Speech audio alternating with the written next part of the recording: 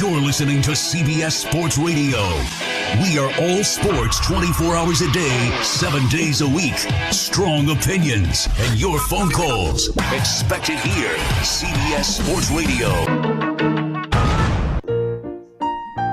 Hey Braves fans, the Armchair Quarterbacks YouTube channel are bringing you Braves baseball all season long. Hi, I'm Mac McGee, and I'll be bringing you Braves baseball play-by-play for the Braves fans out there, for all of Braves country. So pull up an armchair and join us for Braves country baseball, first pitch to last pitch, Tuesday and Friday nights, right here on the Armchair Quarterbacks YouTube channel.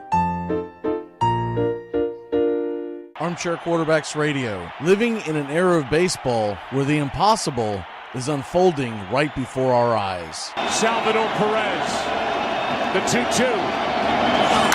Popped up, Sandoval, in foul territory. Giants win! A World Series win for the San Francisco Giants for the third time in the last 5 years. And their hero, Madison Bumgarner. The 1-2 again. Inside corner, the Royals, 2015 World Champion. This is going to be a tough play. Bryant, the Cubs win the World Series. Bryant makes the play. It's over. And the Cubs have finally won it all. But the game right now is at the plate. High fly ball into right field. She is gone. In a year that has been so improbable, the impossible has happened. Armchair. TGIF on the Armchair Quarterbacks. Justin Waller and Mac McGee are back at it 6 p.m. Eastern to 7 p.m. Eastern every Friday evening right here on the Armchair Quarterbacks YouTube channel and your local CBS Sports affiliates. We're talking the NFL, Major League Baseball, and Southern football, so grab you a cold one. It's finally Friday on the Armchair Quarterbacks, 6 p.m. Eastern to 7 p.m. Eastern. Waller and McGee getting you ready for your sports weekend. The Armchair Quarterbacks are covering America's pastime from spring training all the way to the Fall Classic. 5-2 Dodgers in the ninth. Got him. They've done it. Like the 1969 Mets, it's the impossible dream revisited. And Myers bringing it. And the pitch is hit in the air. Foul off first. Benzinger backing and calling. And the 1990 World Championship belongs to the Cincinnati Reds. The Twins are going to win the World Series. The Twins have won it. It's a base hit. It's a 1-0 10-inning victory. Belt, left field, way back. Blue Jays win it.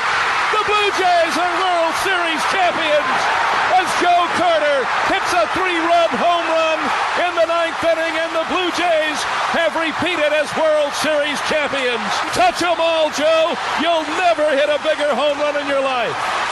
Armchair.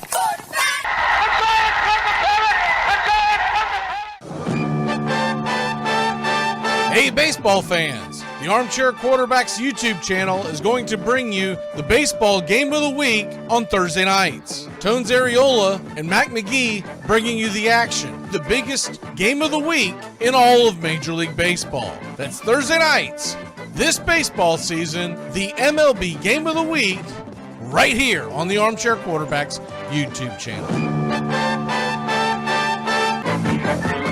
Armchair Quarterback Radio. We cover the world of baseball from start to finish. Baerga is 0 for 3. Left center field. Grissom on the run. The team of the 90s has its world championship. A liner off Nagy's glove into center field. The Florida Marlins have won the World Series. Brocious, fittingly with a throw, and the Yankees have done it again. Number 24. They are the world champions of baseball in 1998. Chance of a lifetime for Luis Gonzalez. 2-2, bottom of the ninth, game 7 of the World Series. Bases loaded. Floated, center field. The Diamondbacks are world champion. Red Sox fans have longed to hear it. The Boston Red Sox are world champions. In the air to left, well hit. Back is Craig. What a team. What a ride. The Cardinals are world champs in 2011. Thirsty Thursdays, it's the Armchair Quarterback Show. Joey and Tones Ariola, Mac McGee, and the rest of the guys dropping by, talking baseball, football, and everything in between. Catch the Armchair Quarterbacks on Thirsty Thursdays, 6:30 Eastern, 5:30 Central.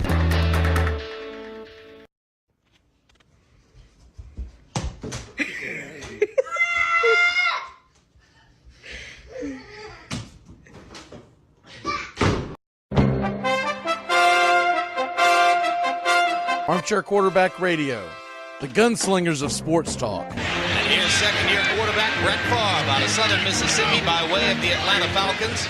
They are hopeful he can succeed in the NFL. Here, Brett Favre, you want a challenge? Try this one. So with their best receiver out of the game, from the 35, 19 seconds left. Favre pumps, throws, touchdown! Is there a spark of life in Green Bay? Touchdown! Yes! Danny Marino! Here's Marino, wide open field, throws for a touchdown. It is number 37 on the season, breaks the all-time NFL record. Going deep and open. Touchdown, Mark Duper. Duper has returned, and he is super. They are going to bring pressure again. Rodgers is going to roll away, throws it up in the air, says a prayer.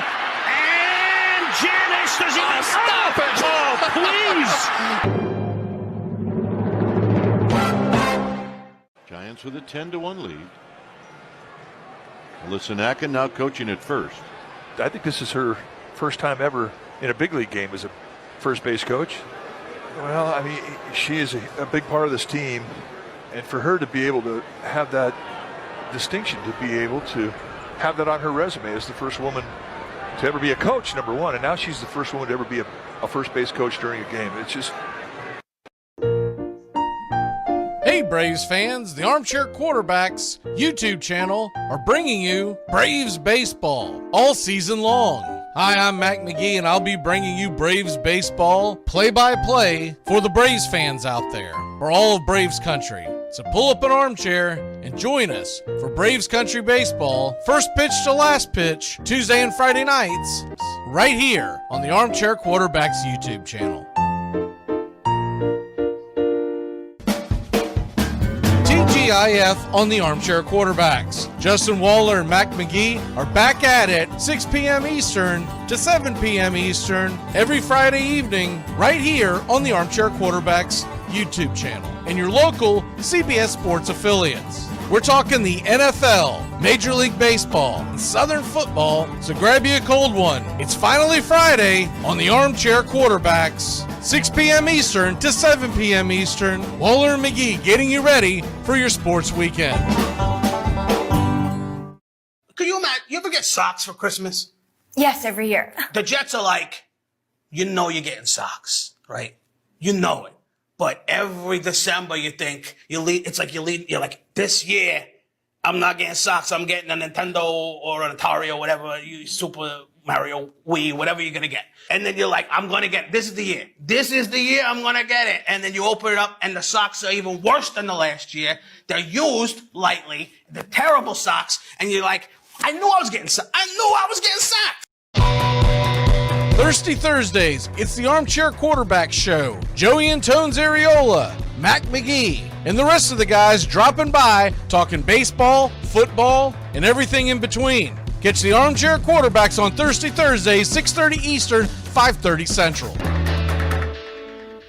Mike Hunt, center field, Camden State High School. Favorite ball player growing up, Jermaine Dye. Gabe Utsex, first base, Jackson Memorial High School. Favorite player growing up, Jose Reyes. Enormous Stitz, left field, Newark East Side. Favorite ball player growing up, Johnny Damon. Craven Moorhead, shortstop, Scotch Plains, Fanwood High. Favorite player growing up, Maglia Ordonez. Felicio, second base, Little Lake Harbor. Favorite player growing up was Rafael Furcal. Eric Shun, catcher, Long Branch High. Favorite player growing up, Chooch. Jenny Tolles, hot corner, Toms River East. Roberto Alvarez, toddler, Fauna, right field, South Brunswick, Ronald Torreyes. You say to your old teammates at the end there when you were standing in front of the bench? Take their ass home. Long flight to LA, take y'all ass home. Armchair.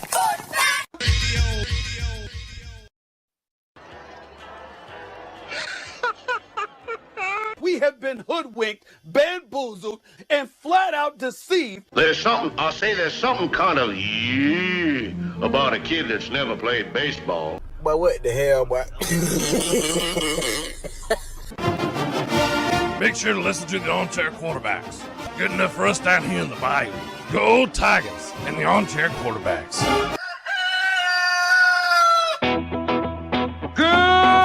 Armchair. YouTube Live. CBS Sports Radio Station.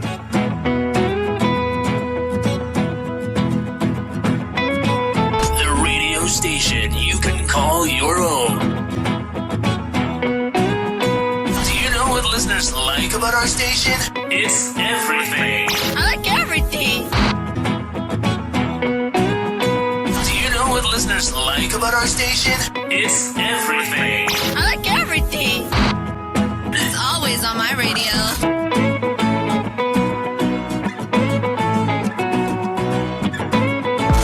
We never stop the music, except for now, when I talk. You're listening to the Armchair Quarterback Show. We're here weekdays on CBS Radio, YouTube Live, the Armchair Quarterback Show, your first choice for Southern Sports Talk. Good afternoon, Mr. Joey Ariola. Good afternoon, Mac. I don't know much, but I know one thing. The Bulls made the playoffs, but we drew the Milwaukee Bucks. It's going to be tough sledding here in Chicago. Hi, I'm Mac McGinn. I don't know much, but I know one thing. Kelsey Whitmore broke the barrier for women playing baseball. First woman ever to sign with a baseball team affiliated with a major league outfit.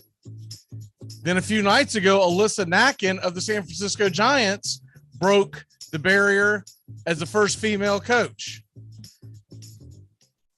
A lot cooler the way they did it than the way that damn swimmer from Penn did it. You're listening to the Armchair Quarterback.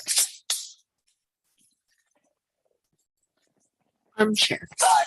Community Access Channel. He's the armchair quarterback. He's full of beer and he's full of snacks. The all-American man with a cool in his head. Yeah! Howdy, hi! And top of the evening to you. Welcome to the Armchair Quarterback Radio Show. I'm Mac McGee sitting along the brothers Ariola, Tones, and Joey. Tones, how the hell are you? I'm doing great, my friend. We got a great ball game on tap for tonight. Blue Jays, Yankees, that's another great one. We had a good one last week. I'm looking forward to these Thursdays, one of my favorite days with my big head brother, Joey. And Joey, how the hell are you, sir? Well, already throwing low-key shots, nothing unusual of the younger Tampa Tones, you know, the more immature generation. What's in that cup? Oh, man. Too bad. The happy Thirsty Thursday. I'm ready to go on a ride and talk a lot of things, especially NFL draft coming up. I don't know if I've mentioned this before, but much improved backdrop, Tones. Really cool. What you've got? What is that, Rudy in the far right? Yes, sir. So that's my pops, Rudy jersey, and then you got Joey. That's actually Joey's jersey. I think it's a Hall of Fame back for the Colts more, and then my buddy Anthony Gator. Oh, the Baltimore Colt. Yeah. What is his first name? Oh, Lenny. Lenny. Yes. And then my buddy Anthony Gator, who used to play on the Bucks, he sent me his game-worn Canadian Football League jersey, and that's at number 23, one you see in the back right of me. What is the picture that we can't see that's over your shoulder? The Rat Pack you got. Ah, awesome. Yeah. Really cool. So we got a good little smorgasbord, a Colts bottle cap too. And what do you have on your Joey? I need to work on some things here, but I have a World Series Cubs, a WWE, and then I have a Chicago Bulls. So I have a few things. What is the picture that is framed? Is that the Cubs? Yeah, that's the Cubs, and it says worth the wait, world champ. Gotcha. 16. I can barely make it out, but I can kind of see. I got to switch my desk around and stuff. That's on me. No, it's fine. Although I will say this, just word to the wise, it's always good to have when you have natural light like you have. If you're able to, you actually want your face facing the natural light. Oh yeah, your back. That's what they say. I unfortunately don't have much natural light in here. I've got a little to the side, but I'd have to get a freaking get a hammer and just tear the entire place apart for me to switch everything over. So if I'd have been thinking when we first started putting the studio together, I'd be facing the light, but that didn't even cross my mind. We have got a jam-packed show, so we're going to the top of the hour, and that's why we're doing a mock speed draft. We're going to get through 12 picks in 12 minutes. We're going to start that here in just a second. I had a great time, by the way, at the Braves game. Made it to Mecca. Awesome. And phenomenal facility. I can't encourage people more to go there. It's not just the stadium, it's the Battery, which is the little area outside the stadium where everyone hangs out and has beers and restaurants and all kinds of stuff going on. Phenomenal stuff. And I'll get into more of, the goings on of that probably with Justin tomorrow, but we've got a jam-packed show. We're going to do that. And before we get into that real quick, well, I'm going to take a couple of minutes on this because of the football we got to talk. The big thing that's been trending today, so I feel like we have to discuss it. Although a lot of times by now I'm like, are people burned out? So I don't want to spend a whole lot of time on it, but Clayton Kershaw gets pulled yesterday with a perfect game through 7 innings, 80 pitches. We know the injury bug that he's had over his career. In fact, he couldn't even play last year. He couldn't play in the playoffs because of injury. So it's a little different for a 34-year-old who's had an injury history. But I'm going to throw it to y'all real quick. We'll start with you, Joey.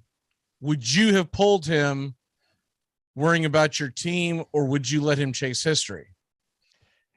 It's probably easier sitting in my seat, but honestly, I've been pretty strong about my feeling in this, and I would have kept him in, or at least left it up to him. And here's a few reasons why. One, it's very unusual that you get that good of a outing, and I understand in the long run with the pitch count and the Dodgers and everything, the spring training maybe fully wasn't there. Everybody's kind of being watched more. He's not as young, but at the same time, when you have that chance to create history and it'd be talked about all over any network you go on, and hopefully he would have completed that. No guarantees, but why not give him that chance? When you have so many, I think it was like 29 or 30 happen in a lifetime, you gotta go out there and try to do it. Now, if he was at 100 pitches or over, Edwin Jackson, I remember when he had like 130 pitches at one point throughout his outing, different story. But to me, I wouldn't have done it. No, I think for the game of baseball too, instead of us talking about it today and what they should have done, I wish we were talking about the potential of at least getting it. And that's just how I feel. Tones, what say you? Yeah, we've only seen 23 of them in MLB history. And let's be real, in a 162 game season, you have time to rest Kershaw a little bit after the start. You could give him a little rest and relaxation. And Dave Roberts kind of seems like a fish out of water in this scenario, because 80 pitches is already a little north of what you typically want a guy throwing in his first go around in the rotation. So it seemed like Roberts already pushed him to the limit a little bit. At that point, you might as well just let him go full throttle and see where he lands with the perfect game. With that being said, he might not even get that perfect game. He still might find himself out of the game in an inning or two. I'd let him try and finish in a sport that could use more excitement for the younger generation. Nothing like a little perfect game in opening week of baseball, or at least flirting with the perfect game. I thought it was a little, I understand why it was done, but I would have liked him to see him finish the game. First of all, the Edwin Jackson thing, see, it's different because that was a no-hitter. Okay. And there's only like 1.5 billion no-hitters that have been thrown in the history of baseball. There's 23 perfect games. And that's the big difference for me. If it's a no-hitter, I'm like, whatever, who cares, dude? They were giving those things out like freaking candy a couple of years ago. I just meant he had a low pitch count, but yes, I agree with you. But what I'm saying is that we all know like Edwin Jackson went deep. Oh, yeah. But gotcha. Once again, it was a no-hitter. But then again, Edwin Jackson's career, that's one thing that he can hang his hat on. That and the fact that he played for like 17 teams. But with Kershaw, and I'm probably and I know this is the unpopular opinion, I think you got to let him go for it. And yes. As an all-timer, he's 34 years old. How many more chances is he going to have at something like this? And no matter how you look at it, there's always going to be that risk of injury. And I know people are going to throw the Johan Santana thing out there and go, remember when they let him go for the no-hitter and it ruined his arm and he was never the same. First of all, there's no proof that was what ruined his arm. And once again, it's a perfect game. It's 23 of these things in the history of Major League Baseball, right? Yep. Which has been going on for like 150 years. Now, obviously, they've only been paying attention to this statistic for just over 100 years. But the point is, how many games have been played? Only 23. I mean, that's a pretty outstanding number. I think you've got to let them go for it. And you let them know. If you walk someone, you're out. If you hit somebody, you're out. There's an area, anything that destroys the perfect game, you're out. Oh, and by the way, if it takes you 30 pitches to get through the next inning, you're out, right? Yep. And just have that conversation with him. Go, or do you want to go? And I know Kershaw probably wants that championship because no matter what any Dodger tells you, if they win it all this year, you know what the first thing they're going to say? It's great to finally win a real championship because everyone knows that bubble championship was a hogwash. Yep. But anyways, I did want to get y'all's take on it because I don't think anyone's right and anyone's wrong. I just find it very interesting that he would just shut it on 80 pitches. And I mean, what about the 8 pitches you throw in between every inning? We don't count those. What about the long tosses that they have? We don't count those. What about Manoah throwing the football down the field the other day? Do they count those? So, I mean, if he's feeling good, he's not 134 years old. He's 34 years old. Let him go, man. And then if you have to, and let's say he gets it, goes 110 pitches, give him 10 days off. Yep. Skip a start. You're the Dodgers. You're not worried about the Rockies overtaking in the division. Skip a start. But I think they owed it to him. And I think he just gave lip service. Oh, well, this is what, I should say. And he's never been one to rock the boat. And that's why he's a great, great teammate. But I just feel like that's one of those things that you've got to give him a chance. But anyways, we will move on from that, and we are going to start our mock draft, and it's a speed mock draft. I'm putting a minute up on the clock for every single pick because after that, we're going to set you up for tonight's game. Now, here's the one caveat. Tones, I don't know if you've looked at the weather, but there is some rain in the area in New York City, and the game could be delayed. They're hoping to have it. It's supposed to start. First pitch supposed to be 7:05. It could be delayed up to about a half hour or so. If that's the case, we're just going to take a break. We're going to leave the feed going so people can do it, but we'll welcome in Steven as we already planned on doing at the top of the hour. But we're just going to take a break at some point and kind of reset. If they have a really bad situation, the next game of interest that would be being played tonight is 8:00 start, Padres Braves. So we could shift to that, but I really want to get Blue Jays Yankees in because we do a lot of Braves games, and I think it'd be cool. But if it's one of these things where like the rain just sitting on New York, I mean, we're not going to wait till 9:45 tonight to do a first pitch. So some of us have to get up at some point. Especially you on the East Coast. I think you would echo that, wouldn't you, Tones? Yeah, I agree.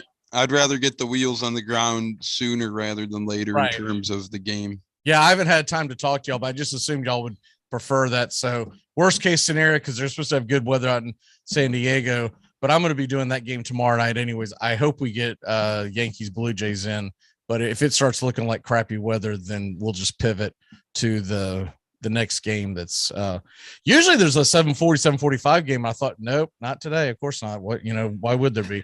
There's like 9-day games. Of course.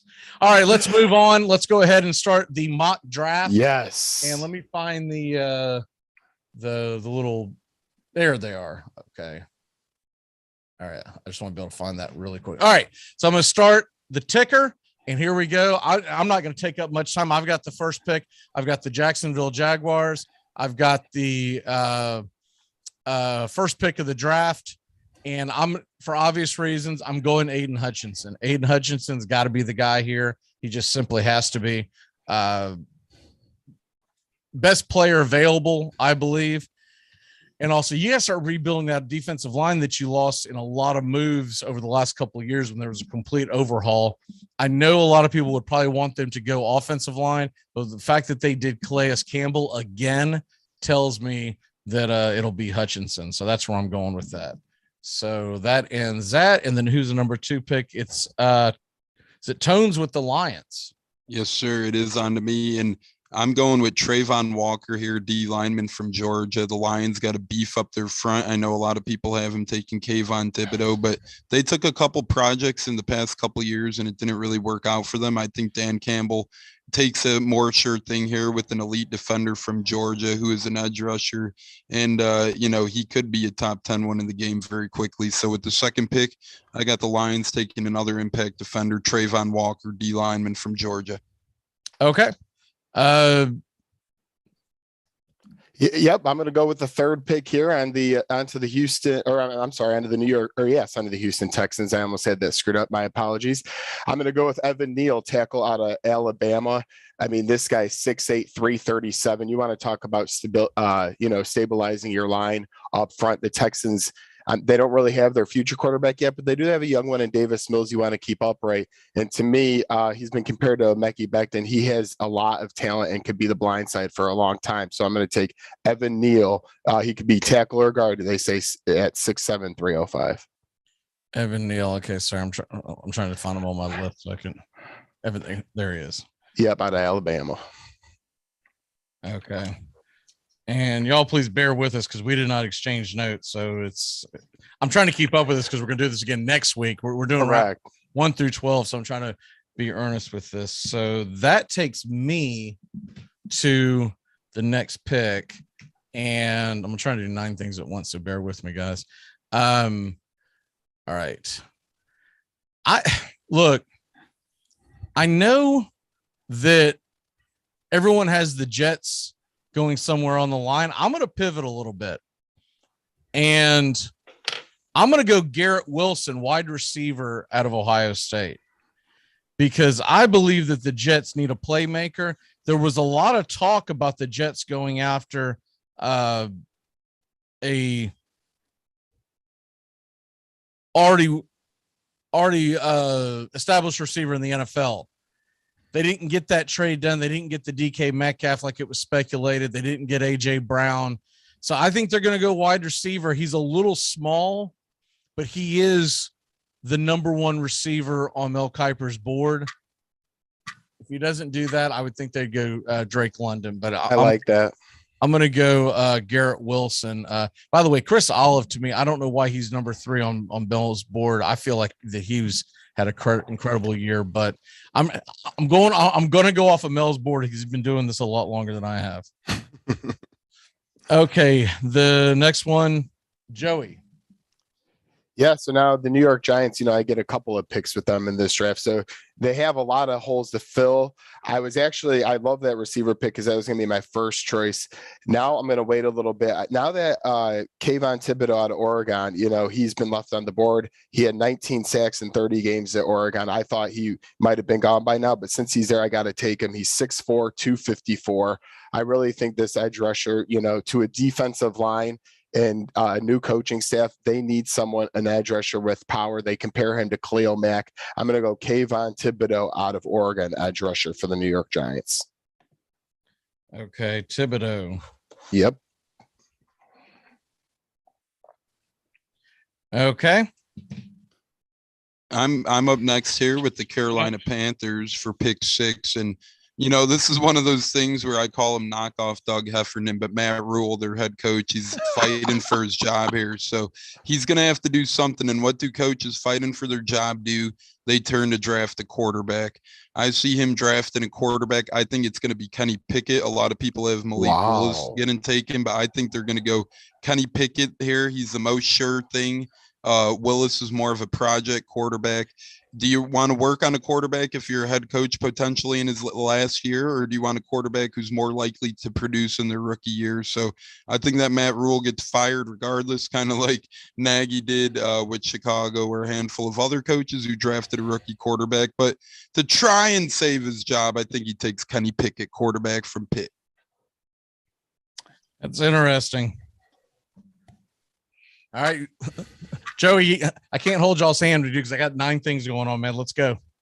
Yeah, I mean, hey, I got a full minute. If I took a few seconds, my bad. It happens. I go Giants. I got again on the clock.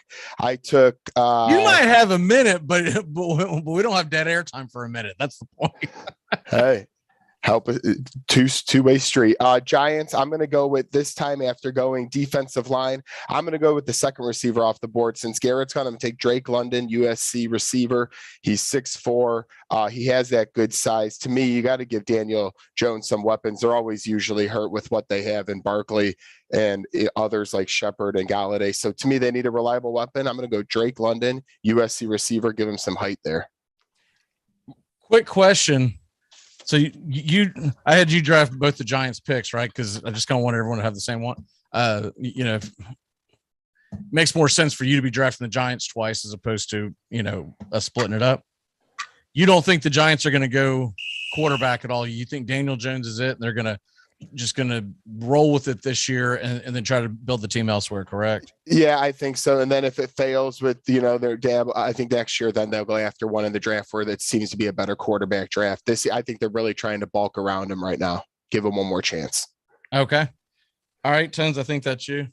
Yep. Next up, another NFC South member, this time the Atlanta Falcons. I think they need a wide receiver. Obviously lost some weapons. Julio's been gone now. And they lost Russell Gage to the Bucs. They lost Calvin Ridley because of suspension. I think they know they're not going to be that great this year. So I have them taking Jamison Williams, wide receiver from Alabama at this point. Jamison might start the year injured. He might miss most of this year, but that doesn't really matter for a Falcons team that if they don't love the quarterbacks this year, they sign Mariota. They might try and lose a little bit, get a higher draft pick next year and a way better quarterback draft pick. And what not better way to do it than perhaps take the best wide receiver in the draft class, Jamison Williams. He's just injured, so teams are going to shy away a little bit. Doesn't really matter for the Falcons because then next year you'll have the Alabama boys, Calvin Ridley, Jamison Williams coming back into the fold. And then you have Pitts there as well. So I think they go Jamison Williams at number 8 overall. Yeah, and then for the Seahawks at 9, I kind of have a couple options I like to go here because they have quite a few needs after they've emptied out on some positions. But Joey, do you believe that Seattle gets Baker Mayfield? Excuse me.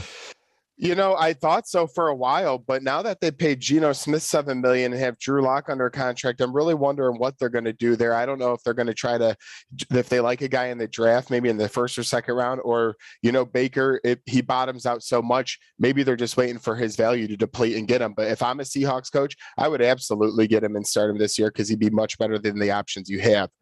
That being said, for this, I'm going to go out on a little bit of not much of a limb because he's projected top 10 pick, but Kyle Hamilton out of Notre Dame, he was the best safety by far. It's a homer pick, but he is still the number 1 safety rated at I'll let it go.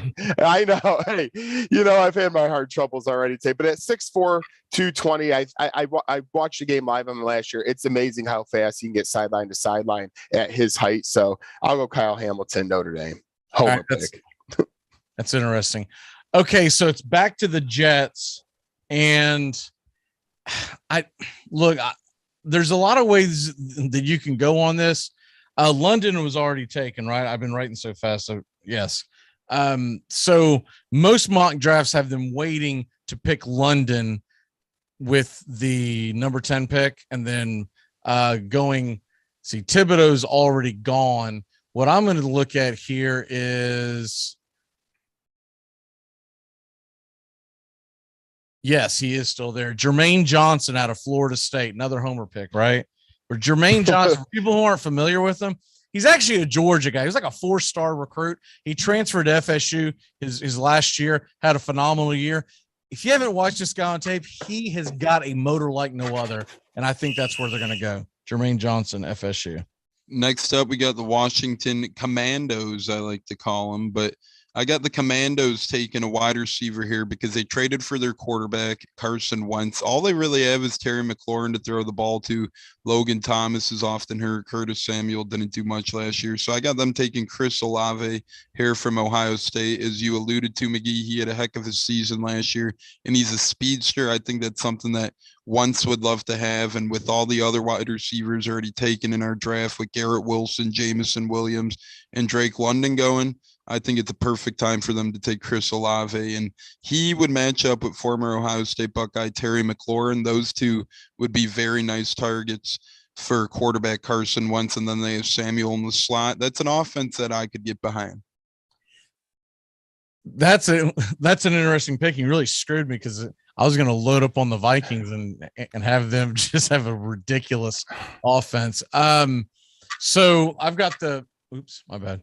I've got the last pick here, and it's the Vikings, and I'll just go ahead and do the smart pick. Derek Stingley, defensive back, cornerback out of LSU, phenomenal athlete. That's, to me, that is they've become the new defensive back university. It was Florida State for decades, and I think LSU, you can't go wrong drafting one of their defensive backs. So give me Derek Stingley, cornerback out of LSU. I like that pick. You can never go wrong with an LSU defender in round 1. Yeah, evidently, even though we don't ever see them do a whole lot in college, except for that 1 year, you can never go wrong with grabbing one of their wide receivers either. There's talent down there in the Bayou. It just really all comes down to developing it. And so that will conclude our mock draft. Is a speed mock. We did 12 picks. I thought we did really good. Next week, we're going to try to squeeze in the last. We're going to try to squeeze in the last of the drafts. We'll have 18 picks. Woo. I haven't even seen what time the game is next week, but hot coffee coming in. I think it's a later start next week, so I think we're going to have a little more time. 45-second timer, maybe. Yeah, I want to say next week is Cubs Pirates, and it's a later start because I think or maybe it's Cubs Rockies. But anyways, not important now. Let's go ahead and get into real quick. Not a whole lot of time to get into much anything else because it's about time to do our walk-offs. But tonight, it looks like the game's going to get played. And for people who are just joining us, Toronto, New York, we're going to have play-by-play. We hope to have first pitch at 7:05. Problem is, I don't know if that's going to happen because 7:05, I'm going to check the weather here in a second. But real quick, it's Severino on the mound for the Yankees. But what about Vlad Jr. last night? Did y'all catch any of that? Oh, absolutely. I watched a couple of the homers. I mean, especially how he had a little bit of an injury and then 2 more after that. I thought he was coming out of the game. It was, I mean, I feel like a couple people did for a second, but then he came right back in. Dave Roberts would have taken him out. It helped my one fantasy team. I love that, man. I hope he was our MVP pick, or at least, yeah, I think he was for us when we won our things last week. He's going to be a hitting machine over 50 bombs this year. Toons, did you catch that game last night? Yeah, I love Vladimir Guerrero Sr. He was one of my favorite masters of the bat growing up, and his son is just stealing my heart as well. That was fantastic what he did last night, and it's guys like Vladimir Guerrero Jr. who make the game of baseball that much more exciting for the younger generation. 3 home runs coming back off a play that was a little borderline dirty in my opinion. Fantastic stuff on Vlad Jr. Guerrero's behalf. Yeah, unbelievable. I was that was for them to bandage him up and he come back and in that slider. I don't know if y'all saw the second home run, the slider that yanked was unbelievable. I forget the stat, but he became the youngest player to do something crazy. You know, they got those weird ass stats they throw out there on Twitter. I saw it. I don't remember what it is word for it because it's really odd stat. But anyways, getting at least 4 hits and 3 home runs at that young of an age, he became the youngest. Delayed start, first pitch to be determined. I'm looking at it right now. So that's what's going on with that. But we're going to go ahead, do our walk-offs, come back with Trosh, and then when we will kind of, while we're taking our break, I'm going to try to figure out when first pitch will actually take place. Joey, what is your walk-off for the day, sir? Yeah, obviously with so much to talk about football and baseball, I'm just going to say once again, NBA starting up. I'm pretty pumped. I'll be going to game 3. You're looking at playing the Celtics. Yeah, well, the Bulls are, unfortunately, the way they're looking, any team's going to But I'll be going to game 3 of that series, so I hope in Milwaukee they can I hope they could steal one in Milwaukee so it's not 2-0. By the way, can anyone explain to me why in the world they didn't set it up where there was a game tonight? Like they did 2 games on Tuesday, 2 games on Wednesday. Then they took tonight off, and then tomorrow night it's going to start the end of the play-in tournament. They should have done one tonight and one tomorrow, if you ask me. Yeah, I mean, and you could have done it if you would have done both conferences on the same night. They acted like they had to bust up the conference for people to watch. I mean, what? Nah. They're lucky to even be in this play-in round anyway, so get them playing. I mean, I think it benefits us for the Yankees. Oh, absolutely. Blue Jays game, but I thought that was odd. I kept trying to find it yesterday. I was like, well, when do these teams play? And I kept looking up because I saw that they had something scheduled for Friday, but they're all to be determined. Finally got to the bottom. I was like, they're taking an out. That makes no sense. This is one of the biggest television nights. This is actually the biggest television night of the week every single week, just in America in general. I was shocked by it. My last thing is I'll be listening. If you could post the time in the YouTube or whatever, we will. Or Twitter, whatever. I'll be following. My best guess is around 7:30, but okay. I'm going to do my due diligence when we take our break. So we're going to take a quick break. Have a good one, gentlemen. Very quick break, and we are going to bring in Stephen Troshier in just a second. We just want to have him a chance to get his feet set and everything, and we will be back in a flash. If I can find the damn commercials, we can be back in a flash. And so that's the way that goes. Here we go. God would never let me be successful. He'll kill me first. He'll never let me be happy. I thought you didn't believe in God.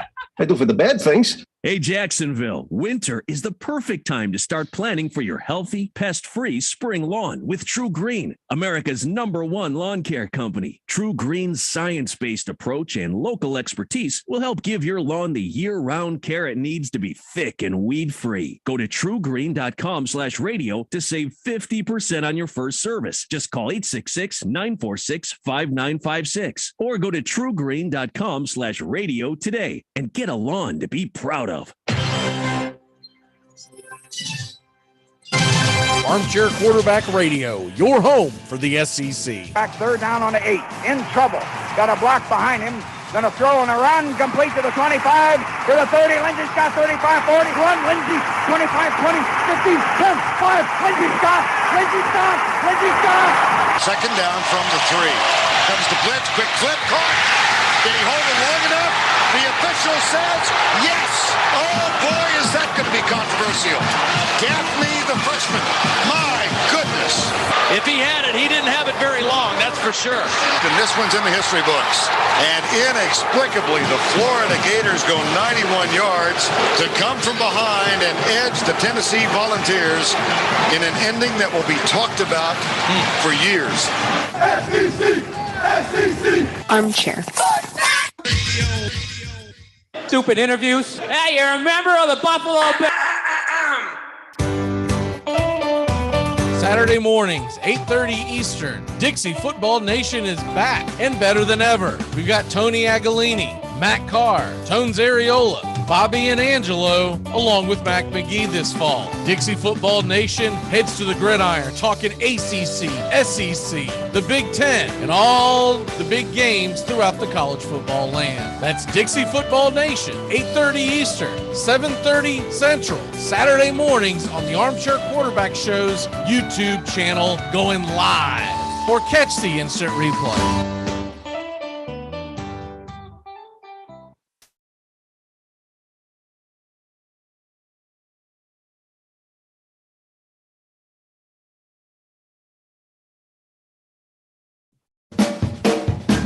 TGIF on the Armchair Quarterbacks. Justin Waller and Mac McGee are back at it 6 p.m. Eastern to 7 p.m. Eastern every Friday evening right here on the Armchair Quarterbacks YouTube channel and your local CBS Sports affiliates. We're talking the NFL, Major League Baseball, and Southern football, so grab you a cold one. It's finally Friday on the Armchair Quarterbacks, 6 p.m. Eastern to 7 p.m. Eastern. Waller and McGee getting you ready for your sports weekend.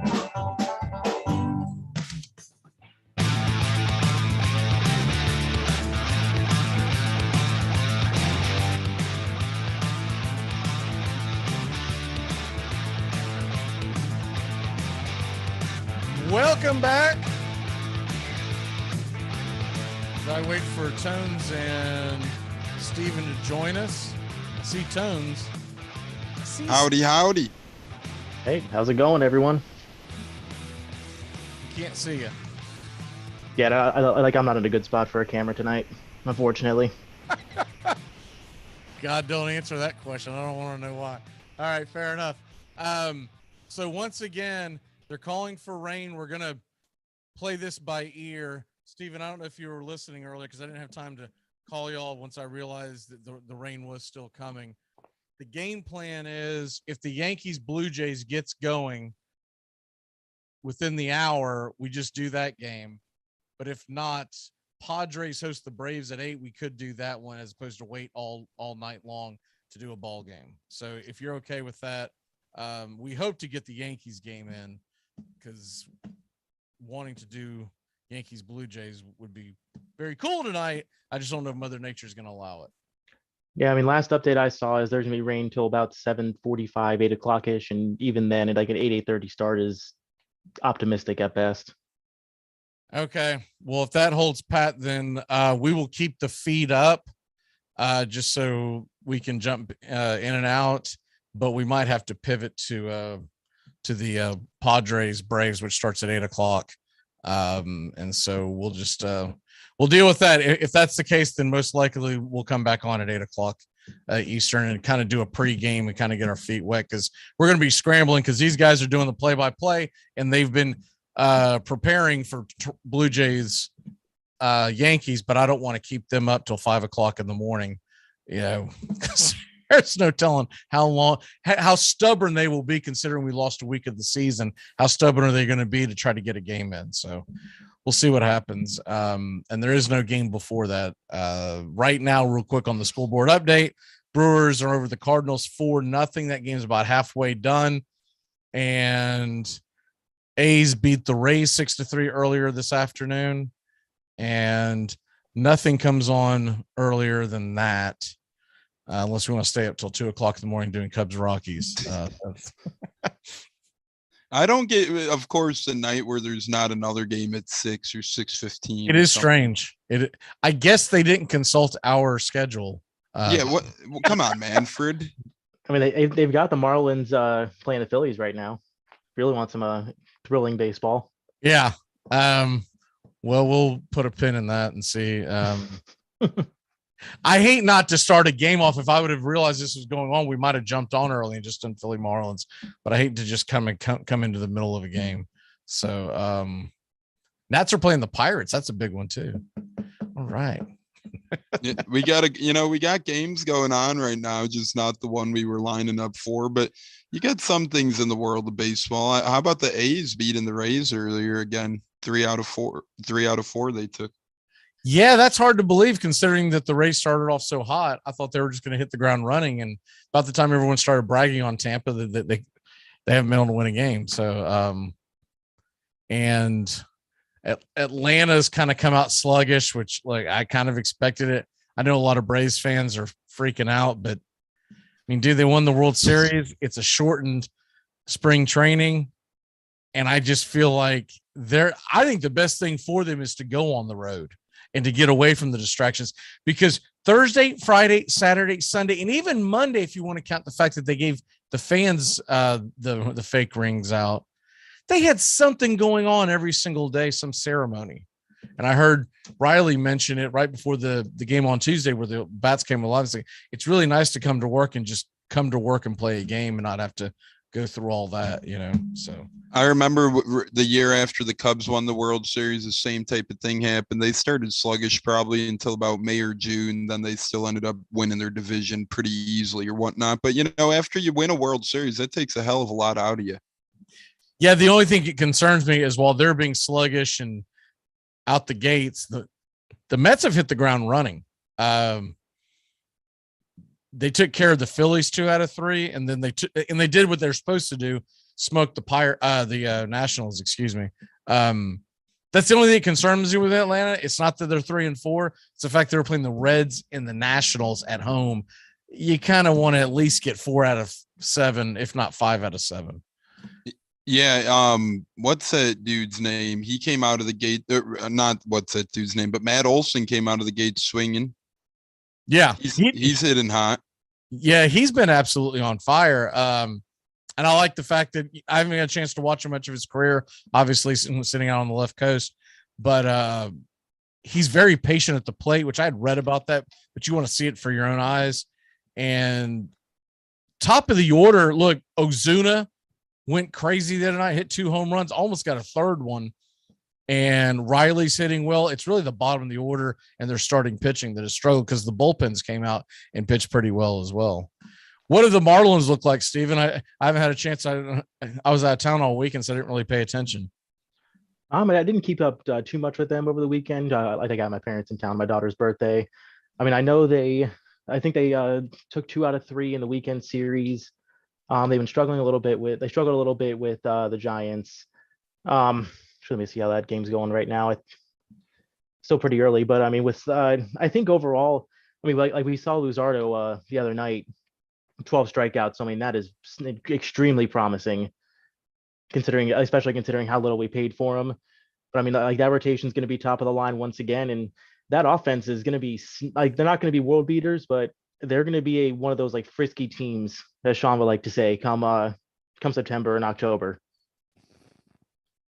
I really think they have a shot to at least compete for the wild card this year.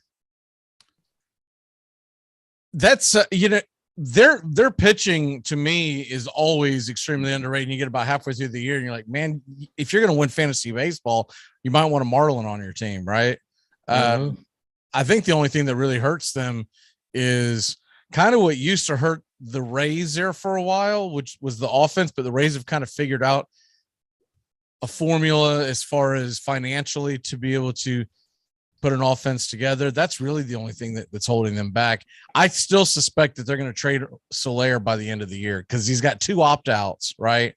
So you can kind of dangle Soler out there if you're not in the race and probably get a pretty decent prospect back, I would think.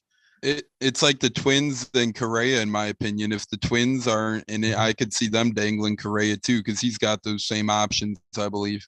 Right. Yeah, they do. The only difference is Correa, his trade value or trade market is much smaller than Soler because Soler is affordable. He's like 12 a year.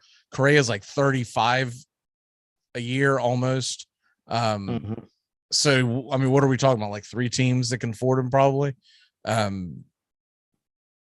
think the most obvious one to me would be these Yankees that we were planning on doing tonight. The rain is taking a turn for the worse.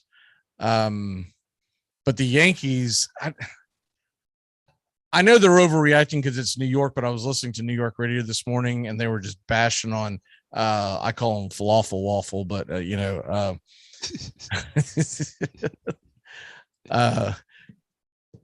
what the hell is his name again? I always Isaiah Kiner-Falefa. Yeah, that's what. But I've been calling him falafel waffle for so long. I always forget his real name. But he's a solid player. But I think they thought they were fixing shortstop to have some kind of star sitting over there. That's not the case. And they were all clamoring, well, they should have brought in Correa and da. But at the same token, you want them to get Correa, but yet you still want them to re-sign Aaron Judge. You can't have everybody, especially the way the Yankees are currently set up. They're not just there to break the bank. The Mets are the new Yankees. Can't talk about it. Yeah, and everyone, I remember it wasn't too long ago when, the Cubs and the Yankees made a trade and everyone was crowning Gleyber Torres the next, coming prospect, and he had a great year and he had a great couple of years, and now it's like the Yankees don't even know what to do with him, if they should trade him, if he should be their shortstop. He didn't play in their first couple of games. So the Yankees are trying. They have a couple pieces at shortstop. It seems like just nothing is working in that position for New York as of late. Yeah. And then look, we knew catcher wise, they were not going to have any real offense behind the plate. But I do believe that they got better defensively. And that's really what they were looking for. You can still go out and get a catcher at the trading deadline. But I feel like if you're putting a good product defensively behind the plate and you're the Yankees and you have as many bats as you have, man, you can have that guy bat ninth. It's not the end of the world. Yeah, I agree with that completely. I mean, with as many bats as the Yankees have, you could do a lot of things with the bottom of the order that makes up for it with the top of the order. And they did get rid of let me see here. Sorry, I'm trying to find an update on the game. Haven't seen anything of substance being. What I saw earlier is that they were going to try to get the thing going around 7:45-ish. But Wainwright is getting rocked right now. Ooh. Anyone that drafted his 60-year-old ass. He is actually 4.1 innings, 8 hits, 4 runs. He does it. I love Waino, man, but that's a huge gamble. Like, he's a guy I might stream with the right matchup. But Stevens, speaking of fantasy baseball, while we have a minute, I do have an update before we get into that. They just announced that the stadium, the game's going to be delayed at least another 45 minutes. Okay, so let's just plan on Padres, Braves, I guess. Sounds good to me. Okay. Real quick because we're going to jump off here for a little bit and play some of those wonderful commercials that everybody loves. But anyways, Steven, what would be your biggest take on fantasy baseball this first week? Where the hell did Stephen Kwan come from? I mean, he's having one of the greatest seasons to start a career in baseball history. I mean, he's going to fall off for sure. But. Yeah, that's the thing. I mean, for DFS, I'm all about it. Maybe in like our trophy league, I might take a stab at a guy like that. But I'm not dumping someone like in our year-long fantasy dynasty league, because it's like you said, you're about to deal with a dip like no one's business, because it's been phenomenal. Who I'm more impressed with is Suzuki from the Cubs. Here's my next one. I mean, well, so like you're saying, you wouldn't drop like a Spencer Torkelson for Stephen Kwan? I don't think so. But it's not like Torkelson. That may not be the best example. I was using that because that was exactly what I did in our dynasty league. Oh, yeah. I mean, I don't hate that. Trying to figure what happened to the picture here. It's weird. Anyways, I mean, honestly, like my biggest takeaway is that this week, the shortened spring training has really hurt pitching. So I mean, like especially in those first starts, we saw Corbin Burns get hit around and walk a bunch of people. Garrett Cole has gotten hit around and lit up. His first 2 starts didn't. Dude, Toronto owns him at this point. I mean, it's absurd. Oh, Vlad owns him. Well, yeah. I mean, he's got to really stop challenging him. He's got to start pitching around him and be okay putting him on base. And I'm torn because I've got Cole in the dynasty league, but I've got Vlad in the trophy league. So anyway you look at it, but I just could not believe that they kept feeding pitches to him. They kept throwing fastball after fastball, and even when they got that slider inside, I mean, just talking about it doesn't do it justice. You have to go see the picture that's floating around on Twitter of that second home run he hit. I mean, that ball was probably on the inside line of the batter's box, 3 inches off the plate, got 0 extension on it, and still hit it 430 feet.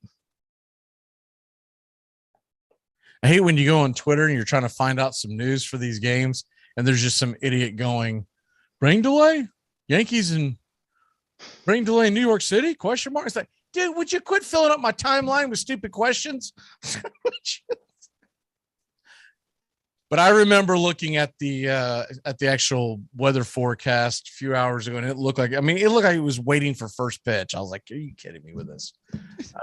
So with all that being said, you guys want to take a break and then we come back top of the hour? Sounds good. Works for me. Okay. So that's what we're going to do. We're going to take a break. We will be back at the top of the hour. When we come back, it looks like, unless something happens very dramatically, we have to jump on earlier. Looks like we're going to do Padres Braves first pitch just after 8 o'clock. We'll come on at 8 o'clock to get everybody ready. So enjoy the music of Tones Areola as he is going to sing for the next. You think you can fill up 42 minutes of some baritone crooning? La la la la la la la la la. That's all you're gonna get from me for 42 minutes. Sounds like a combination of Fergie and Jesus. I love it. Appreciate you, brother. All right, we'll be back at the top of the hour, y'all. I'll put the information in the thread once I get off of here. It's important to remember the value of taking time for ourselves to do the things that help us grow and explore, like learning something new. And now with the Great Courses Plus, it's never been easier to experience the joys of learning. The Great Courses Plus offers thousands of streaming videos that cover hundreds of fascinating topics, from World War II to choosing the perfect wine. You can even take a course on the U.S. government or dealing with stress and anxiety. And because the Great Courses Plus partners with world-class professors and experts, you're always receiving thoroughly vetted, high-quality content from every lecture. Plus, you can watch or listen anytime, anywhere with the Great Courses Plus app. So take a little time for you. Sign up for the Great Courses Plus today for a free month of unlimited access. Visit thegreatcoursesplus.com/radio to get started. That's thegreatcoursesplus.com/radio.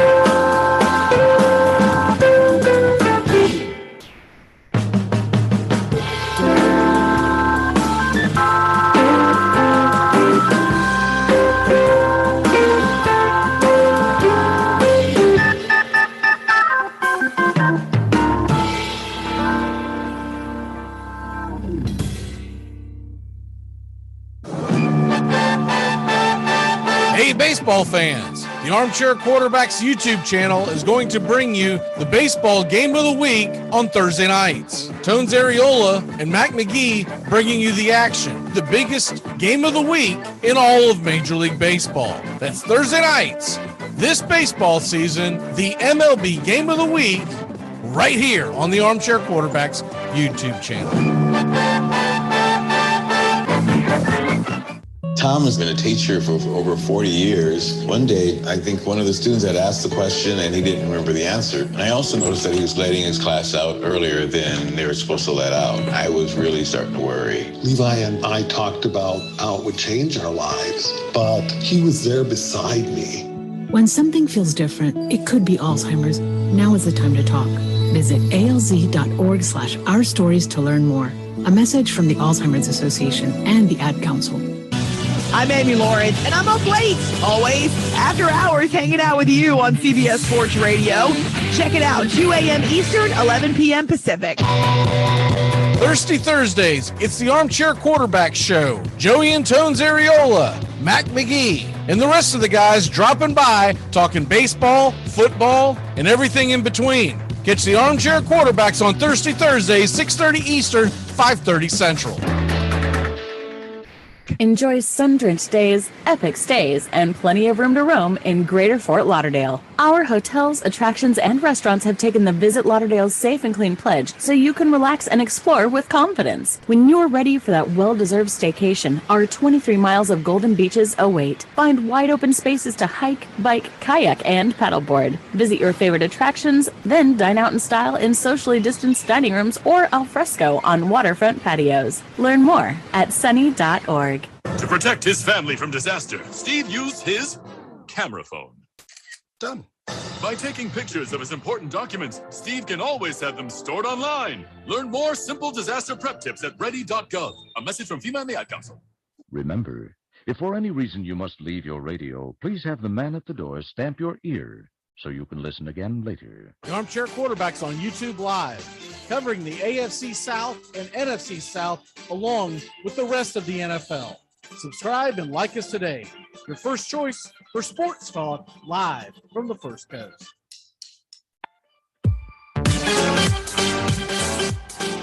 I'm not audible. If I'm audible, I'll use Omaha! Omaha! Red Polly! Red Polly! Blue Poncho! Blue Poncho! Dilly Dilly! Rambo! Rambo! Give me Kershaw here, Kershaw! You're listening to the Armchair Quarterbacks. Stop, Japan! Richmond, New York! Richmond, Florida! Sally, Buffalo! Jet, hey, Short Ox! Ludo Raiders! Red Lion! Omaha! Come out! This portion of the show is being brought to you by The Best Things in Life, which are still free with minimum purchase at participating dealers. Dread running to the post office? Stamps.com brings post office and UPS services right to your computer. Send letters, ship packages, and get up to 40% off USPS and up to 62% off UPS rates. Nearly 1 million small businesses use Stamps.com to save time and money. It's a no-brainer. So skip the post office and visit Stamps.com. Hi, this is Britney Spears. What up, this Jay-Z. This is Jennifer Lopez. Armchair. Thirsty Thursdays, it's the Armchair Quarterback Show. Joey and Tones Areola, Mac McGee, and the rest of the guys dropping by, talking baseball, football, and everything in between. Catch the Armchair Quarterbacks on Thirsty Thursdays, 6:30 Eastern, 5:30 Central. Hey Braves fans, the Armchair Quarterbacks YouTube channel are bringing you Braves baseball all season long. Hi, I'm Mac McGee, and I'll be bringing you Braves baseball play-by-play for the Braves fans out there, for all of Braves country. So pull up an armchair and join us for Braves country baseball, first pitch to last pitch, Tuesday and Friday nights, right here on the Armchair Quarterbacks YouTube channel.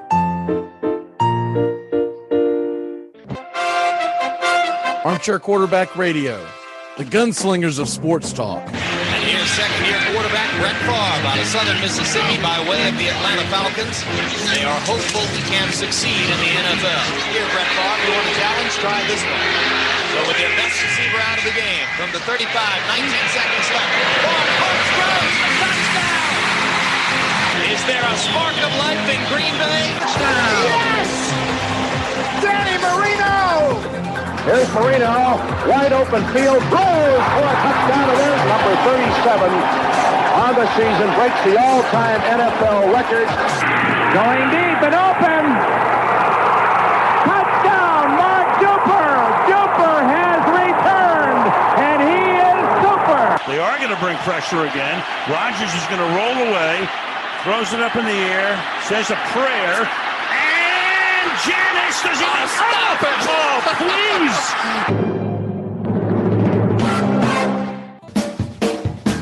TGIF on the Armchair Quarterbacks. Justin Waller and Mac McGee are back at it 6 p.m. Eastern to 7 p.m. Eastern every Friday evening right here on the Armchair Quarterbacks YouTube channel and your local CBS Sports affiliates. We're talking the NFL, Major League Baseball, and Southern football, so grab you a cold one. It's finally Friday on the Armchair Quarterbacks, 6 p.m. Eastern to 7 p.m. Eastern. Waller and McGee getting you ready for your sports weekend.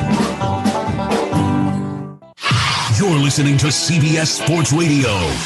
We are all sports 24 hours a day, 7 days a week. Strong opinions and your phone calls. Expect it here. CBS Sports Radio.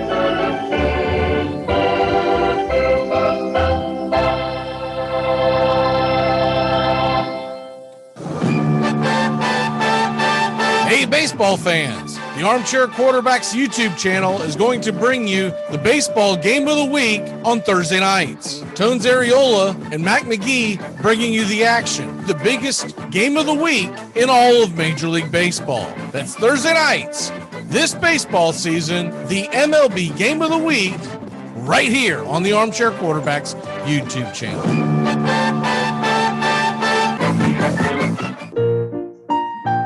Hey Braves fans, the Armchair Quarterbacks YouTube channel are bringing you Braves baseball all season long.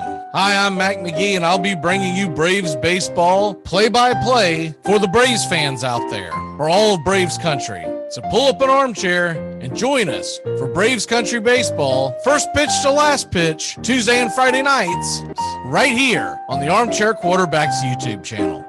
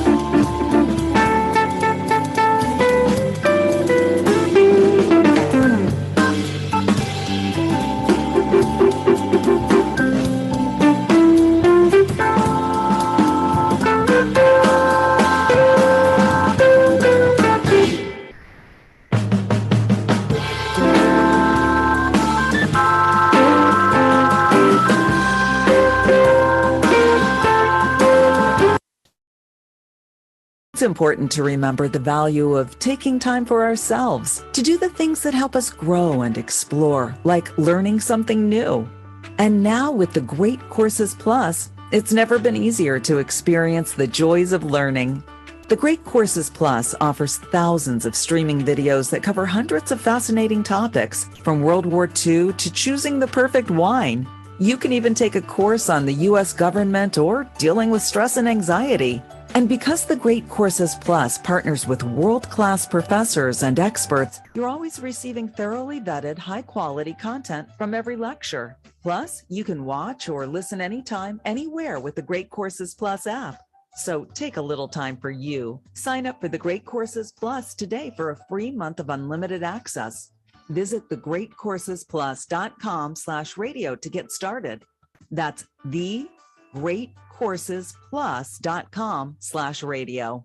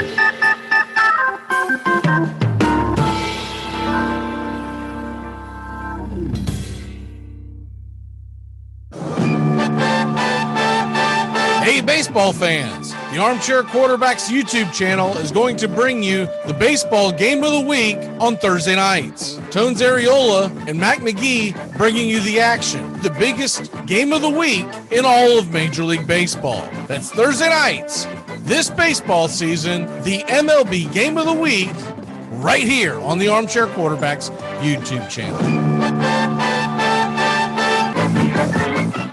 Tom has been a teacher for over 40 years. One day, I think one of the students had asked the question and he didn't remember the answer. And I also noticed that he was letting his class out earlier than they were supposed to let out. I was really starting to worry. Levi and I talked about how it would change our lives, but he was there beside me.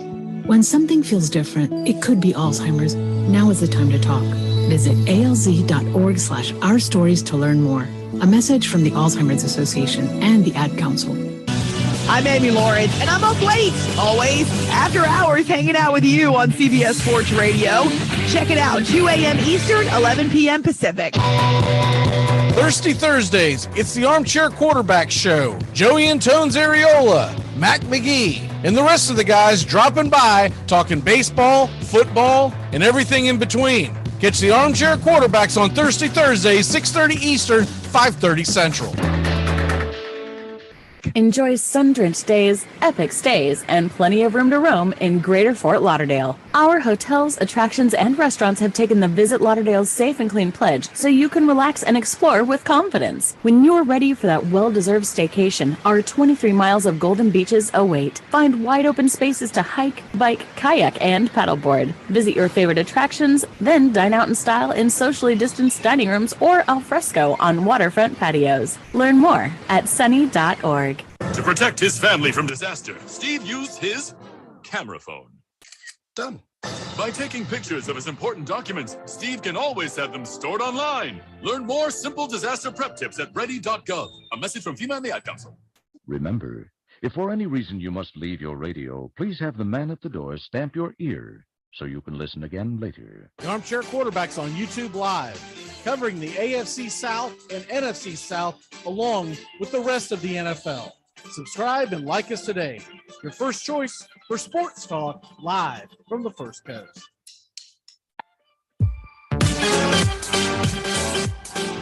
I'm not audible. How audible? I'll use Omaha! Red Polly! Red Polly! Blue Poncho! Blue Poncho! Dilly! Rambo! Rambo! Give me Kershaw here, Kershaw! You're listening to the Armchair Quarterbacks. Stop, Japan! Richmond, New York! Richmond, Florida! Sally, Buffalo! Check! Hey, Short Ox! Ludo Raiders! Red Lion! Omaha! Time out! This portion of the show is being brought to you by The Best Things in Life, which are still free with minimum purchase at participating dealers. Dread running to the post office? Stamps.com brings post office and UPS services right to your computer. Send letters, ship packages, and get up to 40% off USPS and up to 62% off UPS rates. Nearly 1 million small businesses use Stamps.com to save time and money. It's a no-brainer. So skip the post office and visit Stamps.com. Hi, this is Britney Spears. What up, this Jay-Z. This is Jennifer Lopez. Armchair. Thirsty Thursdays, it's the Armchair Quarterback Show. Joey Antone's Ariola, Mac McGee, and the rest of the guys dropping by, talking baseball, football, and everything in between. Catch the Armchair Quarterbacks on Thirsty Thursdays, 6:30 Eastern, 5:30 Central.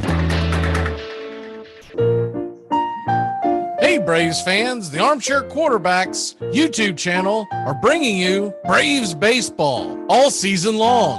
Hi, I'm Mac McGee, and I'll be bringing you Braves baseball play-by-play for the Braves fans out there, or all of Braves country. So pull up an armchair and join us for Braves country baseball, first pitch to last pitch, Tuesday and Friday nights, right here on the Armchair Quarterbacks YouTube channel.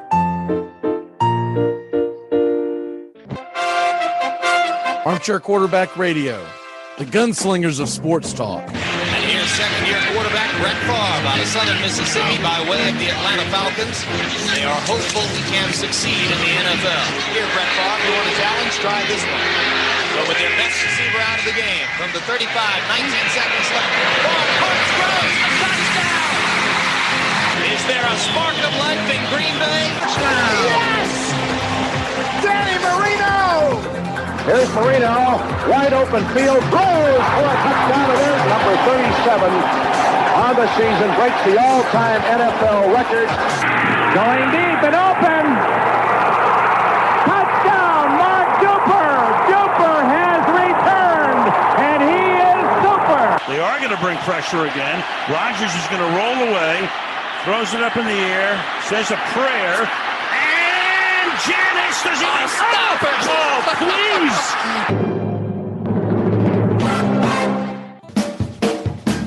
TGIF on the Armchair Quarterbacks. Justin Waller and Mac McGee are back at it 6 p.m. Eastern to 7 p.m. Eastern every Friday evening right here on the Armchair Quarterbacks YouTube channel and your local CBS Sports affiliates. We're talking the NFL, Major League Baseball, and Southern football, so grab you a cold one. It's finally Friday on the Armchair Quarterbacks, 6 p.m. Eastern to 7 p.m. Eastern. Waller and McGee getting you ready for your sports weekend.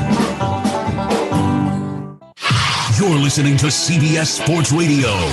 We are all sports 24 hours a day, 7 days a week. Strong opinions and your phone calls. Expect it here. CBS Sports Radio.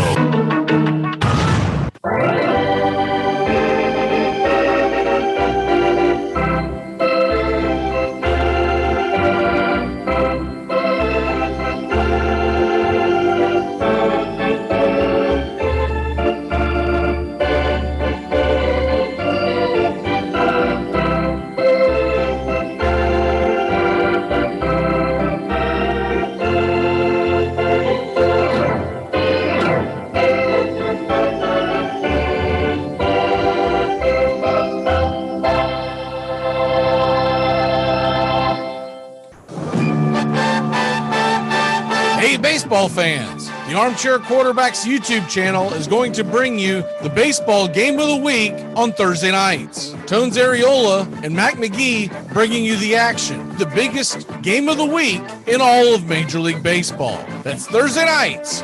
This baseball season, the MLB game of the week, right here on the Armchair Quarterbacks YouTube channel.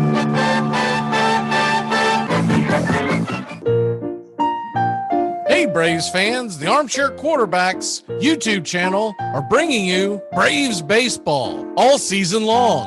Hi, I'm Mac McGee, and I'll be bringing you Braves baseball play-by-play for the Braves fans out there, for all of Braves country. So pull up an armchair and join us for Braves country baseball, first pitch to last pitch, Tuesday and Friday nights, right here on the Armchair Quarterbacks YouTube channel.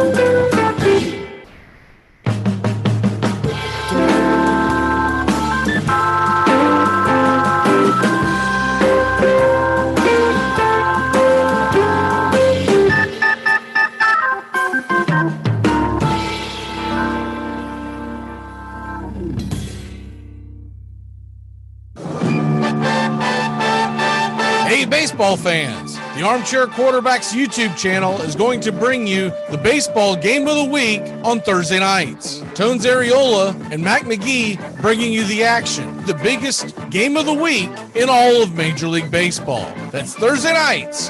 This baseball season, the MLB game of the week, right here on the Armchair Quarterbacks YouTube channel. Tom has been a teacher for over 40 years. One day, I think one of the students had asked the question and he didn't remember the answer. And I also noticed that he was letting his class out earlier than they were supposed to let out. I was really starting to worry. Levi and I talked about how it would change our lives, but he was there beside me. When something feels different, it could be Alzheimer's. Now is the time to talk. Visit alz.org/ourstories to learn more. A message from the Alzheimer's Association and the Ad Council. I'm Amy Lawrence, and I'm up late, always, after hours, hanging out with you on CBS Sports Radio. Check it out, 2 a.m. Eastern, 11 p.m. Pacific. Thirsty Thursdays, it's the Armchair Quarterback Show. Joey and Tones Areola, Mac McGee, and the rest of the guys dropping by, talking baseball, football, and everything in between. Catch the Armchair Quarterbacks on Thirsty Thursdays, 6:30 Eastern, 5:30 Central. Enjoy sun-drenched days, epic stays, and plenty of room to roam in Greater Fort Lauderdale. Our hotels, attractions, and restaurants have taken the Visit Lauderdale's Safe and Clean pledge so you can relax and explore with confidence. When you're ready for that well-deserved staycation, our 23 miles of golden beaches await. Find wide-open spaces to hike, bike, kayak, and paddleboard. Visit your favorite attractions, then dine out in style in socially distanced dining rooms or al fresco on waterfront patios. Learn more at sunny.org. To protect his family from disaster, Steve used his camera phone. Done. By taking pictures of his important documents, Steve can always have them stored online. Learn more simple disaster prep tips at ready.gov. A message from FEMA and the Ad Council. Remember, if for any reason you must leave your radio, please have the man at the door stamp your ear so you can listen again later. The Armchair Quarterbacks on YouTube Live, covering the AFC South and NFC South along with the rest of the NFL. Subscribe and like us today. Your first choice for sports talk live from the First Coast.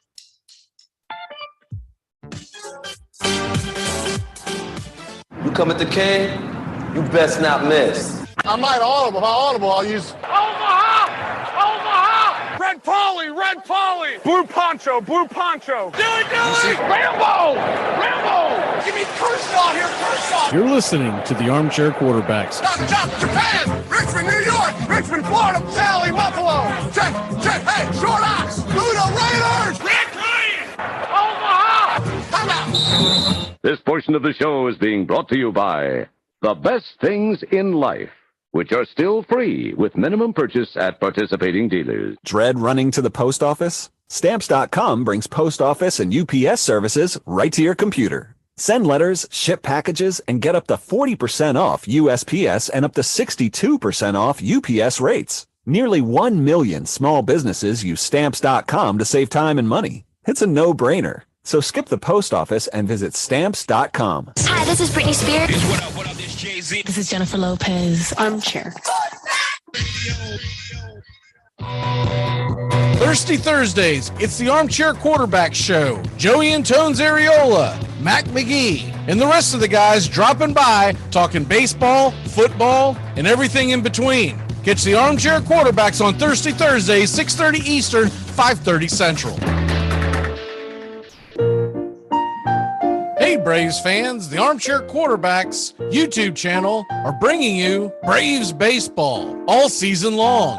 Hi, I'm Mac McGee, and I'll be bringing you Braves baseball play-by-play for the Braves fans out there, for all of Braves country. So pull up an armchair and join us for Braves country baseball, first pitch to last pitch, Tuesday and Friday nights, right here on the Armchair Quarterbacks YouTube channel.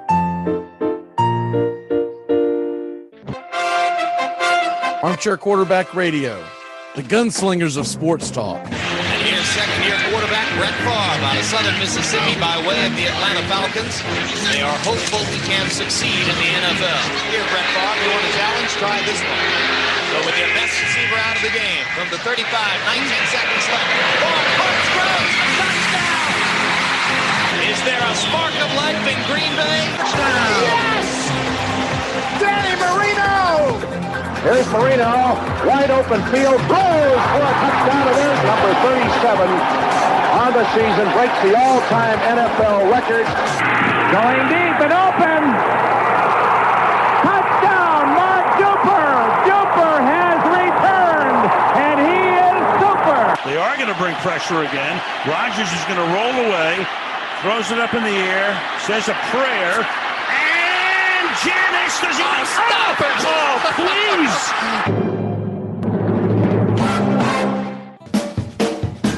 TGIF on the Armchair Quarterbacks. Justin Waller and Mac McGee are back at it 6 p.m. Eastern to 7 p.m. Eastern every Friday evening right here on the Armchair Quarterbacks YouTube channel and your local CBS Sports affiliates. We're talking the NFL, Major League Baseball, and Southern football, so grab you a cold one. It's finally Friday on the Armchair Quarterbacks, 6 p.m. Eastern to 7 p.m. Eastern. Waller and McGee getting you ready for your sports weekend.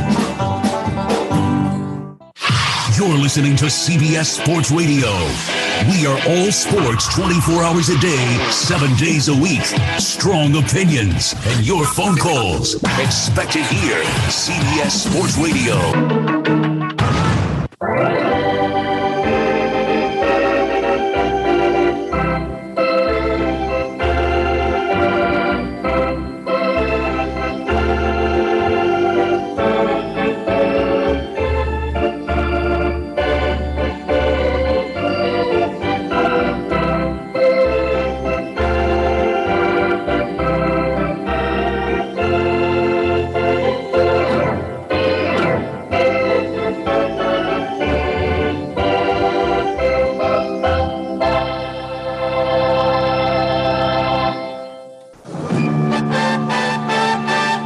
Baseball fans, the Armchair Quarterbacks YouTube channel is going to bring you the baseball game of the week on Thursday nights. Tones Areola and Mac McGee bringing you the action, the biggest game of the week in all of Major League Baseball. That's Thursday nights this baseball season, the MLB game of the week, right here on the Armchair Quarterbacks YouTube channel. The outlook wasn't brilliant for the Mudville Nine that day. The score stood 4-2 with but one inning more to play. And then when Cooney died at first and Barrows did the same, a pale-like silence fell upon the patrons of the game. A straggling few got up to go in deep despair. The rest clung to hope which springs eternal in the human breast. They thought, if only Casey could but get a whack at that, we'd put up even money now with Casey at the bat. But Flynn proceeded, as did Jimmy Blake, and the former was a hoodoo, while the latter was a cake. So upon that stricken multitude, grim melancholy sat, for there seemed but little chance of Casey getting to the bat. But Flynn let drive a single to the wonderment of all, and Blake, the much despised, tore the cover off the ball. And when the dust had lifted and men saw what had occurred, there was Jimmy safe at second and Flynn a hugging third. Then from 5,000 throats and more, there rose a lusty yell. It rumbled through the valley.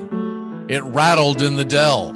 It pounded on the mountain and recoiled upon the flat, for Casey, mighty Casey, was advancing to the bat.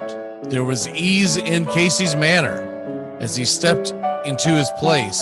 There was pride in Casey's bearing, and a smile lit Casey's face. And when responding to the cheers, he lightly doffed his hat.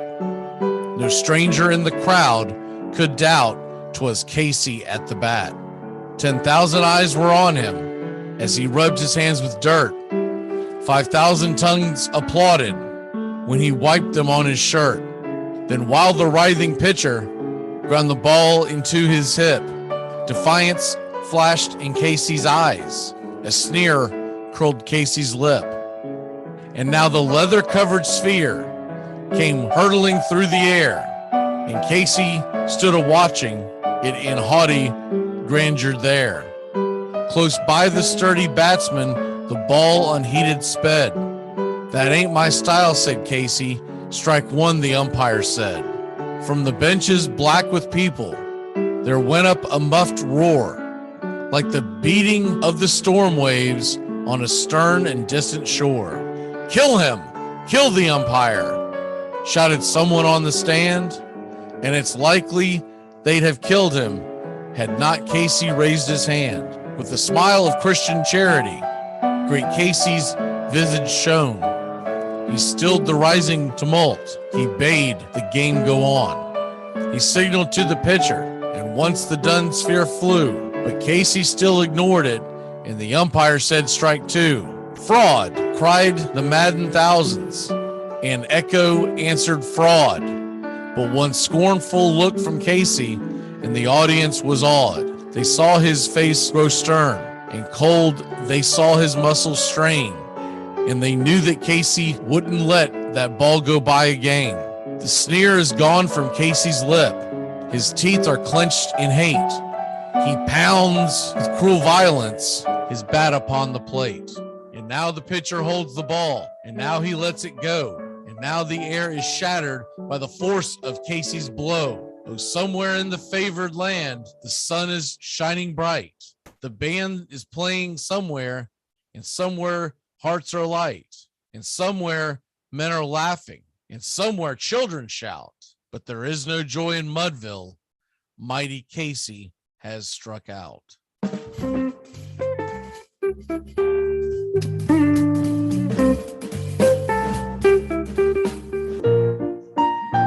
Hey Braves fans, the Armchair Quarterbacks YouTube channel are bringing you Braves baseball all season long. Hi, I'm Mac McGee, and I'll be bringing you Braves baseball play-by-play for the Braves fans out there, for all of Braves country. So pull up an armchair and join us for Braves country baseball, first pitch to last pitch, Tuesday and Friday nights, right here on the Armchair Quarterbacks YouTube channel.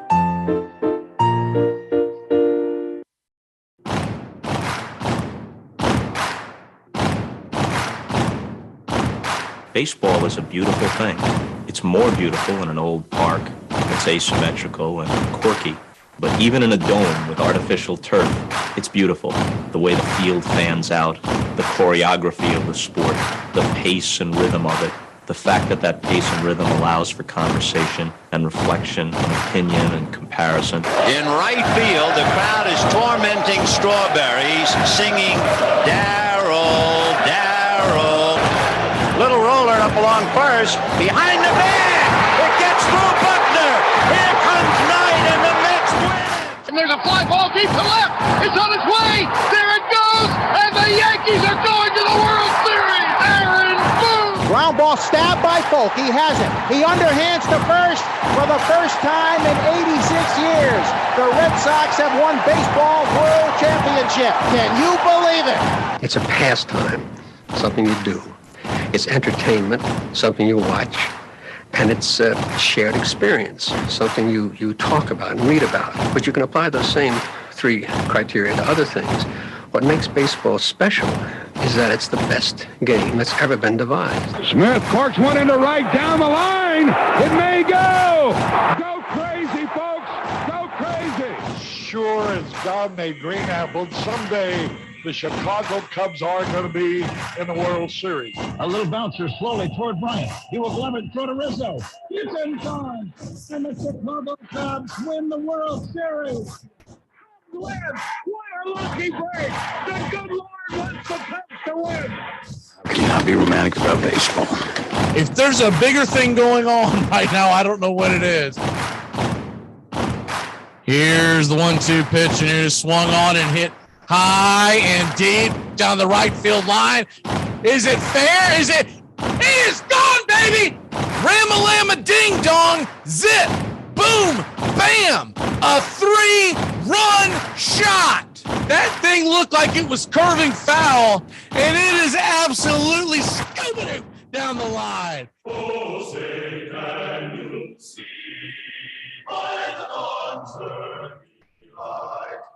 But so proud we heard the twilight's last gleaming, whose broad stripes and bright stars through the perilous fight. For the ramparts we once were so gallantly streaming, and the rockets red glare, the bombs bursting gave proof through the night that our flag was still there. Oh, say does that star-spangled banner yet wave o'er the land of the free and the home of the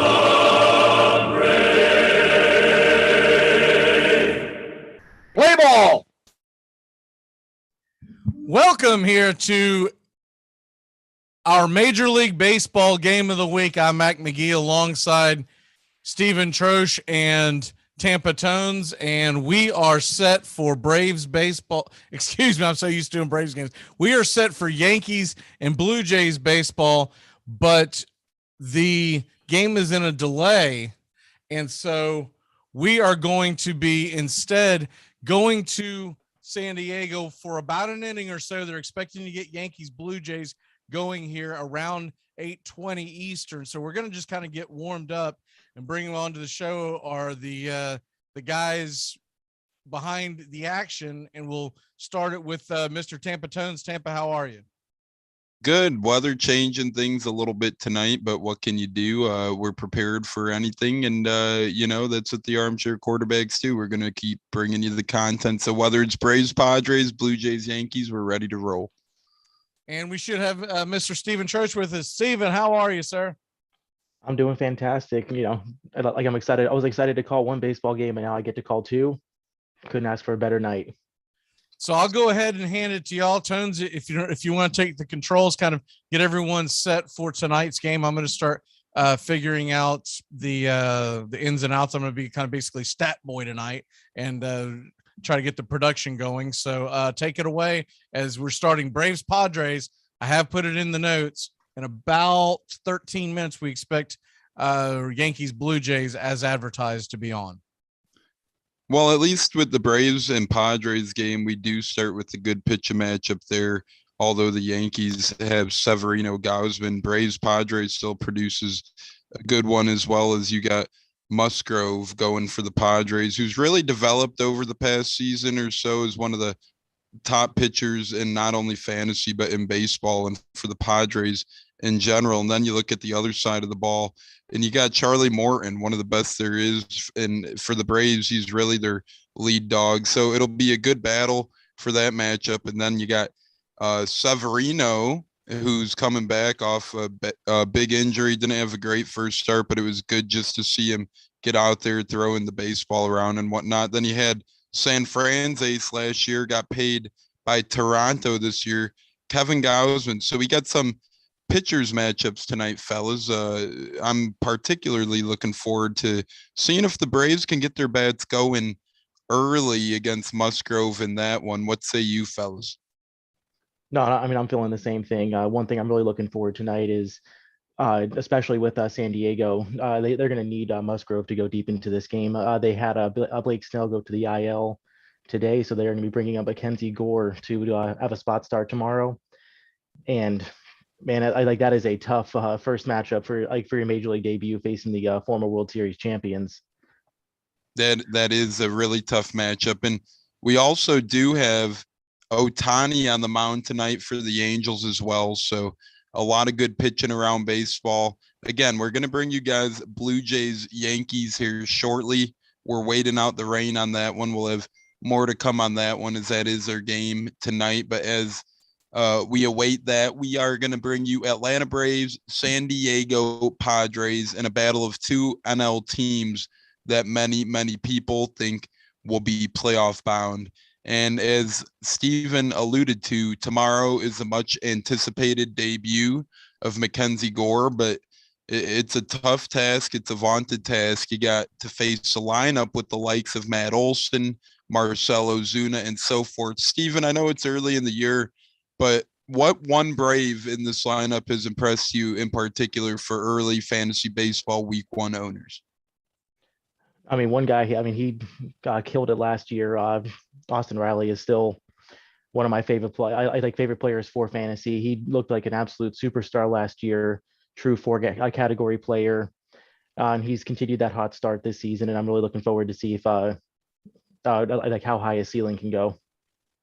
I definitely agree. He was in MVP considerations last year towards the end of the year.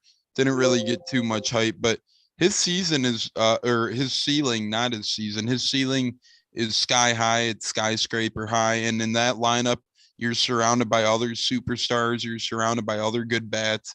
So you're going to have a lot of room for potential growth. And oh my, Mike Trout just hit one a mile. Mike Trout, home run, ladies and gentlemen. So now you're really confusing people. I know, but I have that game. I got that game on in the background, and I see Trout just hit a moonshot. Yeah, we're not bringing you Angels, Texas.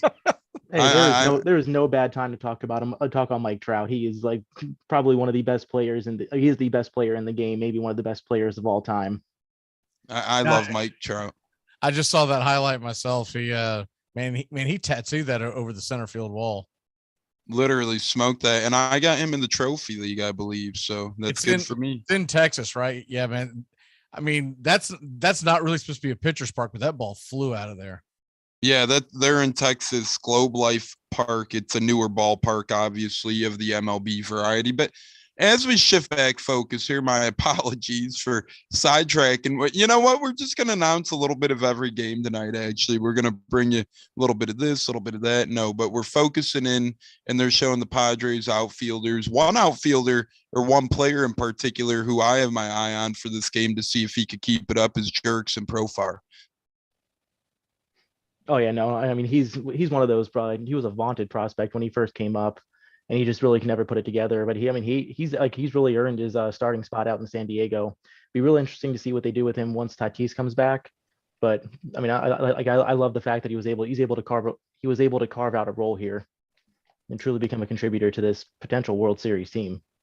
They are starting to warm up there in the Bronx, so we expect to bring you Yankees Blue Jays. They're pushing that first pitch back now to 8:35. So until then, it's going to be Braves versus Padres, and I'll get that scoreboard as soon as it's available, ready to roll. And Tones, if you want to take controls, because Ozzy Albies is about to.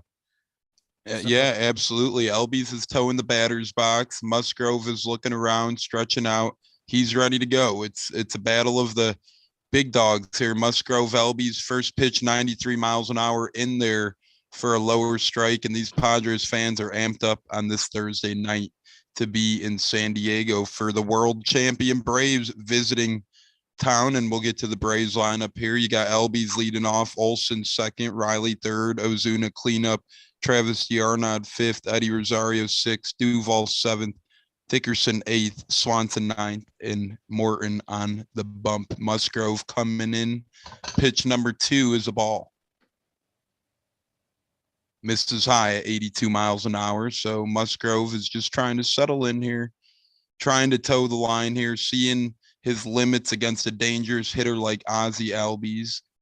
And Musgrove delivers, and it looked outside. Albies is questioning the ump, but they give it a strike. Here we go again, McGee. Yeah, no, I mean, like I've seen a lot of questionable things from the umpires this year. Oh yeah, no, that pitch was nowhere near the strike zone. I don't know what they were thinking calling that a strike. And Musgrove here now misses high. It's 2-2. Top of the first, no outs. Once again, we're bringing you this part-time Braves Padres until the rain delay ends in Blue Jays Yankees. Musgrove winds up to the mound, and he gets Albies swinging strike 3. Looks like off speed down the middle. Yeah, couldn't have asked for a better start there. Albies has been fantastic this season, getting him out. Really a good start to this game for him. It's got to be about a year ago that Musgrove threw that no-hitter, because I feel like it was right at the beginning of the season. You're right on. It was right around a year ago, and he really emerged onto the scene last season. There's a reason why the Padres went out and got a guy like him from the Pirates, and the Pirates acquired him in a big trade with the Astros as Musgrove fires one in here, strike 181 at the knees for the big-time acquisition of the offseason, Matt Olson, who's hitting a decent 391 to start the year. I was close. Evidently, it was April 9th, 2021, his no-hitter. Yep, I just looked at, like against Texas. I mean, he really dominated that, 10 strikeouts. And now Musgrove misses high and tight, 1-1. Yeah, no hitters. I mean, we almost had a perfect one. Musgrove now fires, and Olson belts it off to the left side. It's 1-2. What are we looking for here against Matt Olson on a 1-2 count? I mean, I think he's going to definitely I think he's going to try to fool him here with another changeup. See, I mean, like with the lefties, Musgrove throws a lot of a fastball cutter mix, and that cutter doesn't really work as well as against lefties as it does against righties. So I mean, I think he's going to try to either throw a curveball or try to get him chasing a changeup in the dirt. And now, as Steven alludes to, off speed in the dirt evens the count at 2-2 as Olson says, "Nope, not today, sir. I am not swinging at that. I'm actually extending the at bat." So 2-2 here. Musgrove 9 pitches in, top of the first. We got Matt Olson up for the reigning World Series champions. Olson looks at one, it's high, he swings, and it's fouled back, and it's still 2-2. Yeah, I mean, so far the Braves are doing a good job of working the count. I mean, it's only 10 pitches from Musgrove. Like only the second batter. They really need him to go. Like I said before, they really need him to go a good amount of innings tonight, because they most likely are going to need the bullpen tomorrow with Mackenzie Gore starting. And you are certainly right there, my friend. And Musgrove looks down, taps his toes, starts his wind, and way down low, it's in the dirt. Olson, wise job of laying off. It's an off speed, and now the count is full. He's worked it to a full count. We got a full count coming up for big-time fared hitter Matt Olson. And this guy is a nice guy. And Olson hits a grounder to the shortstop. Just rolled over on it as it was inside pitch, 2 outs there. That's a good start from Musgrove. A 1-2-3 inning could go a long way here in this game. You're certainly right. And one of my friends dating back years ago, Matt Olson, rookie on the A's at the time, first career home run was hit in White Sox Park.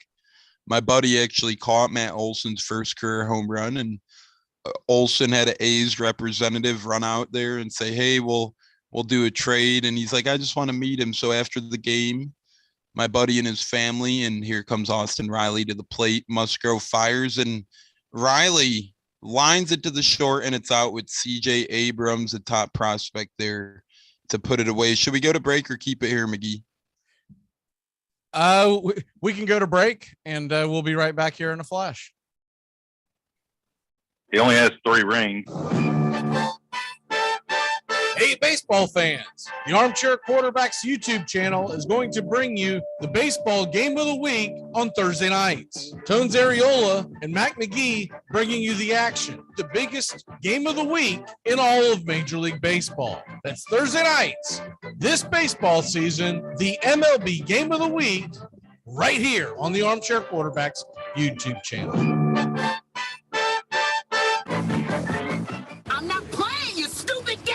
My hotel's nice, and I was in the elevator. There's a sign in the elevator that said maximum capacity 12 persons. 12 persons. Somebody needs to tell the folks down at the elevator company that the plural of the word person is people. It's not persons, right? The hotel pool had a similar sign. It said maximum capacity 180 people. Do we really need legislation for that sort of thing? Doesn't it kind of govern itself? Don't most of us just hang back and go, I don't want to get in the pool with that many people. It's not going to be refreshing, knocking up against other people's arms and skin. Move, I have a legal right to be here. Banging elbows, move. I did a head count. Like in the bathroom stall, we don't put a sign that says maximum capacity 1 person. I just see the shoes and I keep on moving. At a meeting in New York City, Ward helped found the Brotherhood of Professional Baseball Players. It was the players' first attempt to organize, and they were determined to abolish the hated reserve clause. But Albert Goodwill Spaulding and the other owners would not give an inch. In 1889, they tried further to consolidate their power by setting an absolute salary cap of $2,500, then added insult to injury by charging the players rent for their uniforms. It was the last straw. Welcome back to Atlanta Braves baseball, for the moment at least, against the San Diego Padres tonight on the Armchair Quarterbacks Radio Network. I'm Tampa Tones, joined alongside our fantasy guy, Steven Troche, and we're also joined, of course, by Mac McGee. It's a 0-0 ball game, bottom of the one. Charlie Morton makes his way to the mound, winds up, throws a strike. Steven, we'll start with you here. In fantasy land, what can people expect out of Charlie Morton tonight against this tough Padres lineup with Trent Grisham leading off? I wouldn't expect too much, too many strikeouts here. The Padres, I mean, they strike out about league average. Morton really the past few years has not been truly a strikeout pitcher. He's more of a ground ball sinker type. So I mean, one thing I'm just looking for Morton to give me some innings and give me some innings, avoid the walks, and try to limit the damage. I mean, I think the Padres are still going to be able to score a run or two off him, but the best you can hope for is that he doesn't just explode. He looked great in his last start, but yeah, a little bit tentative. I was really impressed with his last start. Obviously, first start of the year. He's found the fountain of youth. Braves signed him to a 2-year extension last year, and then of course he breaks his leg in the World Series. And I honestly didn't think he'd be ready for the opening weekend, but he looked phenomenal. He certainly did look phenomenal, and it was a heroic comeback that quick, to say the least. 96 on the radar gun tonight right now. I mean, that's pretty impressive for a guy his age who was never really known as a big time. I mean, always had velocity, but not a flamethrower. And now the count has worked full here, 3-2 to Trent Grisham.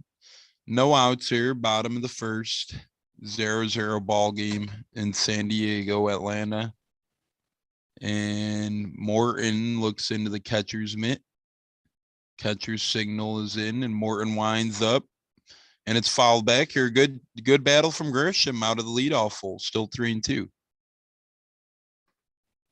Yeah, I mean, one thing I'm kind of looking for tonight. Charlie Morton in his last start, he had threw fastball for 46% of the time, and he hasn't really topped 35% in the past 4 or 5 years. And he actually cut down his slider rate in half, and started throwing the cutter a little bit more. So I'm interested to see if he's going to keep up that pitch mix tonight. And he sets down Grisham on strikes now. What do we see there out of the strike three? It looked like a two-seamer that started inside and then just cut beautifully over the middle. Had Grisham froze up. Yeah, no, that was a beautiful pitch. He set that up perfectly with the pitches before. I mean, especially as a left-handed batter, that two-seam fastball coming from the inside and catching that corner is almost impossible to hit. And now Morton fires one on the outside corner, and it's 0-1. So at least for this umpire's sakes, he's consistent with the outside zone and the outsideness early on. And Morton winds up and throws one off-speed low, check swing, and he did not go. Austin Nola did not go, so the first base umpire, it's 1-1. And we got Nola here swinging the bat, kicking dirt around, waiting for the pitch from Morton. Morton takes a deep breath. Morton starts his motion and goes in, and now I think it hit him. And yes, indeed it did. Nola gets to take first base, so a mistake there by Morton lets up a hit by pitch. That's one of those ones that you would love to take every time as a hitter, because looked like the ball came off of Darnold's glove and then ricocheted off his leg. Yeah, definitely. By the way, that's Brian Knight behind the plate tonight. Brian Knight is behind the plate tonight for this affair. Not the clown that was behind the plate on opening night. Good Lord. Oh my Lord. That was something brutal, to say the least. So the bad news is you got Machado coming up with a runner on. The good news is it could have been Tatis, but he's out till what, June? Correct. He's out till June, so that's why they called up top prospect CJ Abrams, and Morton fires into Machado, and it's 0-1.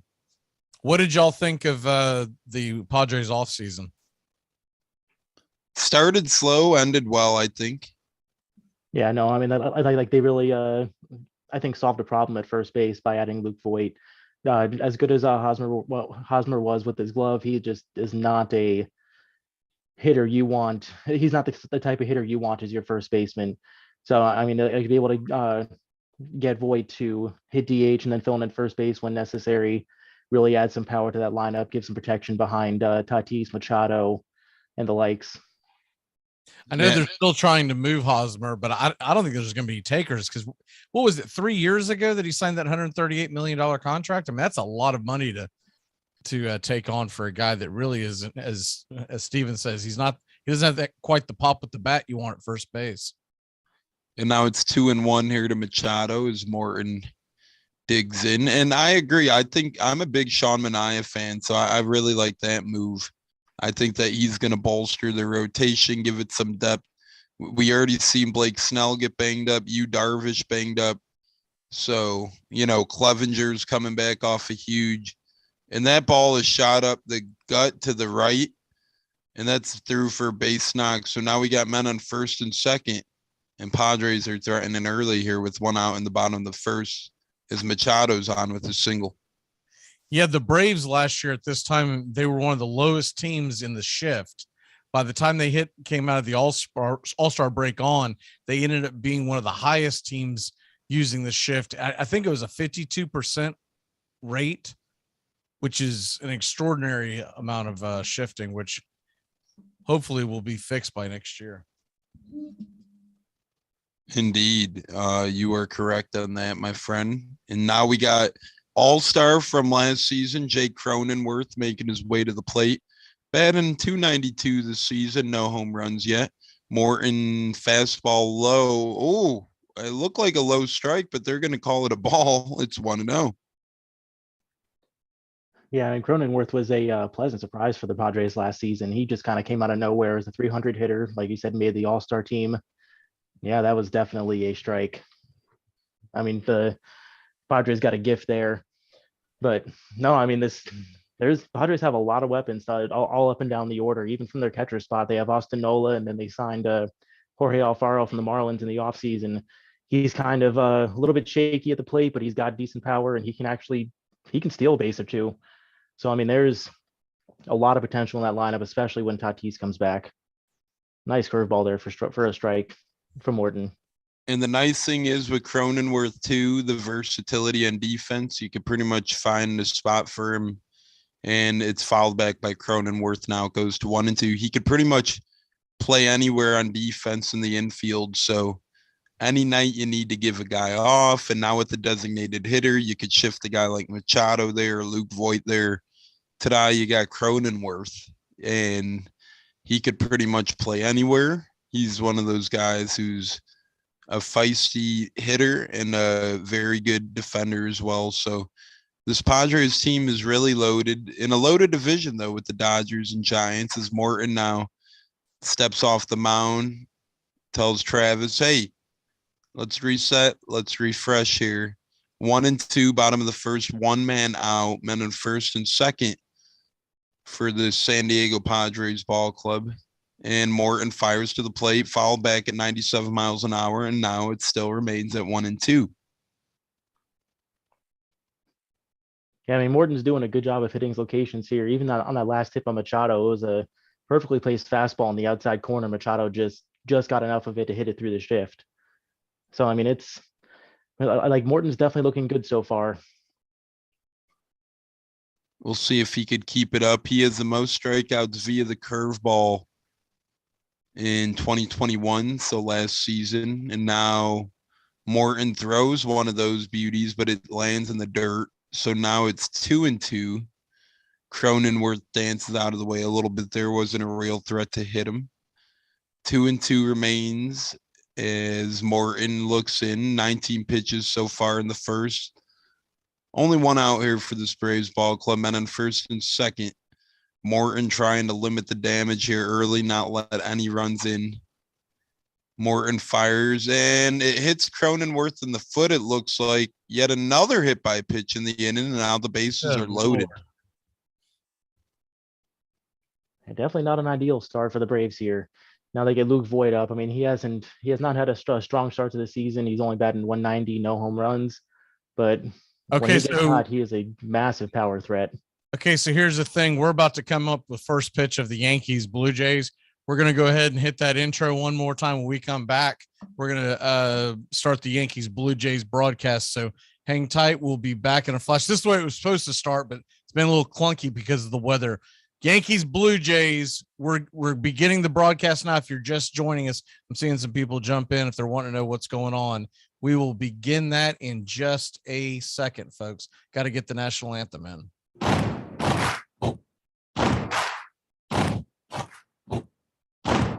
Baseball is a beautiful thing. It's more beautiful in an old park. It's asymmetrical and quirky. But even in a dome with artificial turf, it's beautiful. The way the field fans out, the choreography of the sport, the pace and rhythm of it, the fact that that pace and rhythm allows for conversation and reflection and opinion and comparison. In right field, the crowd is tormenting Strawberries, singing Darryl, Darryl. Little roller up along first, behind the man. There's a fly ball deep to left. It's on its way. There it goes. And the Yankees are going to the World Series. Aaron Boone. Ground ball stabbed by Folk. He has it. He underhands to first for the first time in 86 years. The Red Sox have won baseball world championship. Can you believe it? It's a pastime, something you do. It's entertainment, something you watch. And it's a shared experience, something you talk about and read about. But you can apply those same three criteria to other things. What makes baseball special is that it's the best game that's ever been devised. Smith corks one into right down the line. It may go. Go crazy, folks. Go crazy. Sure as God made green apples, someday the Chicago Cubs are going to be in the World Series. A little bouncer slowly toward Bryant. He will glove it through to Rizzo. It's in time. And the Chicago Cubs win the World Series. Win. What a lucky break. The good Lord wants the Cubs to win. How can you not be romantic about baseball? If there's a bigger thing going on right now, I don't know what it is. Here's the 1-2 pitch, and it is swung on and hit high and deep down the right field line. Is it fair? Is it? It is gone, baby! Ram-a-lam-a ding-dong, zip, boom, bam! A 3-run shot. That thing looked like it was curving foul, and it is absolutely scooping down the line. Oh, say can you see by the dawn's early light what so proudly we heard, not the twilight's last gleaming, whose what stripes and bright stars through the perilous fight.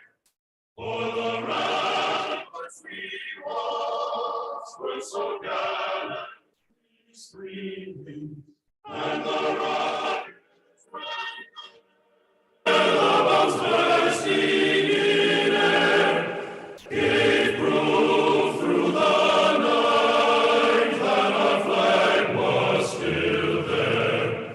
Oh, say does that star-spangled banner yet wave o'er the land of the free and the home of the brave. Play ball.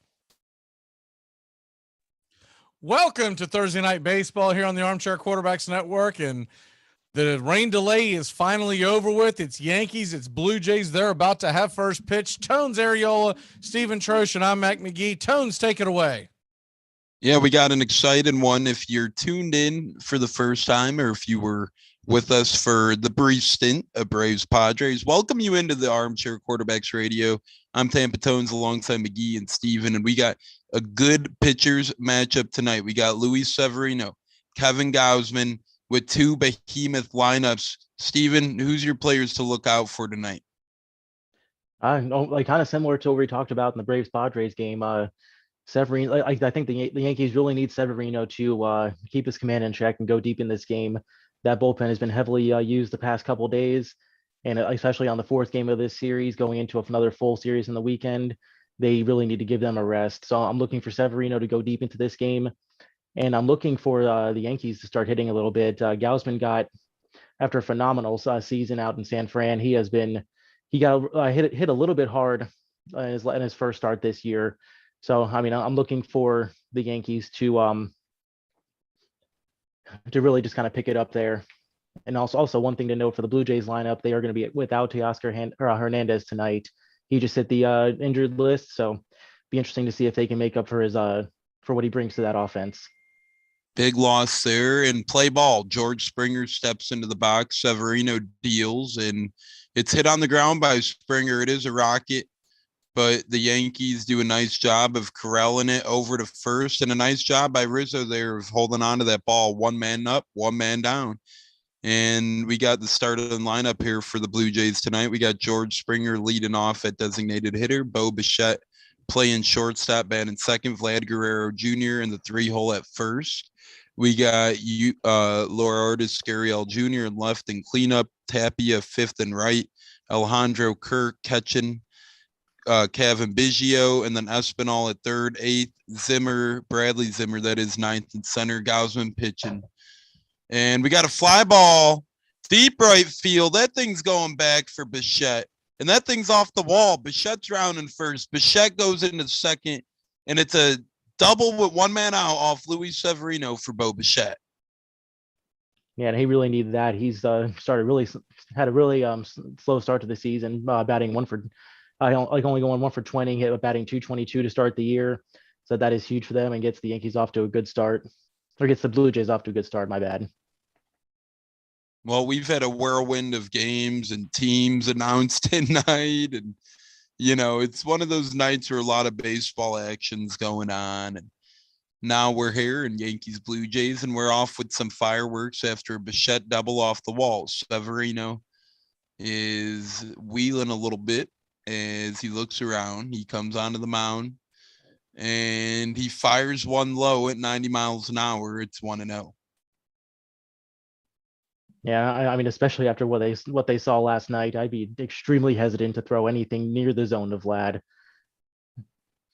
Yeah, obviously Vlad last night, 4 for 4 with all extra base hits. 3 of those were home runs, and that was after they cleated him. Aaron Hicks cleated him. Here comes a pitch. It's down the middle. Vlad fouls it off. It's 1-1. Man, like if there was any pitch for him, that was it right there. 90-mile-an-hour fastball right down the middle. He's going to regret that one for the rest of the night. And as will Vlad fantasy owners, I would imagine. And Severino with the pitch now, down a little bit, 91 miles an hour. Or no, they call it 1-2. The count moves to 1-2. I thought that might have been a little low, but I guess it did catch some of the zone. According to the old Blue. You can never really rely on K zone because it's not the actual. And then Vlad Guerrero swings over the top of one, misses it, 92 miles an hour. And that thing was down low, not down in the dirt low, but low enough where obviously Vlad really couldn't do anything. He's like his dad in that aspect. A little bit of a free swinger. He swings at one low. His dad could hit those, maybe not so much Junior, and he sits down and strikes 2 outs. Yeah, no, I mean, that was a beautiful changeup. He had he had tunneled that great in that at bat. He had thrown a couple fastballs like a low middle zone, and then he threw that changeup, just kind of sat right through it and fell off the table last second. Great pitch for Severino. And he's staying consistent here is Severino. Another low pitch to Gurriel Jr., Lourdes Gurriel, that is. But he swings at it, and it's 0-1. And now Gurriel calls time. And we got Gallo, Judge Stanton in the outfield, Donaldson, Kinner, Falefa, LeMahieu, Rizzo in the end. Oh, my Lord. Luis Severino, high and in, man down. That one looks painful, guys. That one looks really painful. I mean, thankfully that got him in just the elbow and did not get him in the head. I mean, that definitely did not look good, but it could have been a lot worse.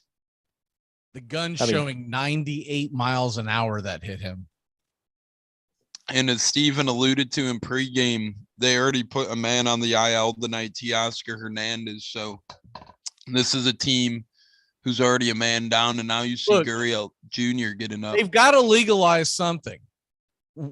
I know they outlawed the spider tack, and if that's not what they want to use, okay, but you got to legalize something because more and more guys are getting hit. And I think, and with some of the guys that are getting hit, I think it's because they're rushing to the big leagues and they don't have the control. But Luis Severino is not the reason. That's not the reason why he got hit, right? Severino's a veteran. And a crafty one at that. And now it looks like cold weather. And they showed him saying something to the Blue Jays dugout because they were acting like someone was chirping at him, and he basically said, "Bring it on."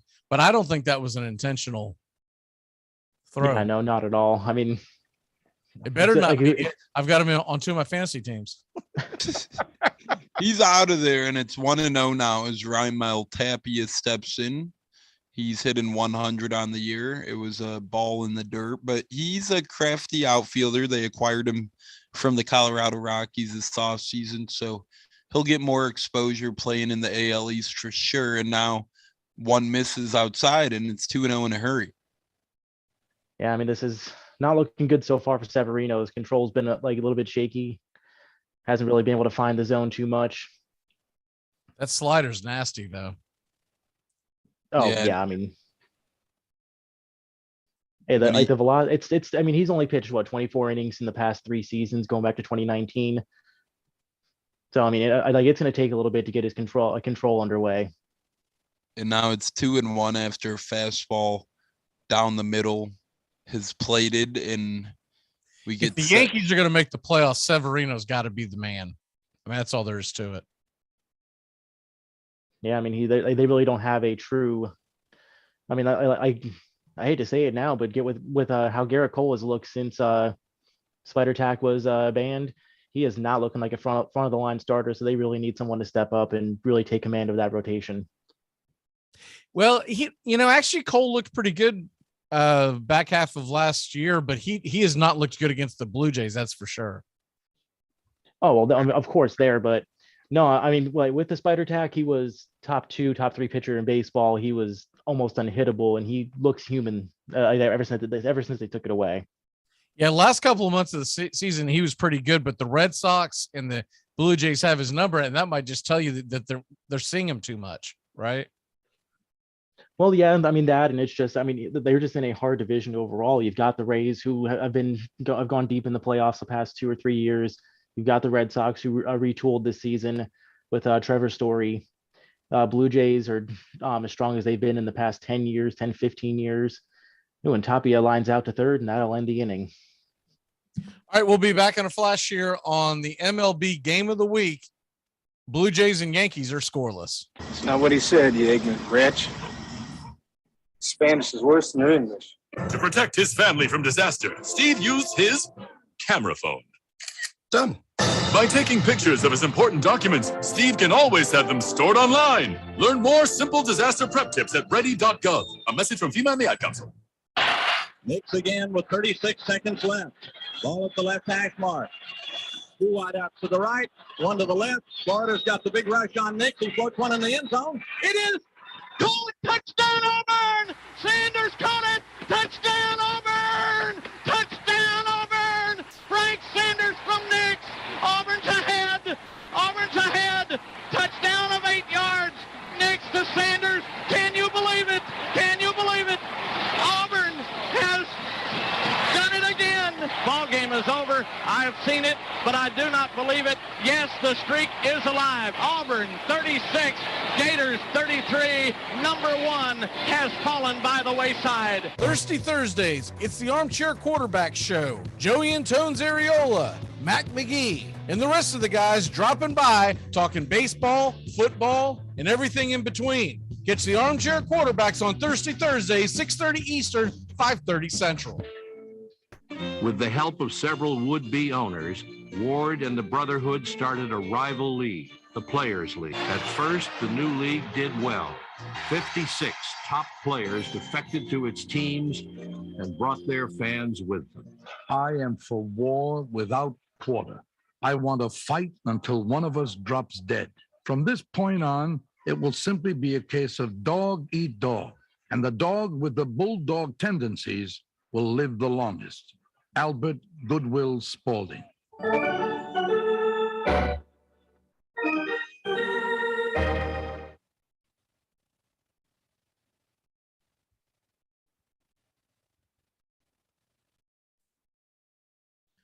Welcome back to the MLB Game of the Week. Tones, are you there?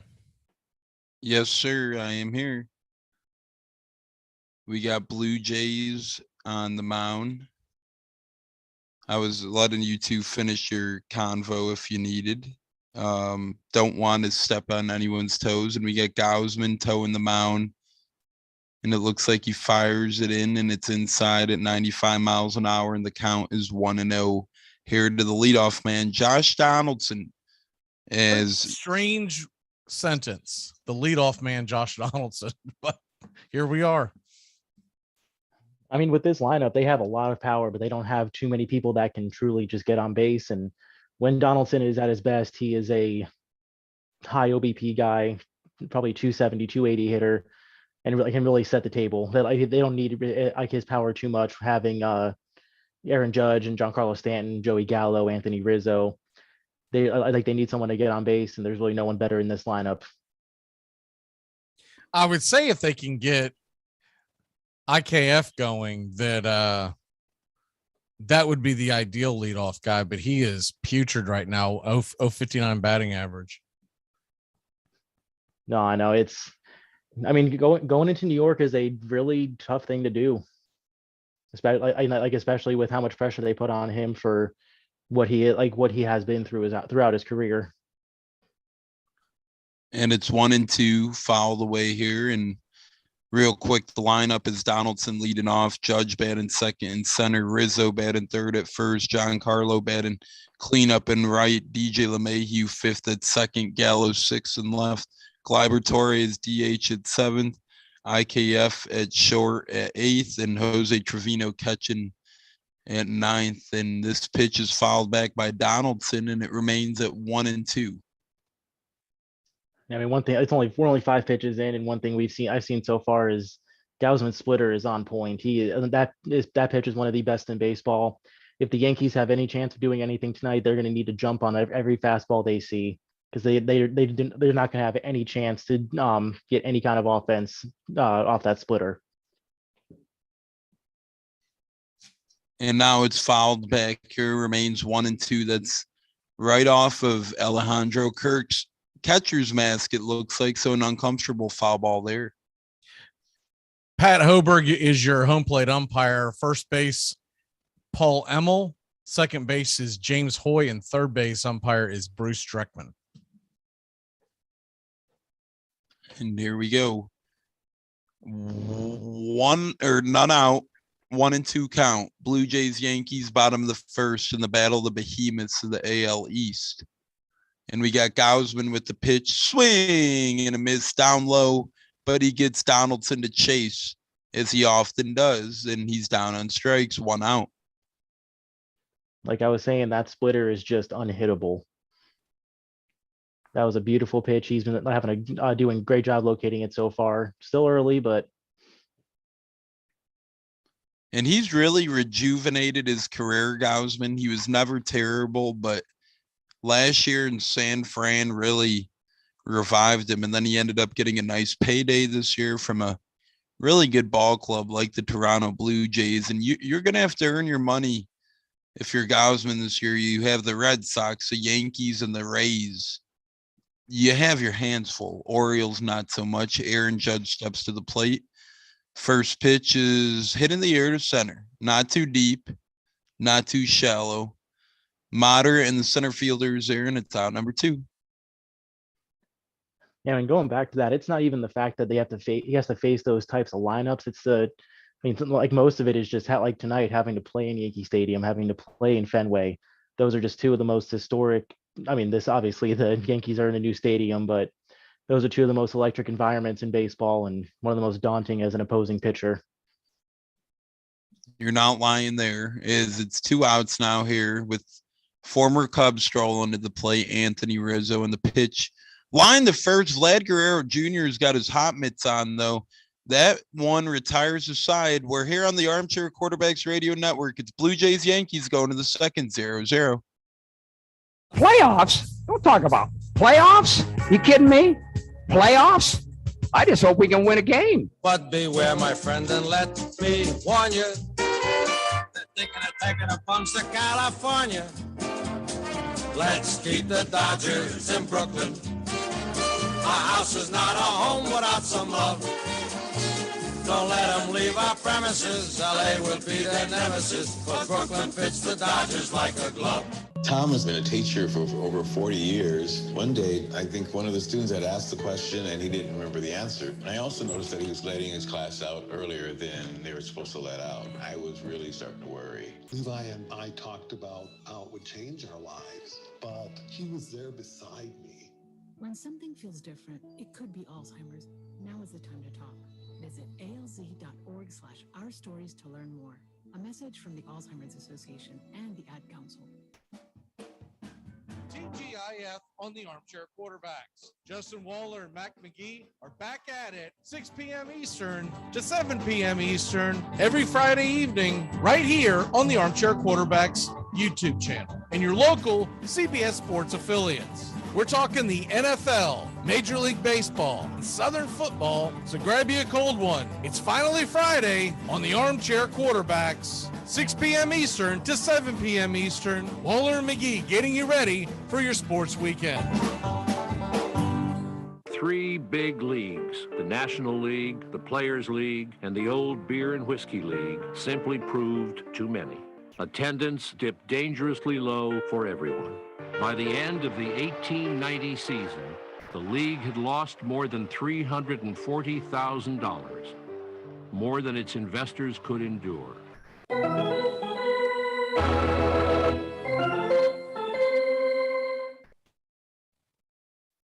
Welcome back here to Thursday Night Baseball. Welcome back here to the Armchair Quarterbacks Radio Network. Sorry there, McGee. I had little troubles turning my mic back on. I clicked the dang wrong button and it wouldn't go. But we're here as Severino fires first pitch strike to Alejandro Kirk, who steps in the box, and it's 0-1. Yeah, Kirk's gonna have to pick up a lot more of the workload. Danny Jansen's on the IL. Blue Jays getting hit early by injuries, so that, like they really gotta hope that the rest of this team can stay healthy. Yeah, and that's for sure. Health is going to be a mainstay in the AL East as it comes down the stretch. As Severino fires, it's down and away, and now the count is pushed to 1-1. But health is going to be the main key in the AL East, and Severino isn't wasting time. Now it's 2-1. Real quick on the scoreboard, A's beat the Rays earlier this afternoon, 6-3. Brewers over the Cardinals, 5-1. And the Padres are all over the Braves, 4-0, bottom of the second. Cubs lead the Rockies 3-0. Yep. Hopefully the Cubs could keep extending, and Kirk swings there, and now the count is 2-2. And here we go. It's 2-2. Blue Jays need to get something going. Nippy night here in the Bronx. Severino fires. It's low. Alejandro Kirk grounds it. Severino fields it, throws off his back foot, and big man Kirk beats it out on the ground. Infield single. Who would have ever thought for Alejandro Kirk? This guy Kirk, dude, I look more athletic than he does. There was a TikTok video yesterday, the day before that I ran into, and they showed him running back to first base, and he's got a big old beer gut and everything. And the guy who made commenting kept saying, "There's no way this guy's a professional athlete. There's no way." Hey, don't hate on the big guys. We saw Prince Fielder hit plenty of inside the park home runs and look glorious doing it. Like father, like son, More except athletic. Cecil hit him over the fence. Kirk just looks like he stumbled as an extra from the Bad News Bears. Straight out of bed, straight out of the softball league. Now he's playing for the Blue Jays, and into the box comes Kevin Biggio. It's 0-1. As the first pitch was in there for strike, is Severino takes a breath, fires. Oh, I thought that was good for strike, but apparently it misses 97 high, 1-1. Yeah, that looked like it was there. Another gift for the Blue Jays. These maybe Blue likes the Blue Jays, name affiliation at its best. And Severino fires one in there, and it's 81 miles an hour in there for strike, fouled away, foul to the backstop, 1-2. What do you do here? I think he's going to try to get it. Like he's went fastball. He brought it down a little bit. And then I think he's going to go slider in the dirt here. I went back with the fastball. Severino comes back, fastball high, 98 miles an hour, brings the count to 2-2. 2-2 now, even count, no man outs, top of the second. Severino trying to keep his momentum going as he got out of a jam in the first, and now it's low at 92, and now the count's full. He's in trouble again. Yeah, I couldn't get Biggio to chase that changeup, and it's going to be interesting to see what he does here. You probably I'm thinking he's going to try to, like I said before, he's going to try to go slider. He's not going to want to give him anything to hit. Kirk's on first, so he doesn't want to put another man on here, lead him into scoring position. And now Kevin Biggio calls time here, resets at the plate, kicks dirt around a little bit, puts the bat on the plate, puts it on his shoulder, and now the calls time again. So 2 times in a row here for Biggio, and now here we go. Severino's finally able to toe the mound as he starts doing so. Takes a deep breath, fires one in there, and it's low, and now it's ball 4. Men on first and second. Severino's in trouble again. Yeah, I mean, I think he's just missing his spots there, and I think he should be thankful he's doing this against the bottom half of this lineup. Yeah, if this was Big Bad Vlad Jr. and those boys coming up, might be a different story. Here he could maybe get out of it, but don't overlook a guy like Santiago Espinal. He's off to a decent start this year, 278. He could put the bat on the barrel here, but what needs to be done by Severino is a nice little strikeout or double play ball right here as he gets a nice little pitch there on the outside corner, 90 miles an hour for strike 1. Yeah, I mean, double play would be the optimal for him right here. He's already up at 30 pitches, second inning, and that is not a recipe for a good recipe for him. He only went about 60, 65 pitches last game. So if he keeps his pace up, he won't make it out of the 4th inning. And now it's 1-1 as that one misses pretty good outside. So yeah, he's looking to keep his pitch count down if possible. A double play would help do that very much so. Now he misses down low, and here he goes, falls behind again, 2-1. Yeah, I mean, he's trying to get them to chase a lot in the dirt, and Blue Jays hitters being very disciplined and laying off it. Yeah, you got to tip your cap to them, at least in the early going here, to make Severino work at the very least. And now Severino fires one in there, 99 miles an hour. Espinal gets underneath it, routine fly ball to Aaron Judge in center. He's camped under it, puts it away, fires it to the infield, and one man out. Yeah, I mean, it was a good job jamming him with the fastball and getting Espinal to pop that up. Now Armchair quarterback scoreboard real quick. Pirates 6-4 over the Nationals. That's in the 6th, and the Marlins lead the Phillies 4-1 in the bottom of the 6th. Ooh, that's an interesting one. Marlins scrapping and crawling early this season. So for Dave's sake, I'm kind of happy we went away from that Braves game. Padres got 3 runs in that first inning, and then CJ Abrams. For everybody's sake, I'm kind of glad we went away from that game. We might have been asleep by the 7th inning. we missed C.J. Abrams' first major league home run. I'm kind of disappointed in that, but get to watch a good game here. As we alluded to, as we briefly covered it, Abrams is a top 10 prospect in all of baseball, and that's his first career home run. As Severino is 1-1 with Bradley Zimmer, former top prospect, now finds himself on his second team, former Cleveland Indian, now Toronto Blue Jay. As the count's 1-1, gets a fastball right down the middle, fouls it away, 1-2. Severino's looking to put him away here. Yeah, I mean, he's starting to get his command back a little bit. He's like the past couple of bats, I've noticed he's gone away from the breaking, like the off-speed pitches, and he's thrown a lot more fastballs trying to get those strikes in there. He is indeed, and now he could fool around a bit as he's up 1-2 and fouled away. Here's some news. Otani's getting lit up. 1 2/3 innings, 4 earned runs in the bottom of the second versus the Rangers.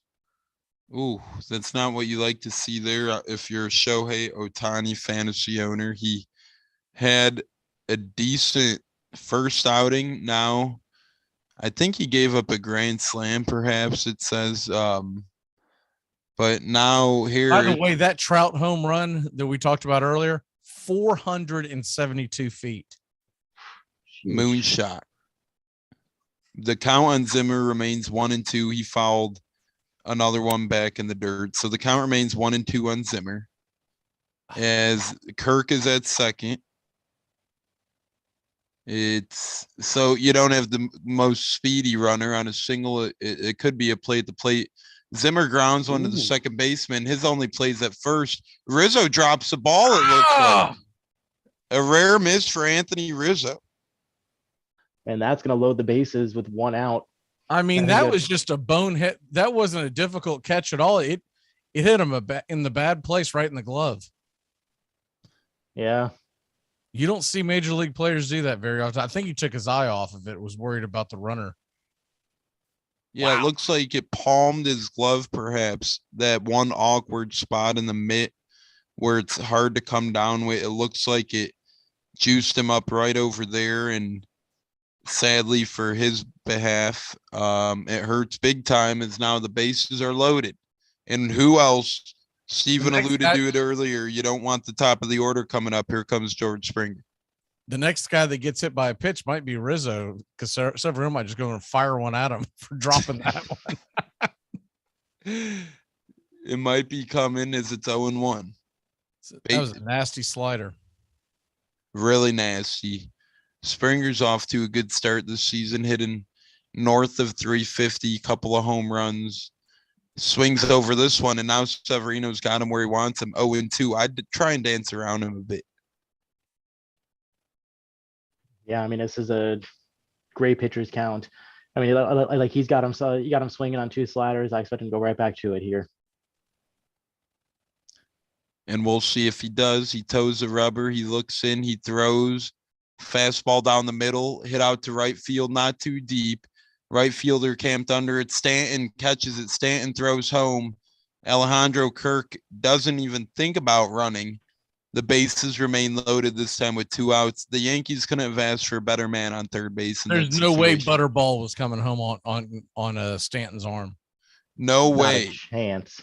He would have needed that to be at the warning track at least if he wanted to try that one. That was very shallow, if not moderate shallow at the very least. And now the very, very dangerous Bo Bichette steps to the plate with 2 outs.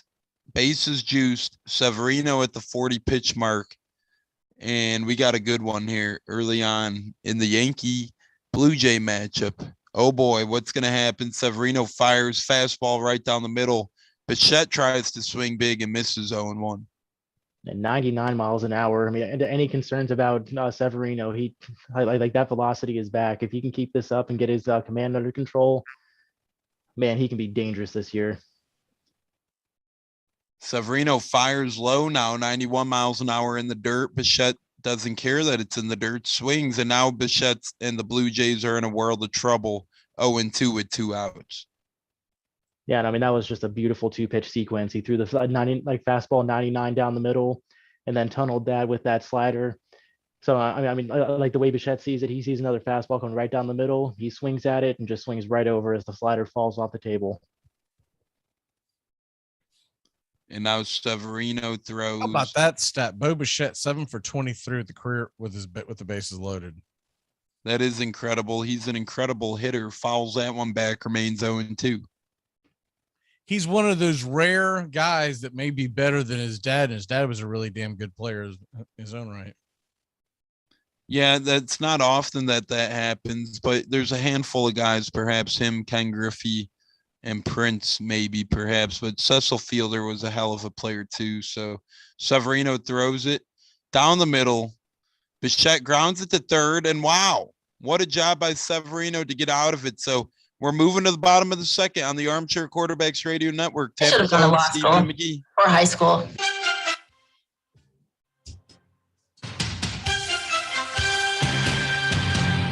Stay locked in on Armchair Quarterbacks Radio. Always just moments away from the big play. Here's Cunningham. Dodges left and puts it way downfield for Fred Barnett, who has the catch. And the race is on. There are no flags. A 95-yard touchdown. The ball just over the goal line of the Cowboys. Dorsett, single setback. Big opening for Tony Dorsett. Look out, he's got great speed. 99 yards and a half. Dorsett down the sideline, stays in bounds. Can you believe that? 99.5-yard run, I think, is the longest run in the history of the league. Here's Cunningham back to throw it and going deep, and he's got Moss, and there's a flag on the play, and Moss is got the pass, and it's in the end zone anyway. Touchdown. Just throw it as far as you can. Randy Moss is amazing. Randall Cunningham is amazing. John Montgomery Ward's brotherhood was crushed, and the reserve clause remained firmly in place. The players were even more powerless than they had been before.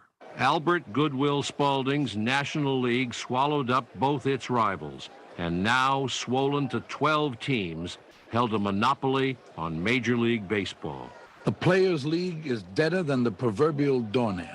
When the spring comes and the grass is green upon the last resting place of anarchy, the national agreement will rise again in all its weight and restore to America, in all its purity, its national pastime, the great game of baseball. Albert Goodwill Spaulding.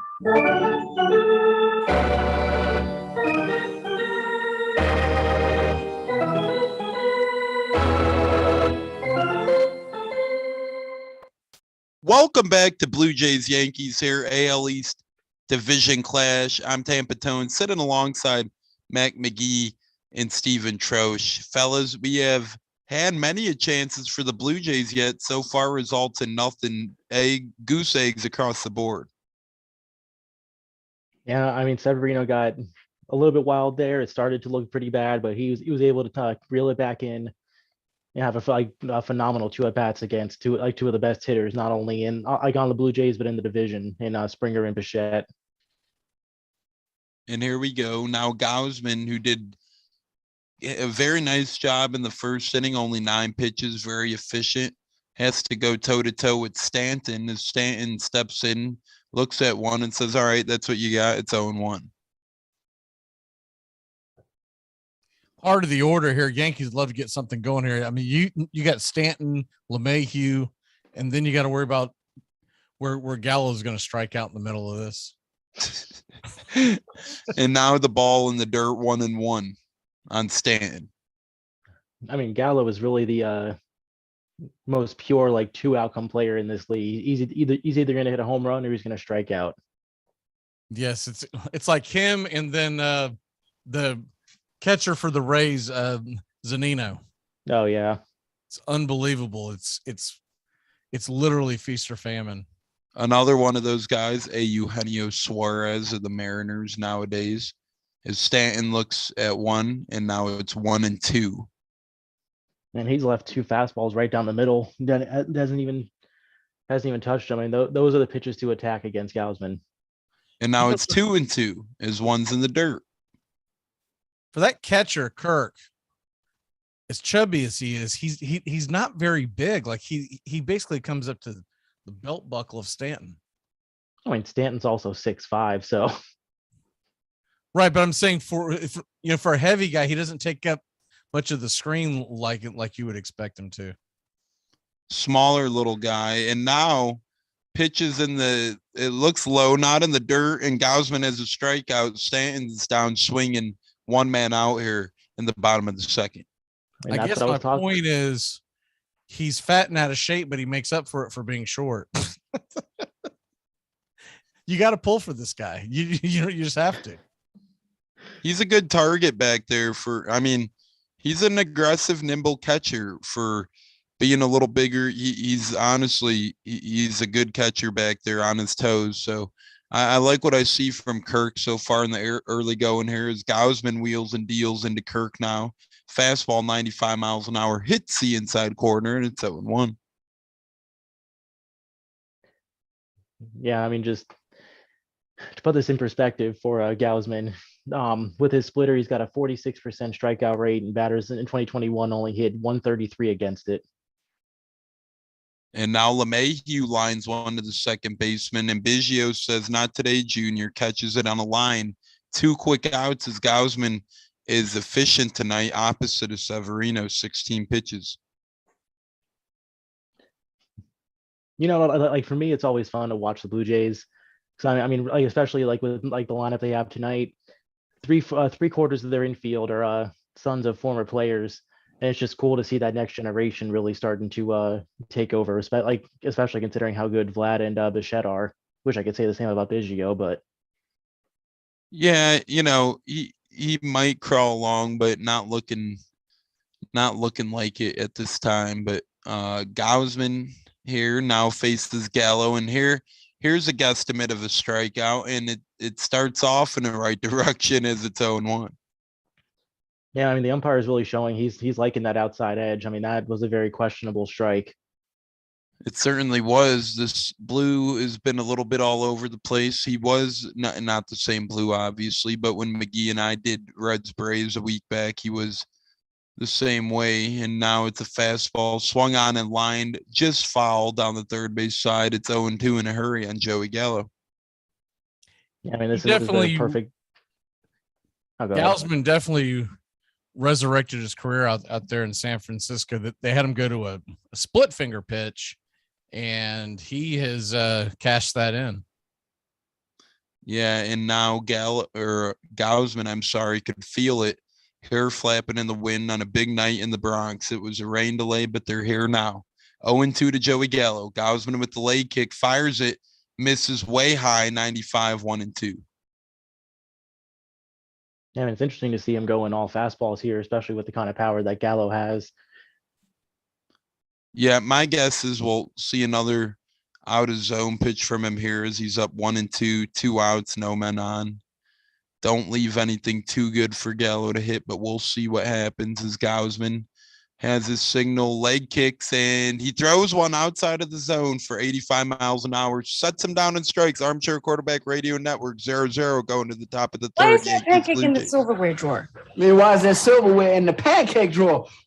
Enjoy sun-drenched days, epic stays, and plenty of room to roam in Greater Fort Lauderdale. Our hotels, attractions, and restaurants have taken the Visit Lauderdale's Safe and Clean pledge, so you can relax and explore with confidence. When you're ready for that well-deserved staycation, our 23 miles of golden beaches await. Find wide open spaces to hike, bike, kayak, and paddleboard. Visit your favorite attractions, then dine out in style in dining rooms or al fresco on waterfront patios. Learn more at sunny.org.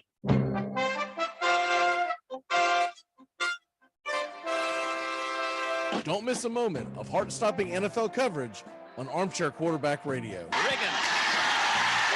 He's going to go all the way unless Blackwood can catch him, and he can't. 3rd and 3. We'll see a pickup sometime on the right side, possibly. Montana looking, throwing in the end zone. Caught it. Dwight Clark. Only 12 seconds left to play third quarter. Here's Marcus Allen. Cutting back upfield, and Marcus Allen could be gone. 74 yards for Marcus Allen. The quiet man of this football team, Scott Norwood.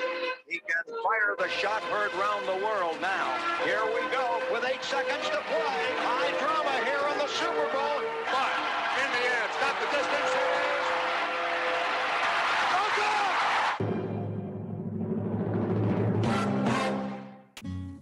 measures just 9 inches in circumference, weighs only about 5 ounces, and is made of cork wound with woolen yarn, covered with 2 layers of cowhide, and stitched by hand precisely 216 times.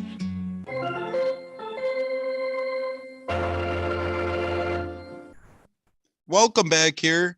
Yankees Blue Jays on the scene tonight. Thursday night baseball game of the week on your Armchair Quarterbacks Radio Network. I'm Tampa Tones alongside Mac McGee and our fantasy guy, Stephen Troche. We're here on a Thursday night. Fellas, it's been an interesting one as Severino now fires as Vlad Jr. steps in. Outside strike call in its own one. How about that? Yeah, I mean, once again, another Guerrero Jr., 10 home runs versus the Yankees since 2020, the most of any player versus any team. I mean, he's truly making his home in Yankee Stadium. He sure is. It's 1-1 now. The Blue Jays better lock him up long term because the Yankees are going to come a calling. 2-1 outside miss. I mean, I don't see any scenario where he doesn't get the most expensive contract in baseball when it's time. Yeah, he still has. I was looking at it today. He still has 3 more years of arbitration yet left. If they walked up to him now and gave him a big time contract for, we'll say 12 years, I think he'd jump all over it. And he gets a good swing on that one, but just misses it. And now the count's 2-2 as he fouls it away. Yeah, I mean, Severino's doing a good job of not giving him anything to hit here. He's doing everything on the outside part of the plate. He does not want to make the mistake that Cole made last night. Throwing him a strike. Yeah. That's the biggest mistake you can make with Vlad. Basically, like any Vlad Guerrero, like if it's within like 3 feet of the strike zone, they're going to be swinging and they're going to find a way to hit it. Oh, absolutely. All the Guerreros are the same sort of way as Severino deals here. And that one's called a strike, but that looked a little outside and a little low. I don't know about that. That was nasty. Nonetheless, it goes Severino's way. I mean, it barely kisses the outside of the zone if it hit it. I mean, it's. I wouldn't say that was an egregious call, but it was definitely a 50-50 call. Yeah, but I mean, like as a hitter, like if you're paying attention, the ump's calling the outside part of the plate. You have to try to put the bat on that. Yeah, especially when you know the zone. And now Lourdes Gurriel Jr. steps in 0-1. But I agree. When you know the zone in the game, you got to expand or adjust to it. And now it's 1-1. I mean, thankfully for Severino, he's through the tough part of the lineup. He gets Tapia after this, and then Alejandro Kirk. And now that one same spot moves to 1-2 as the Blue Jays have yet to adjust to the umpire zone. 99 at the knees on the outside. I was just about to say that. That is nasty. That is nasty. Oh. And now that one outside again, but they got to be swinging. As Steven just said, the ump's going to call it. It moves to 2 outs here in the top of the third. Well, I think. Go ahead, Steven. No, I'll say that one was even more egregious than the last one. I mean, that didn't even touch any part of the plate. The other thing is that most umps, if you're near the plate all night, they're going to give you the benefit of the doubt. And this game, not that it should have anything to do with it, but Blues probably a little hungry as it started in an hour rain delay, maybe a bigger strike zone than normal. That one was way outside. That one can't be called a strike, sadly, for the Blue. It's 1-0 as Raimel Tapia steps up to the box, batting .091 on the early season. And he grounds one. Severino gets it. Easy inning, 1-2-3. That's it for the Yankees going to the bottom of the third. McGee, Stephen, and Tones here on the Armchair Quarterbacks Radio We're going Network. inside him. We're going outside him. Inside him and outside him. And when we get him on the run once, we're going to keep him on the run. And we're not going to pass. We're going to get him on the run. We're going to go, go, go, go. The Armchair Quarterbacks are covering America's pastime from spring training all the way to the Fall Classic. 5-2 Dodgers in the ninth. They've done it. like the 1969 Mets. It's the impossible dream revisited. And Myers bringing it. And the pitch is hit in the air. Foul off first. Benzinger backing and calling. And the 1990 World Championship belongs to the Cincinnati Reds. The Twins are going to win the World Series. The Twins have won it. It's a base hit. It's a 1-0. Way back. Blue Jays win it. The Blue Jays are World Series champions. Touch them all, Joe. You'll never hit a bigger home run in your life.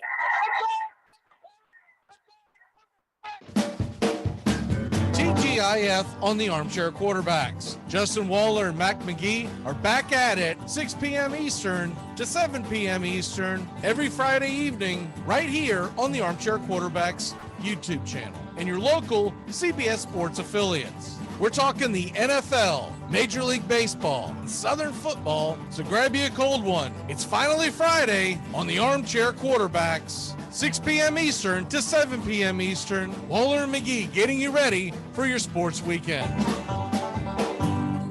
There's something very American about being a poor loser, refusing to shake the other fellow's hand. He says he's a scoundrel. He always was a scoundrel, and he's even more than a scoundrel now that he's beat me. And there's something likable about that in people. It's bad sportsmanship, though.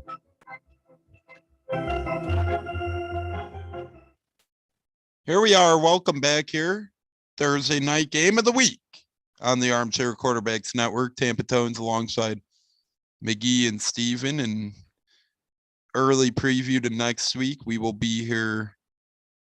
I believe it's 8 Eastern for Pirates Cubs. I'll have to do a double check on the time, but I know the matchup's Pirates Cubs next Thursday here on Armchair Quarterbacks. And we got a good one here this week. It's Blue Jays Yankees as it's 0-0 pitchers duel. Kevin Gausman on the mound fires. And it's comp leap and catch by Kevin Biggio. 1 man up, 1 man down. Yeah, I mean, like that's one of the plays right there that the shift really kind of kills. I mean, Torres hit it line drive straight up the middle, but Biggio, like the second baseman, is playing right behind the bag, and that's just an easy line drive for him. We still had to extend a little bit, but you're playing normal. That's a hit 10 times out of 10. Yeah, the shift, we're going to have to see how that plays out. I know there's been talks of limiting that, right, McGee? Yeah, I think that's coming for 2023. As a pitch Yeah, that's what it sounds like. Fired on the inside corner, looked inside, and it was dropped by Kirk. But nonetheless, the sum says, we're doing it tonight. It's 0-1. Isaiah Kiner Falefa steps up to the plate. He's batting .059 on the year, so not back. They're not a great season to start. And now it moves to 0-2. I mean, like he could just be another victim of losing his beard and losing his talent with that whole Yankees no shave policy. Yeah, some of those guys lose that beard and they're never the same with that Yankee policy. Gausman skips one here, and when I say skip, I mean skip. That thing hit the grass in the dirt before, or I'm sorry, the grass before it touched the dirt. It's 1-2. I mean, like the intent he was trying, looks like he was trying to go change up low and away. So I mean, like I expect him to go come back here with a splitter. Prospect watch tonight. Bobby Witt Jr. had a stand-up triple for the Kansas City Royals. He's a fun one to watch. As this one is hit inside, and it's down the third base line. They just miss it. Hit over the outstretched glove of the third baseman. Usually that's Matt Chapman, Gold Glover over there. Tonight he gets off, so you get Espinal over there, and you got to wonder if Chapman comes up with that ball. But that's a pretty nice, solid base knock there, if you ask me. Yeah, no, I mean, he hit it solid. Needed that big time. Oh, for sure. No, I mean, I guess Espinal just read it wrong off the bat. He took a step to the right and just got caught flat-footed. And now we have Yankees with the man aboard. The catcher, Trevino, stumbling up to the plate, former Texas Ranger.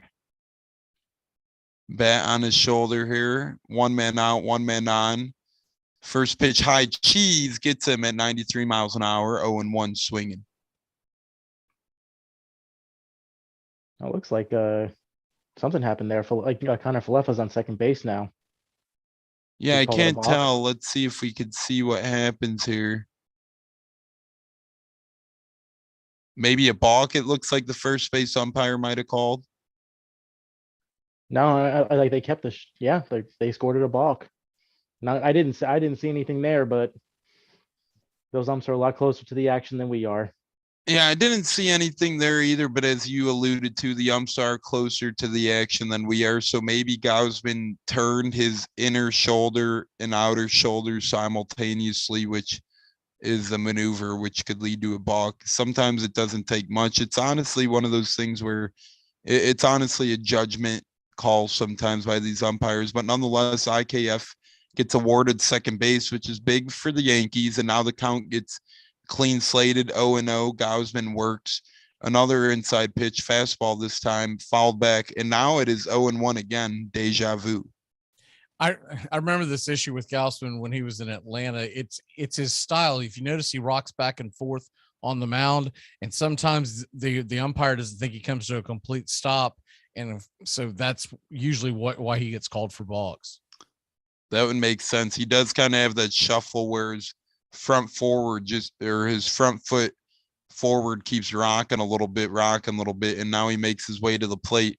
This one low and outside. This one's a little too outside for the Blue. It's 1-1. Yeah, you could see it here. His foot, as he's going to the ground with it, his front foot, the toes kind of just keep tapping into the ground. And sometimes they got to make that judgment call if it's set or not. And this one's down and away at 83, and it swung on and missed here by Trevino. And now he's in a world of trouble against Gausman at 1-2. Yeah, it's definitely an uphill battle here. I mean, Trevino's made contact with that fastball. I think he's going to go off speed again here. Try to get him to chase it. And he does go off speed, and it's out of the strike zone low, and it's hit on by Trevino to left field. And it gets down in front of left fielder. It's kicked up into the air. That'll bring in a run, and Trevino's going to scamper around to second base. So a clean base hit followed by a whoop-de-medoozer by the left fielder as it kicks up into the air. And that's a mistake by this Blue Jays defense. Yankees get on the board here early, and Trevino's already in scoring range. It's 1-0. What in the name of the Keystone Cops was that? I mean, that ball hit Gurriel right in the glove, hops over his glove, and the catcher's able to scoot all the way into second. Yeah, no, I mean Trevino did a fantastic job of getting his bat on the ball there. Change up away, was able to get in the left field, and Gurriel just didn't get fully in front of the ball. Took a bad hop, and now we got another runner in scoring position again for brings up Josh Donaldson, top of the order for the Yankees.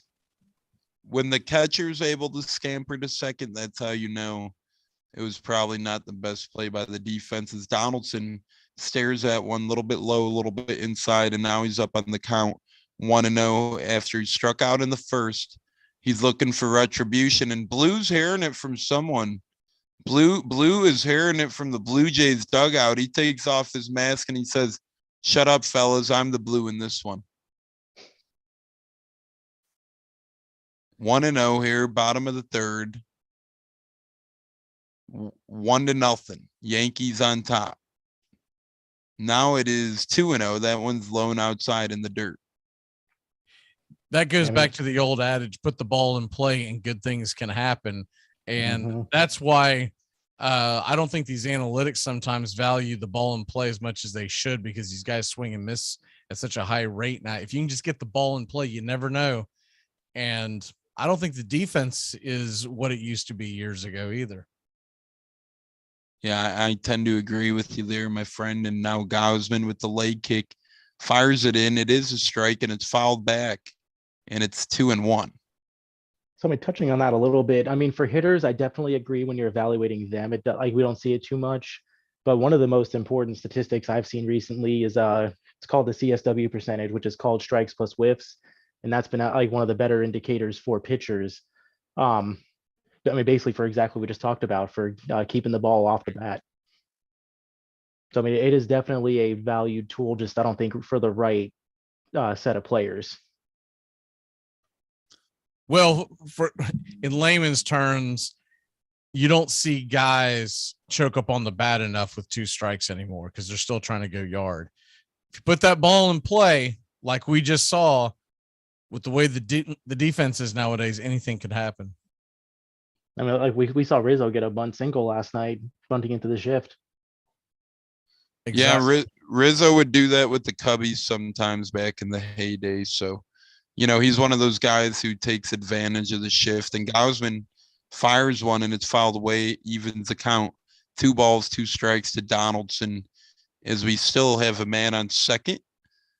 And the Yankees are trying to do more damage and push Trevino across. You're probably going to need a pretty good poke or a decent one in the gap to get Trevino across. I don't think your slow rolling single or your standard single to the outfield will be enough to get Trevino in, as he doesn't have fast and the furious type wheels. But here we are, 2-2. Gausman makes his way to the plate, swung on and fouled, barely gets a piece of it to keep it 2-2. Donaldson.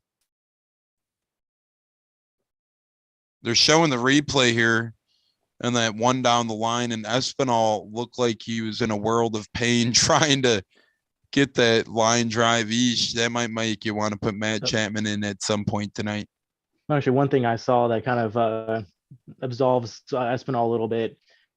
So Falefa got it off the inside of the bat, and then the ball hit off the kind of rolled and hit off the barrel, so it came off like a slider almost. So I mean, that ball curved coming off the bat. Not something you see a lot as a third baseman.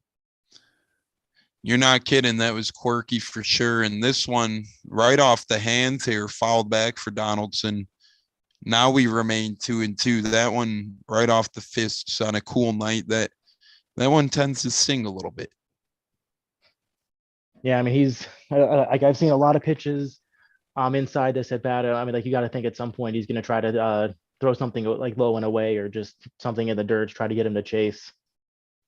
Yeah, I couldn't agree more. He's going to try and corral something here, come up with something here to get him to chase and go a little bit outside the box here. But Gausman, nonetheless, chomping his gum, 2-2 count, 1 out, bottom of the third. Yankees up 1-0, man on second.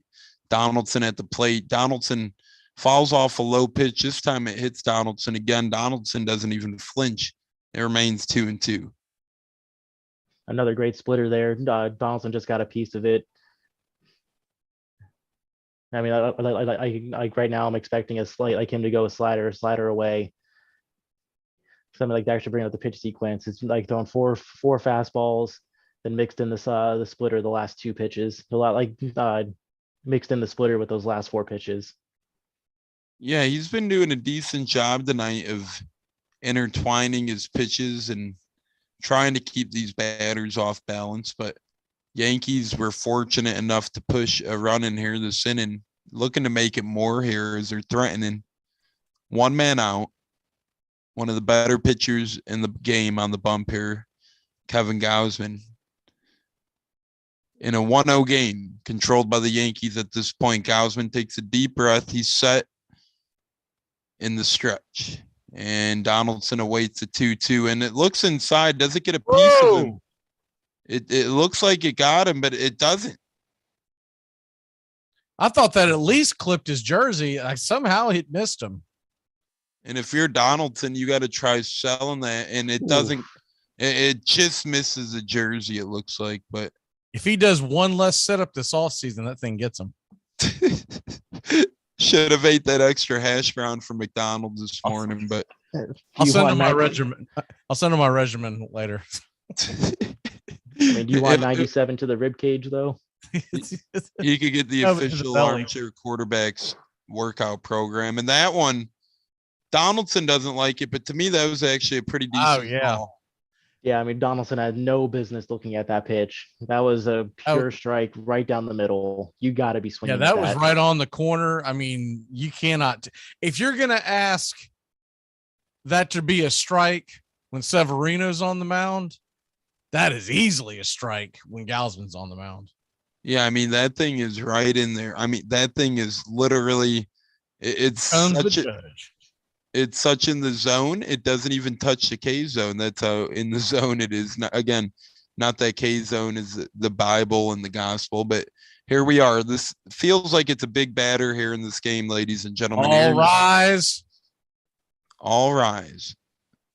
I love it. Yeah, you know, I could judge pitches. I used to be an ump back in my heyday. Way back, I used to 10, 11, 12-year-old league. It was a fun time. I do not envy you. Yeah, not for the kids, but the parents. Man, that can be a whirlwind. The umps never win, man. It's, you know, I did it a couple of summers, and I've told this story before, but we had one umpire that umped with us that and it's 1-0, by the way. I routinely was with him. It was when we were doing Little League, it was just 2 umpires, right? And so we would take turns being home plate and then being, you know, essentially every umpire left out in the field, usually set behind second, and then you go to first, and et cetera, et cetera. And this guy would put on a show. And if there was TikTok on right now, he would be a trending star. I'm talking about dancing down the line, screaming, "You're out of here!" It's like 6-year-olds. What are you doing, man? What are you doing? As the count moves to 1-1 for him. Oh man! But some of these kids would be crying. I mean, it was just like, "What are you doing, guy?" I'm surprised we didn't get more parents complain than we did. If it was today, they definitely would have been complaining. But this was 20 years ago, you know, when men were men. When you could do what you want, 1-1. And now Gausman fires a nice fastball at the knees on the inside corner. Strike called. 1-2 here to Aaron Judge. Yeah, I mean, Judge is he's gonna regret that pitch. That was a pitch. Like I've said it plenty of times tonight. You got to swing at those fastballs down the middle. He's down in the count now, and with Gausman's off-speed pitches, he's in trouble. And now it's 1-2. Judge looks on. Gausman looks on. Gausman fires one in there. Same spot, same speed, same location. This time, Judge gets a piece of it, fouls it back, and it remains 1-2. The Yankees here tonight are looking to brave the storm, the literal storm, and they took a 1-0 lead early here on against Kevin Gausman and the Toronto Blue Jays. Judge is looking to add to that, keep tacking on for Luis Severino in the bullpen. Eventually, Severino's already over the 40-pitch mark. And Gausman throws one, and Judge gets a piece of it. Deep fly ball, but a good chunk before the track, still routine out. So that puts us to the top of the 4th. Armchair Quarterbacks Radio, Stephen McGee and Tones, Blue Jays, Yankees, 1-0 Yankees. Now, if you want to crown them, but they are who we thought they were, and we let them off the hook. ACC football covered like no other here on the Armchair Quarterback. Against the blitz. Touchdown, Florida State. Preston scores the touchdown. And now it's Bowden's decision. And he sends Maury onto the field right away. Danny Cannell is the holder. Maury. This game is over. A 31-31 tie. A 31-31 tie. A deep throw by Lawrence. A lot of contact. Justin Ross broke free from it. He's down in the end zone. Touchdown, Clemson. Justin Ross, a freshman wide receiver, big, rangy. If you're a fan of the ACC, pull up an armchair. You're home. To protect her home and family in a disaster, Karen was willing to wade through water, mud, and insurance paperwork. Yeah, I can do this.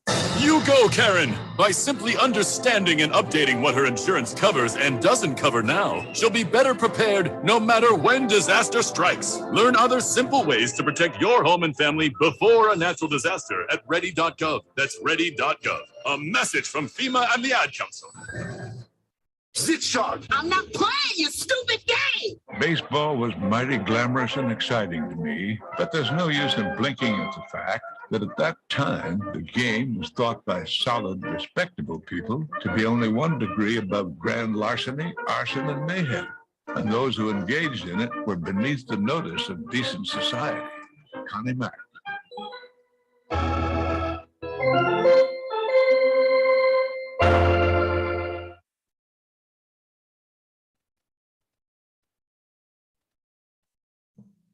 Welcome back here to the MLB Game of the Week. Mac McGee, Tampa Tones, and Stephen Church. Take it away, Stephen. Yep, got top of the fourth here.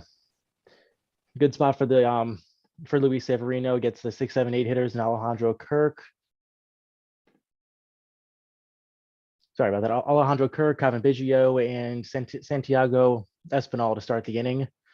Severino winds up and deals. Cutter outside. They're going to call it ball one. Kirk here 1 for 1 on the day. He had that single earlier in the game. Severino, 4-seam fastball outside, misses. Got 2-0 on the count. Starting to get a little shaky here. He has not thrown a lot of strikes today. So far, 57 pitches and only 37 strikes. Kirk is listed at 5'8", 265, by the way, to give you all a visual. Now, I'd say he's probably closer to 5'7", 300, but that's me. All right, quick timeout. Severino set and deals. And he misses low and away again. It's going to be 3-0 to Kirk. Not a great start to the inning here. I expect to get someone's going to get warmed up in the bullpen for the Yankees sometime soon.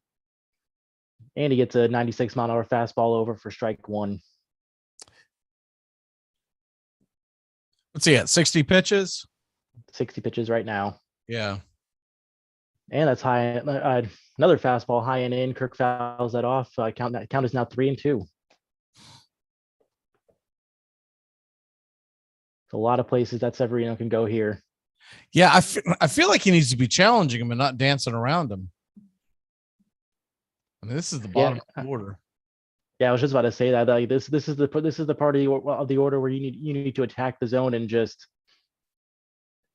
bet on your chances. I mean, Kirk's sitting 167 on the year. This is Biggio's first game of the year. Did not look strong last year. Yeah, this is really the time you need to be attacking the lineup. So we got no outs, runner on first base, and Kevin Biggio steps to the plate. Yeah, you got to start attacking the zone here if you're Severino. You're up over 60 pitches now, no outs in the fourth. You're getting into murky waters. And first pitch is inside corner, 95 miles an hour, strike one. That's exactly what we're talking about. Just start attacking the hitters. Attack this part of the lineup. Try to get a double play here. And that's a beautiful job there. You definitely don't want that lineup to flip over and have anybody on. You want to get in and out of this inning before Springer and company come up. No, not at all. All right, Severino now. It's 0-2 to Biggio. He gets set. And the pitch. Biggio fouls it off. It was a changeup on the outside corner. And you notice with Biggio here, he's having a decent 2-strike approach. We'll see if he could capitalize with it, but a good job there of not overswinging on a ball that could have been overswung at, fouls it off, gets a piece of it, and remains alive.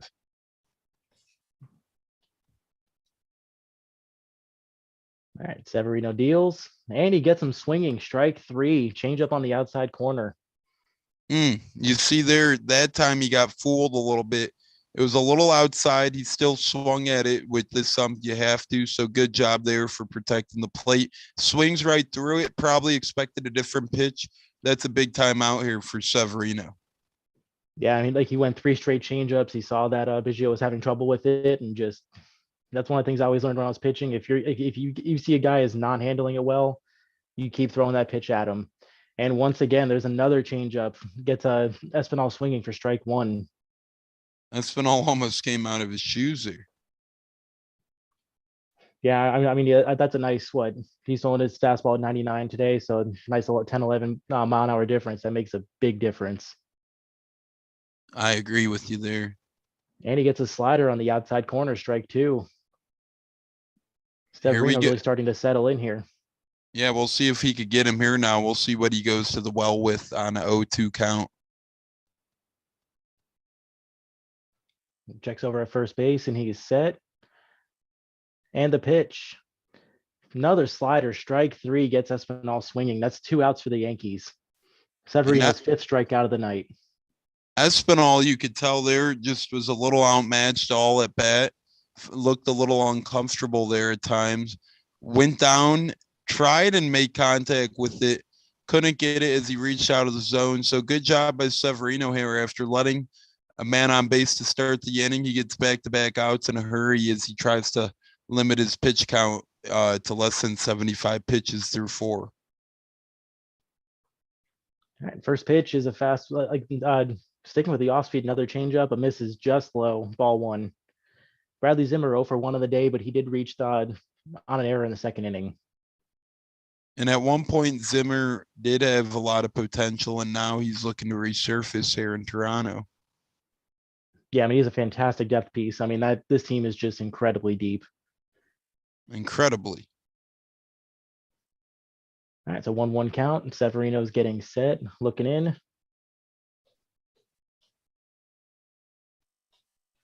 And Zimmer flies it up, left field. Hicks under it, and that'll end the inning. We'll stay here. We'll stay here quick. Urban Dern, your frazzle dazzle. Cars from all over America come to find a new home in Florida, just like you. I moved here after the draft, football. I noticed there was one thing missing from this great town, a celebrity-endorsed used car shop. That's why I founded BJ's Used Autos. Every one of these beauties is freshly painted. They look brand new. We have new models coming in every morning, usually around 2 a.m. We can get you anything. And if you see a car that dreams, tell us. We can acquire it for you. I've taken the skills I've learned as a pro football player to the used car business. Smash, grab, and run like hell. I'm tackling low prices with hot cars. 2 teams dominated the 90s, the Boston Bean Eaters and the Baltimore Orioles. Boston, led by Billy Hamilton and Hugh Duffy, pioneered what would be called the inside game. But the Orioles perfected it. Sacrifice bunts, squeeze plays, double steals. They fought and struggled for every run. In an era of dirty baseball, the Orioles delighted in being the dirtiest. The Orioles were one of the greatest teams ever assembled. Dan Bruthers, the broad-shouldered first baseman, was the greatest power hitter of the 1880s, bettering 314 seasons. Wee Willie Keeler in right field was the game's preeminent place hitter. Asked for the secret of his success, he answered, "Keep your eye clear and hit them where they ain't." He once managed at least 1 hit in 44 consecutive games. The shortstop was Huey Jennings, known for his distinctive yell as "Ee-ya." In 1896, he hit .401, stole 70 bases, and set a record in his specialty. He managed to get hit by pitched balls 49 times. Between seasons, he practiced long.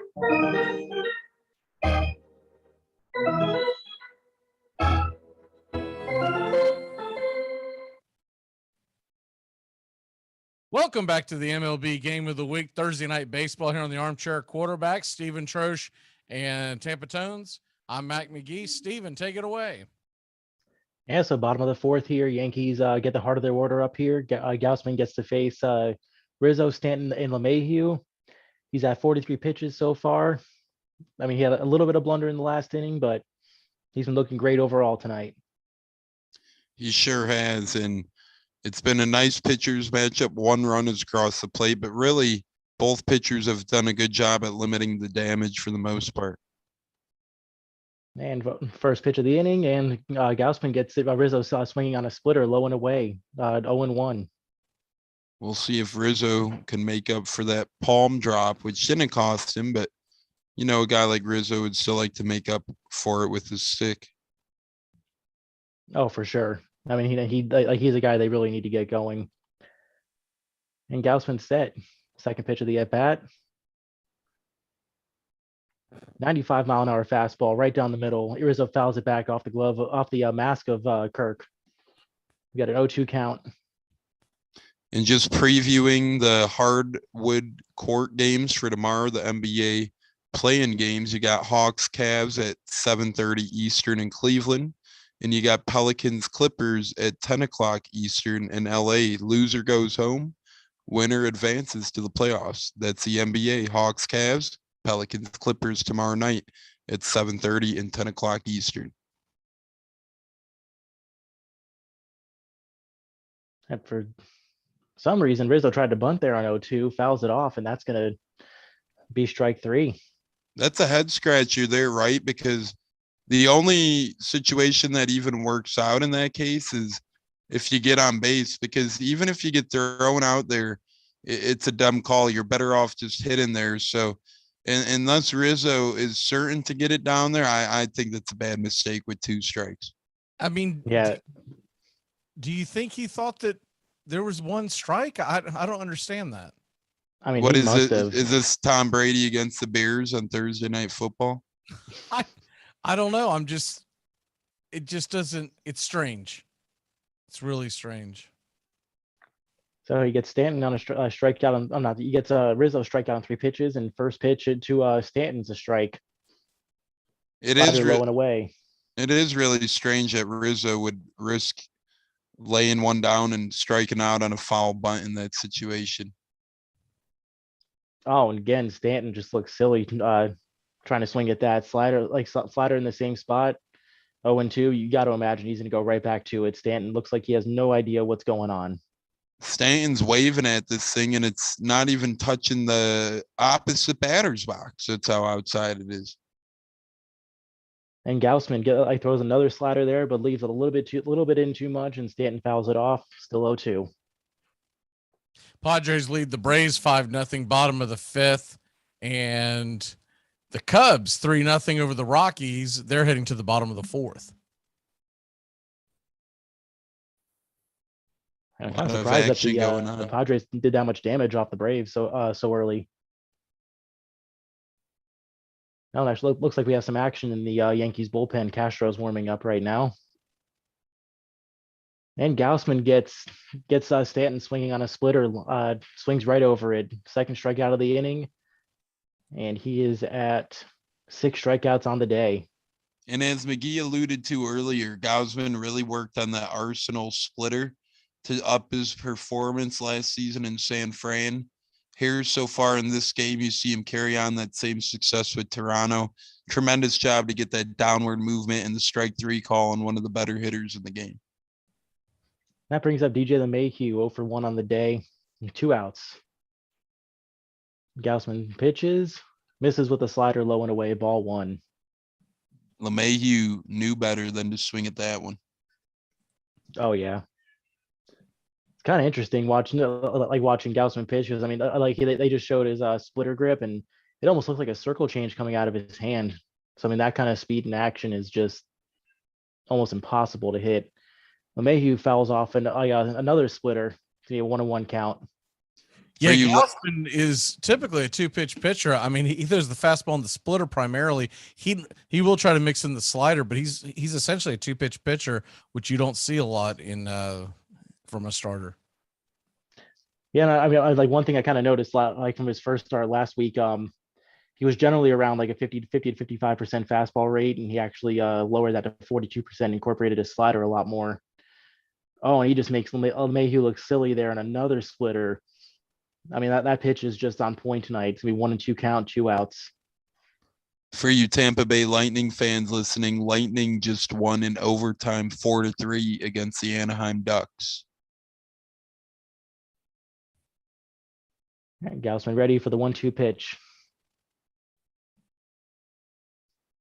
Misses low and away with the fastball. It's going to be a 2-2 count. 2 outs, bottom of the 4th on the Armchair Quarterbacks radio.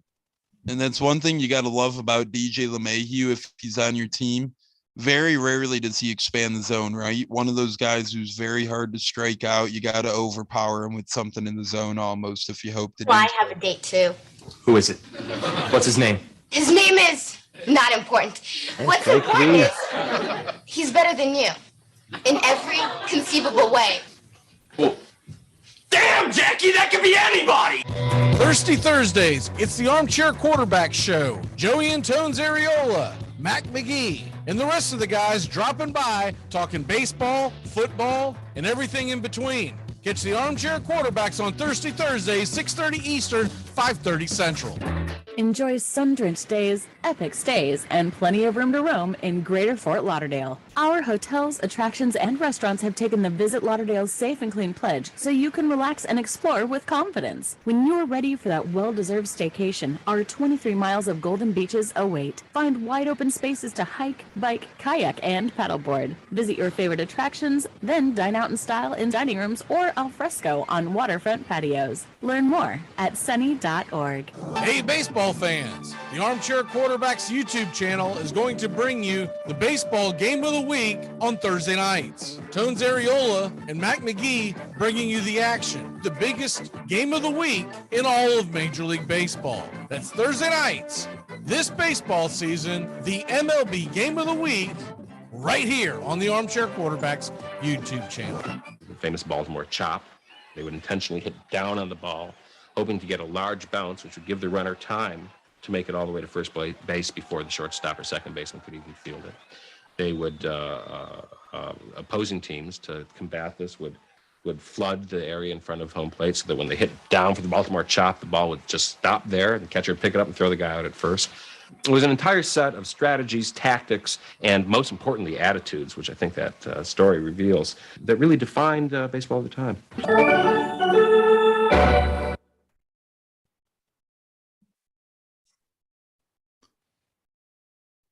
Welcome back here to Major League Baseball, Thursday night baseball, MLB game of the week.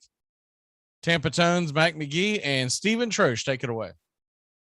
Yep, we're here in the top of the fifth inning, top of the Blue Jays order coming up here with Springer, Bichette, and Vlad. Still waiting to see if Severino made it out for the fifth inning. They had Miguel Castro warming up in the bullpen. So we expect to see him sooner rather than later. Severino actually still in the game. And Springer fouls it off for strike one. And I'm guessing this is definitely Severino's last inning. Oh, for sure. His pitch count's up there. I mean, they don't want to burn him out too quickly in the season. Nope. This is his second outing, right? And I believe I read that they were gunning for running 85 pitch count. So he's about 10 away from that. So if he has a quick inning, they'll let him get through the entire inning.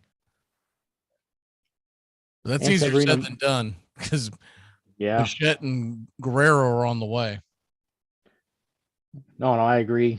Severino missed that changeup down low. It's be 2-1 count. And he comes back and gets Springer looking for the fences there. Fastball outside, 2-2. Springer off to a massive start. He's batting .345, 2 home runs with a 1.042 OPS. He's phenomenal. And Springer pops that up. It's going to be out to the second baseman. LeMahieu under it. That's out number one. That's going to bring up Bo out there. Yeah, right when I say he's phenomenal, frickin' pops it out. It's the curse. You just can't help it. The curse of the Tones. It's better than the curse of the Bambino. Depends who you ask. 99% would say the Bambino, but man, Severino with a filthy slider in there. She gets strike one on Bichette. And he's going to miss low and away with the cutter for ball one. You see him working quick and efficient now as he's really dialing things up. Yeah, I mean, he's starting to get into a groove here. Really good to see if you're a Yankees fan. Tremendous. And Bichette's going to ground that right back to Severino. Easy play to Rizzo, who catches it this time. 2 outs. So now he's just sitting at 79 pitches. You almost wonder what I believe this is probably his last inning, but if he gets through this pretty quickly, Boone might send him back out there for the 6th just to see how he starts it off. I mean, I think that's going to be risky. I mean, like as we saw yesterday, Kershaw got pulled from a perfect game at 75 pitches. These managers are being extra stingy with their starters this year. It was 80. That was enough. also 7 innings. So, and he gets Vlad looking there with a cutter low and away, strike one. Severino set, deals for second pitch, and Guerrero swings right over it. Slider, same spot, 0-2 count. He's got him right where he wants him. He's got him. He's got punch out ability here if he could convert. All of it, like the fans up in Yankee Stadium, they're up on their feet. They're wanting the strikeout here, and he misses low and low, hits the dirt. That's gonna be 1-2 count to Vlad Guerrero. Ohtani continues his rough go. He has 6 earned runs through 3 2/3 innings pitched tonight. People are sleeping on that Texas offense. They have a lot of firepower in there. If he can get Guerrero here, he'll qualify for the win as well. That is true, assuming they keep the lead. Right. And he deals, gets him swinging, strike 3. Nasty. Change up low and away. Don't be nasty. We'll be back in the bottom of the 5th, right here on the Armchair Quarterback Radio. That's East River. You're swimming in the East River, the most heavily trafficked, overly contaminated waterway on the eastern seaboard? Technically, Norfolk has more gross tonnage. How could you swim in that water? I saw a couple of other guys out there. Swimming? Well, floating. They weren't moving much, but they were out there. Hey, Braves fans, the Armchair Quarterbacks YouTube channel are bringing you Braves baseball all season long. Hi, I'm Mac McGee, and I'll be bringing you Braves baseball play-by-play for the Braves fans out there, for all of Braves country. So pull up an armchair and join us for Braves country baseball, first pitch to last pitch, Tuesday and Friday nights, right here on the Armchair Quarterbacks YouTube channel. This is Jim Rome. Join me in the jungle for your phone calls and the biggest names in sports. Stop by weekdays, noon until 3 Eastern, 9 to noon Pacific.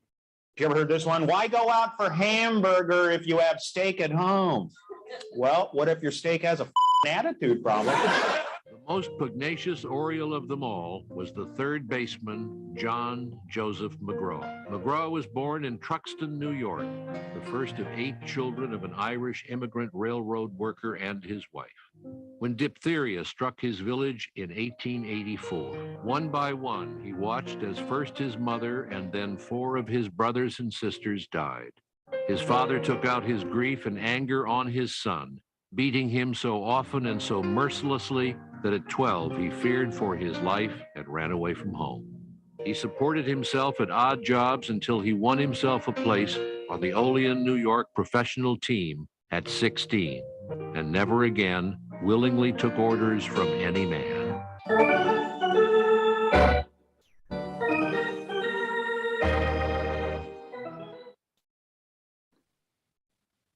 And welcome back to the Armchair Quarterbacks Radio, where we have the game of the week here, Toronto versus the Yankees. We are in the bottom of the 5th. The Yankees up 1-0, and a true pitcher's duel. Only 4 hits so far. Luis Severino and Kevin Gausman both looking fantastic. Fantastic indeed. And as I mentioned, the Lightning won. That actually clinched him a spot in the playoffs tonight. So the Lightning, looking to make it 3 in a row in the world of hockey, they clinched their way into the playoffs yet again tonight. And so first bat of the inning is going to be Joey Gallo, number 6 hitter for the Yankees. It's and a he's little going to different foul off. having the hockey playoffs start 2-3 weeks after the basketball playoffs. Yeah, and it's crazy how much hockey the Lightning have played in the past couple calendar years because of how things fall out with the pandemic. That's crazy. They're not even the best team in Florida right now.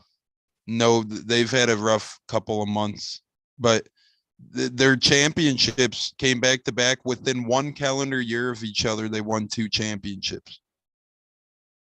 Yeah, you got to give it to them out there. Until the count now is 0-2. Gallo swung and missed at a fastball on a second pitch. What else is new? 0-2 count here for Gallo.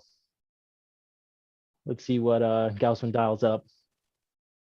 Fastball up and in, and Gallo's going to fly it out to center. And Zimmer under it. That's out number 1. That's one. Top of the 9th, Miami leads Philadelphia 4-3 with Philly threatening man on.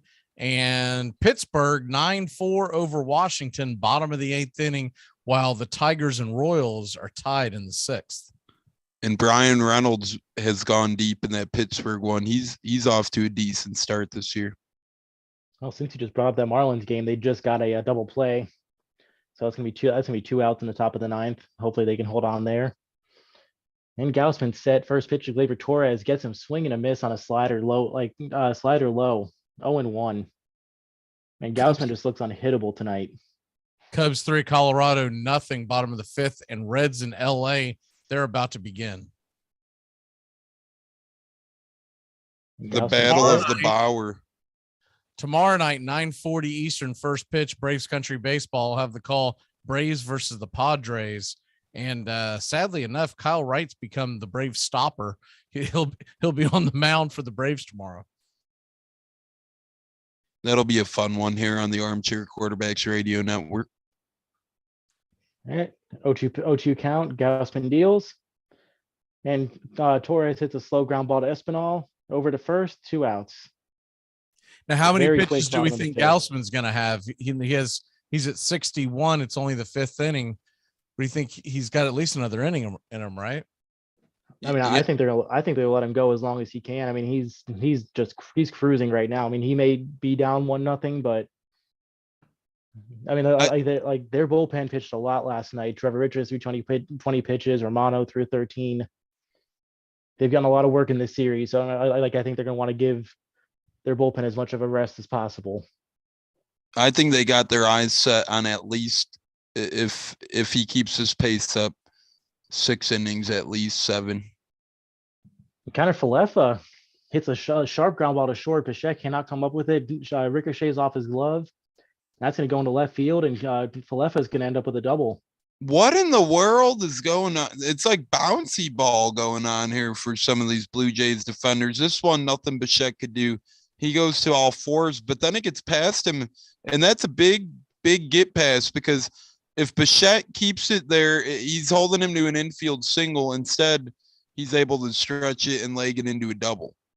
That was some friendly box scoring. They're going to give Falafel Waffle a base hit on that. I think that was probably an error, but that's 2 hits for him tonight. Huge. No, I mean, that was definitely a hit. I mean, I think it'd be, if anything, like a hit and then reach second on the error.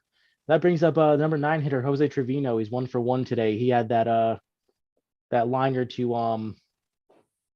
Espinal, and he gets a little check swing there, fouls it off, 1-1, or 0-1 count. As of right now, they have not given him an error. So, yeah, that is very favorable. To my point, it was some. So I don't know if they're going to try to say that was a double, because I'm with you. You got to give him an error. All right, Gausman looking in. Blows a fastball by him, up and in. 0-2 count. Gausman's doing a great job of getting ahead in these counts. I think what saved Bichette there is the fact that he was in the hole and had to go to the ground. Oh yeah, no, I mean, especially with someone like with Falefa's speed, you got to be extremely on your toes. I guarantee if Bichette tells you he should have made that play, that's a play Major League Baseball shortstop should make. Trevino, same thing, bloops it into left center, and that's going to score Falefa. 2-0 Yankees. So that Who would have play thought coming into this game that Trevino would be all the offense? 2 RBIs so far. That play equated to a run, right? Because if Bichette's able to stop that, 100%, that run doesn't score. If anything, if Bichette stops that run's only at second, because he's only able to move up 1 base there on his short pop fly. But now instead, you get a 2-0 lead. Great job there by the Yankees. And that is the second hit tonight that Trevino has fisted into the outfield, and it's turned into a hit and an RBI and a run by Falafel Waffle. He was an underrated part of that IKF trade, getting Jose Trevino. I mean, like you said before, like if you put the ball in play, good things will happen.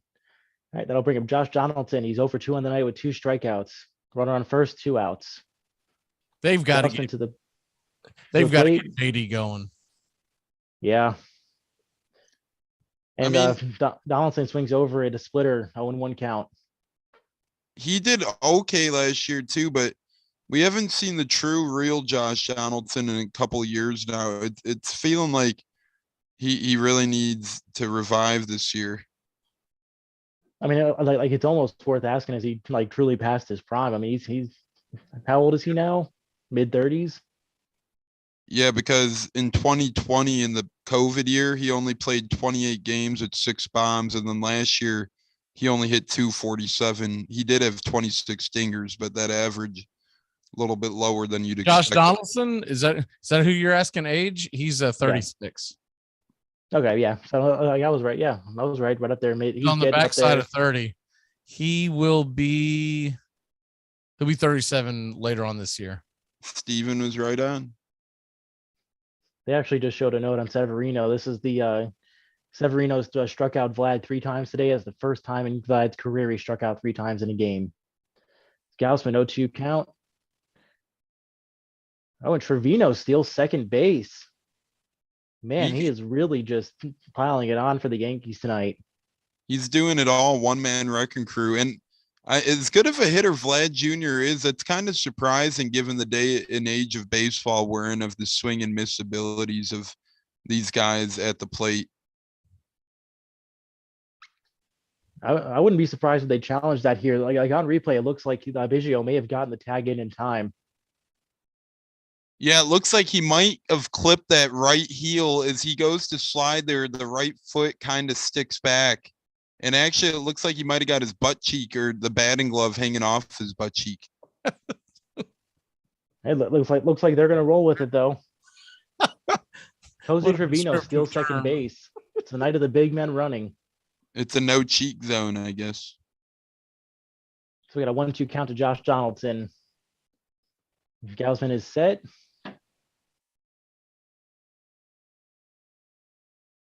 And he gets him swinging. Like another splitter. That'll be strike 3. Gaussman is just on fire tonight. We'll be back here for the bottom of the top of the 6th inning on the Armchair Quarterbacks Radio. Fatigue makes cowards of us all. You can't play fatigued. Therefore, it's up to you to be in prime physical condition. You've got to keep yourself in prime physical condition, because a fatigued player is a coward. When it came to Tallahassee, the only good thing was the band. But now them Fighting Seminoles are the best team in the land. Bobby Bowden, you're the coach for me. Bobby Bowden, please stand down and see. Them Gator fans used to joke and clown when Florida State would come to town. But they stopped laughing thanks to Bobby B. Tom has been a teacher for over 40 years. One day, I think one of the students had asked the question and he didn't remember the answer. And I also noticed that he was letting his class out earlier than they were supposed to let out. I was really starting to worry. Levi and I talked about how it would change our lives, but he was there beside me. When something feels different, it could be Alzheimer's. Now is the time to talk. Visit alz.org/ourstories to learn more. A message from the Alzheimer's Association and the Ad Council. He batted .321 or better over 9 consecutive seasons and stole 436 bases. Although he was short and weighed barely 120 pounds, he tripped opposing runners on the base paths, blocked them, spiked them, and rarely complained when they did the same to him. We'd spit tobacco juice on a spike wound, he remembered, rub dirt in it, and get out there and play. Mayhem seemed to follow John McGraw wherever he went. When he got into a fistfight with the opposing third baseman in Boston in 1894, both benches emptied. Fans began brawling. Someone set the stands on fire, and the entire wooden ballpark and 170 neighborhood buildings went up in flames.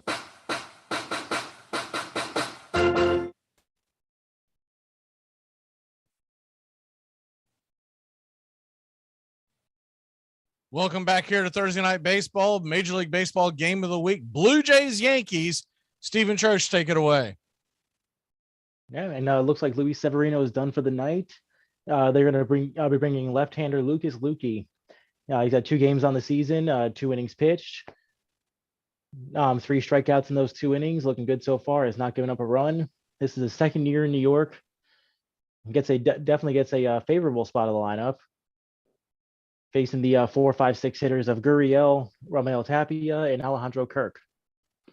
Blue Jays only 2 hits on the night. Hopefully, with Severino out of the game, that they're gonna look to get something going.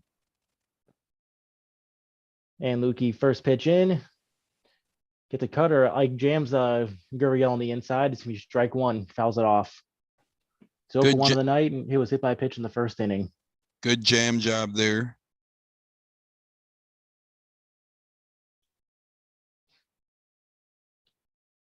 Getting the ball on the inside there and really doing a good job and making him really have nowhere to go with the ball as a batter.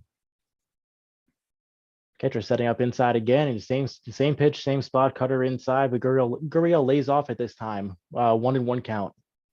He said my hands would hate me if I swing again, so I'm not going to even risk that. And good job of laying off there for the hitter. A fair hitter at that. I'm surprised he's still in after getting hit on the hand earlier. Lukey, same spot, and actually gets it over the plate this time. Gurriel swings and misses, 1-2 count. And as McGee alluded to, tomorrow night, join us for Padres Braves, 9:40 Eastern on Armchair Quarterbacks. And then Tuesday, we'll be back with Dodgers Braves at 9:10 or 10:10 Eastern. I'm sorry, 10:10 Eastern on Tuesday. Tomorrow will be an exciting game with that'll be a Lukey gets him looking with that cutter again. 4 cutters in the row. Lourdes Gurriel strikes out. 1 out in the bottom of the 6th inning, top of the 6th inning. My bad. Just nasty there. Way to start off there. But yeah, back-to-back late ones as we got San Diego tomorrow, 9:40 Eastern, and then on Tuesday, 10:10 Eastern against the Dodgers. And then next week's game of the week, Thursday, we got Pirates at Cubs, 7:40 Eastern. So that'll be a fun one. That's your quick little schedule look as we got Braves Padres tomorrow, Braves Dodgers Tuesday night, and Pirates Cubs a week from tonight. And the first pitch of the at-bat to Tapia.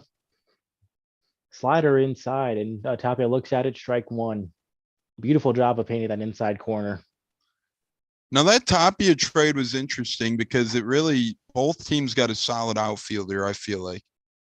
So I think I got some clarification of why Rizzo tried to drop that bunt earlier. Let's hear it. Check this out. It was being reported that at the time there was only one player in the infield with his cleats on the dirt, and that was Vladimir Guerrero Jr., the first baseman. Makes sense. So you had 4 outfielders and you had 2 infielders backed up on the grass. So you essentially had 6 outfielders. And so that's why he took his chances, because there was literally no one there to make any kind of a play. All he had to do is get it somewhat fair. Yeah. All right. So that's 2 outs there. Ramel Tapia struck out on a slider. He just looked absolutely silly trying to hit it. 2 outs for Lukey. Brings up Alejandro Kirk. And he misses with a cutter inside, ball 1. Kirk is 1 for 1 on the day. Reached base twice, though, with a single and a walk. And now Lukey is set. And the pitch. Kirk fouls off another cutter back. It's going to be 1-1 count. And Kirk sees what Trevino's doing tonight, so he's trying to get himself into the mix of the catcher's battle. He's 1 for 1 along a walk, so both catchers having pretty effective nights so far. Oh, 100%. Kind of interesting to watch Lukey pitch. I mean, he's had 10 pitches so far and has not thrown a fastball. I mean, people say a cutter is a fastball, but that's still an off-speed pitch to me. Throws another one inside to Kirk. He fouls it off, 1-2 count. Yankees pitching is just looking dominant tonight. They're going right at him. They're not wasting any time. I mean, Severino had some early walk trouble, but as the game went on, he got going. Yeah, and I mean, especially considering all those injuries and how little he's pitched in the past few years. Tonight's performance is a huge sigh of relief for Yankees fans and the club itself. They have a lot to look forward to if Severino can repeat this performance. And Lukey to the plate. Kirk's going to foul it off again. Cutter low and away. Still 1-2, 2 outs, top of the 6th inning. Kirk doesn't want to go down easy. He knows that it's getting later in this ball game here, so pretty soon the Blue Jays are going to have to try and pile some hits together and push at least 1 or 2 across. Yeah, and I mean, the hope is they can get through. They can get a couple more batters in so they can start the next inning at the top. Lukey deals again, and Kirk's going to foul off another off-speed pitch, slider low and in. Just chops it into the third base dugout. Still 1-2. Yeah, and he's pretty confident here ahead of the count, so you have to wonder if he's really going to try and go out of the zone one of these times and try and get Kirk to swing after fouling off a couple.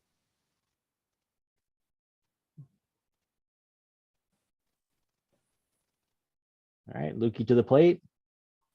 And he misses with a curveball low and in. It's going to be 2-2 count. I thought he would try one that was a little out of the plate. He tried it there, couldn't get him to bite, but I do like the idea. Yeah, he just missed on the execution there. Got a little bit on top of it and kind of bounced it in there. A little better execution. We could have had a swing and strike. 2-2 count. Fans at Yankee Stadium are standing once again. Lukey to the plate. Good take by Kirk. Cutter low and away. Going to be a full count. He's really pushing the envelope here now, and it'd be nice for the Blue Jays here is they're down 2. So anytime you get a runner on when you're down 2, tying run steps to the plate, and with the Blue Jays lineup, all these guys could go one swing over the fence. Let's see what he dials up here on 3-2. That's going to be a cutter up and away, like up in the zone, and Kirk's going to shoot it into right field for a 2-out single. That's going to bring up Kevin Biggio. Hopefully they can get some kind of rally started here. And you could see Ludge pretty unhappy with himself there, letting up the Kirk single after being ahead of the count 1-2. Kirk does a great job of battling there, and he's on base for the 3rd time today. Yeah, no, I mean he done a great job of keeping that cutter low in the zone and getting Kirk to foul it off, but he left it hanging there and could have been a lot worse. But the inning continues. That brings up Kevin Biggio. He is 0 for 1 on the day with a walk and a strikeout. Lukey delivers.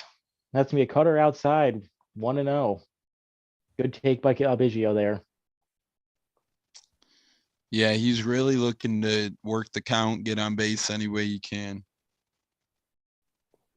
And from what I'm seeing here, Lukey's game is just not to throw much over the plate and just get hitters chasing. And that's going to be another foul ball. He left a cutter hanging over the middle, but he got away with it. And he's lucky that one. Count. He's lucky that one ends up poking foul, as Rizzo would have been all over that thing for the easy out at first if it did not get foul. Oh, yeah. Miguel Castro warming up in the pen. Looks like he'll be coming in the top of the next inning. Feel like he's been playing up, down all game. So 1-1 count to Biggio. Gonna get a slider in there right over the heart of the plate. 1-2 count, 2 outs.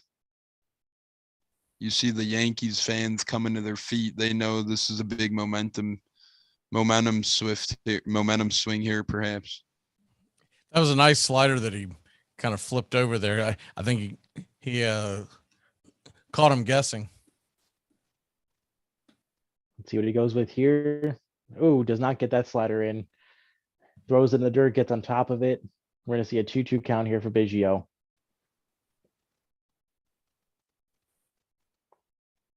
2-0 top of the 6th inning. Hawks Cavs tomorrow night. Who do y'all like? I got the Hawks there. I'm going with the Cavs. If Colin Sexton was back, it'd be a different story, but I think the Hawks are just a superior team at this point. And Lukey gets Biggio to foul that one off. It's going to stay at 2-2 count. Pels Clippers? I got the there. Yeah, I got the Pelicans in that one. I'm really surprised the Nets couldn't pull off the win over the Cavs. Do what? Never mind. I was thinking the wrong game. Okay, I was about to say the Nets did beat the Cavs. This play-in tournament just throws me for such a loop. I don't really get like used to the it. setup. I think that it needs to be adjusted. We were talking about tonight on the pregame show that it's strange they don't have a game tonight. They need to break it up where there's a game tonight and a game tomorrow night. Oh, it's just it's clunky. Yeah. All right, here. So full count, top of the 6th inning. Lukey is set. And the pitch. Gets Biggio swinging, strike 3. That'll end the inning. We'll be back for the bottom of the 6th inning here on the Armchair Quarterbacks Radio. I'm a gigolo. How much do you think I could charge at night? Here or in Japan? Forget Japan. How much would you pay? Oh, I don't know. $1? I think I'm worth at least $300. Oh, I don't think so. For all night. I know. You're a gigolo. Yeah, well, you hired me. I'm the victim here. Did I force you into this life? Yes. You and every woman like you. Geico knows there are many reasons why you ride. From the exciting adventure of the daily commute to the peace of mind that Geico always has your back with 24/7 access to claim service and legendary customer service. But Pamela Mund had one reason in particular. My skin is extremely averse to most fabrics, except for the soft, buttery feeling of leather. Thankfully, I found my clan of leather lovers in the biking community. It's been life-changing. Geico Motorcycle. 15 minutes could save you 15% or more. Hey, baseball fans, the Armchair Quarterbacks YouTube channel is going to bring you the baseball game of the week on Thursday nights. Tones Areola and Mac McGee bringing you the action, the biggest game of the week in all of Major League Baseball. That's Thursday nights, this baseball season, the MLB game of the week, right here on the Armchair Quarterbacks YouTube channel. Laborers leave the shade and quiet of a shop for the sun and fury of a ball ground. They stand and they exercise for hours. They attest that they mean to be men and not machines. Athletic games carry men back to their days of childhood. There is indeed, morally, a home base in all of them, as there is literally in baseball.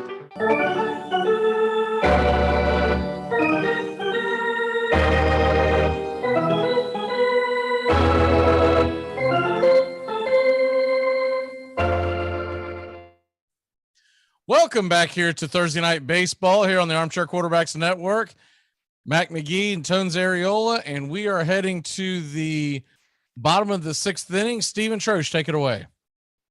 And Gausman's going to have a tough task here. He's got to face the heart of the order for the Yankees, Aaron Judge, Anthony Rizzo, and Giancarlo Stanton. Combined 0 for 6 on the night, but maybe a third time through the lineup, that's when they'll get a hang of it and start to get some offense going. Yankees up 2-0 on the Blue Jays in the bottom of the 6th inning.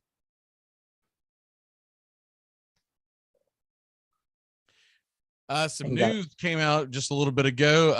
Agreement has been reached to nullify the sale for Tom Brady's final touchdown ball that went for $518,000 at auction. That guy is rejoicing.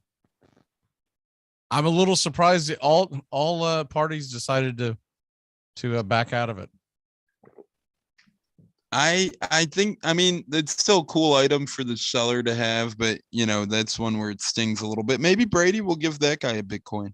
Maybe the seller has another interested buyer. He says, yeah, sure. Why not? I'm about to sell this thing for $750. Nah, Brady's going to come out with his own crypto and give him a Brady coin. Speaking of NFL, earlier today, AJ Green is returning to Arizona. That's good news for Kyler Murray. Gausman 0-2 count, and he strikes out Aaron Judge, splitter, inside corner. That's his 9th strikeout of the night. He is dealing, and I know he's down 2-0, so technically on the losing hook right now through 5 1/3 inning here, but his strikeout pitch is moving tonight. He has 9 Ks on the night in just 5.1 innings. and he's been motoring. As the game gets going, he's been looking better and better. Gausman right now is throwing what is known around Major League Baseball as a DeGrom. He is absolutely dominant, but still getting no offensive support. Down 2-0, and that brings up Anthony Rizzo to the plate, 0-2 on the night. And he takes a fastball over the middle, strike one. If I'm Rizzo here, I try and turn on that because the later you get in the count with Gausman, the harder it gets. Yeah, I mean, Gausman has done a fantastic job of getting ahead in these counts. It seems like every single first pitch is a strike. Correct. And he gets him swinging on the splitter there, low and away. That is especially tough for those left-handed hitters as it breaks away from them. 0-2 count. See, what would you rather have worked with? A fastball right down the middle on pitch one or that nasty splitter? Oh, no. I mean, if I'm a Yankees hitter and I see a fastball from Gausman, I am swinging 10 every single time. I agree. Except for that one right there. Misses high and away. As we Ball say one. that, it misses high and away. But no, I like if you get a fastball in a zone, in the zone against a pitcher like Gausman, you got to be swinging on it and take your chances on it. You have to. It's a must. 1-2 count. Fastball over the middle. Oh, Rizzo just fouls that back. That could They've have got been that same defense again, y'all. The four outfielders, essentially one infielder, because the two other infielders their feet are on the grass. You don't even have to drop a bunt. You can just do a light swing, and it's still technically not a bunt. Where's the fourth infielder? I mean, I only saw 6 fielders on the screen. There's 4 outfielders. There's 3 infielders, but 2 of the infielders are on the grass. So one of the guys that would normally be in on the playing third base essentially is playing far left field. It looks like a slow pitch softball field. Okay. So you've got 4. Oh, I see it now. Yeah. Yeah. Man, and that's that is what just went on wacky. the first time, and that's why he tried to drop the bunt down. It makes a lot of sense why he did it now. 1-2 count. Gausman misses low with a splitter. 2-2. At that point, I'm trying to drive something down the third base way, and I'm not trying to put a lot of pop into it because I think just about anything's going to be a single, maybe even a double, because it's not like Rizzo's that slow. Yeah, I mean that's just not what the hitters are told these days. I mean, they're told, they're taught to just hit it, not really hit it where it's pitched. It's to just find the sweet spot and get the barrel on it and hope you can get it out of the park. And this is why they have to govern this shift, because it is ruining the game. And he flies out to left field in to Espinal. That's gonna be out number 2.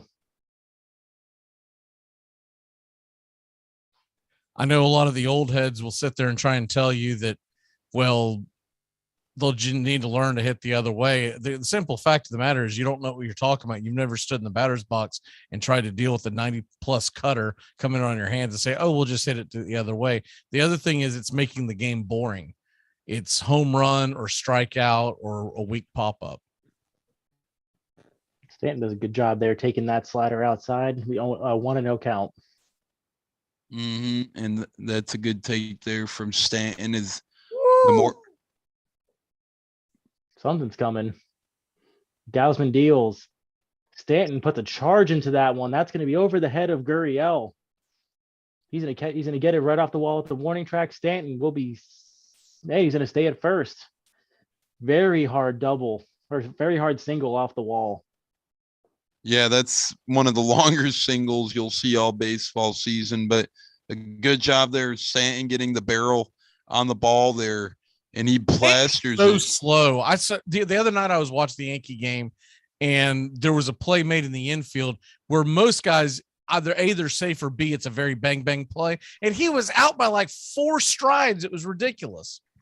I mean, part of it is Stanton just hits the ball so hard. Like I remember I saw him when he was in Jacksonville. And he hit a ground ball so hard, the shortstop didn't even try to field it. He just dove out of the way and said, nope, not even trying. That is a part of it, but he is also incredibly slow. I also think that he doesn't give his best effort for running, probably because of all the injury issues he has. And rightfully so, he probably figures he's better off, he's more important in the lineup than he is standing on second, but he's just so slow. Yeah. All right. That brings up DJ LeMahieu. He is 0 for 2 on the night. He fouled off the first pitch. It's going to be 0-1 count here. 2 outs, runner on first base. Gausman delivers.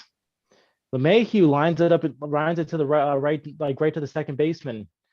Topping up with it. Sam's going to stay at second. 2 outs, 2 on, and that's going to bring up Joey Gallo. He rifled that into right center field. That was a rocket. Even with that, 85% of the runners are standing on third. Very good piece of hitting there. He stayed behind the ball. It was on the outside corner, and shot it into right field. Looks like Gausman is coming out of the game. All right, we're going to take a quick break here on the Armchair Quarterbacks Radio. You can't drink like me. You can't smoke like me. So don't try and be like me. Let's party together. We live in a world now that welcomes and nurtures the screwball in all of us. Hey, it's a new decade, people. Time to get a little nutty. Treat yourself to Screwball Peanut Butter Whiskey, a smooth flavor that combines 2 of America's favorites, peanut butter and American whiskey. So no more social awkwardness. Time to embrace who you truly are. Get out there and make friends. And be sure it starts with Screwball Peanut Butter Whiskey. It's available nearly everywhere. Learn more at screwballwhiskey.com. Infinium Spirits. Please enjoy responsibly. What's going on here, guys? All right, coach. So basically, it was a holding call. But these dudes started me in their fantasy league, which is cool because this dude started our quarterback, but he started our kicker and I started their defense. So it's kind of a pickle. Compromising the integrity of this game with your fantasy football leagues? Listen to me. If there was holding, you make that holding call. I don't care if it was on our team or not. I care about this game too much to let you. Coach, you started their defense too, didn't you? Yeah, you definitely started their defense. Damn right I did. Armchair. My grandfather was a sour old man, and I liked him. He lived with us. But he was out in the backyard throwing a ball when I was a little kid. He's smoking his pipe, and he said, you like baseball? And I said, yeah. He said, what do you play? I said, I'm a shortstop. And he said, that's what I used to play. And I said, you used to play? But a year or so later, I found the local paper did a 50-year anniversary thing, and there was a reprint of a game that he had played in 1892, and it said, Watts. His name was Fred Watts, shortstop. And he had 2 hits. And I thought my grandfather played baseball in 1892. So it's part of existence. It's part of our heritage.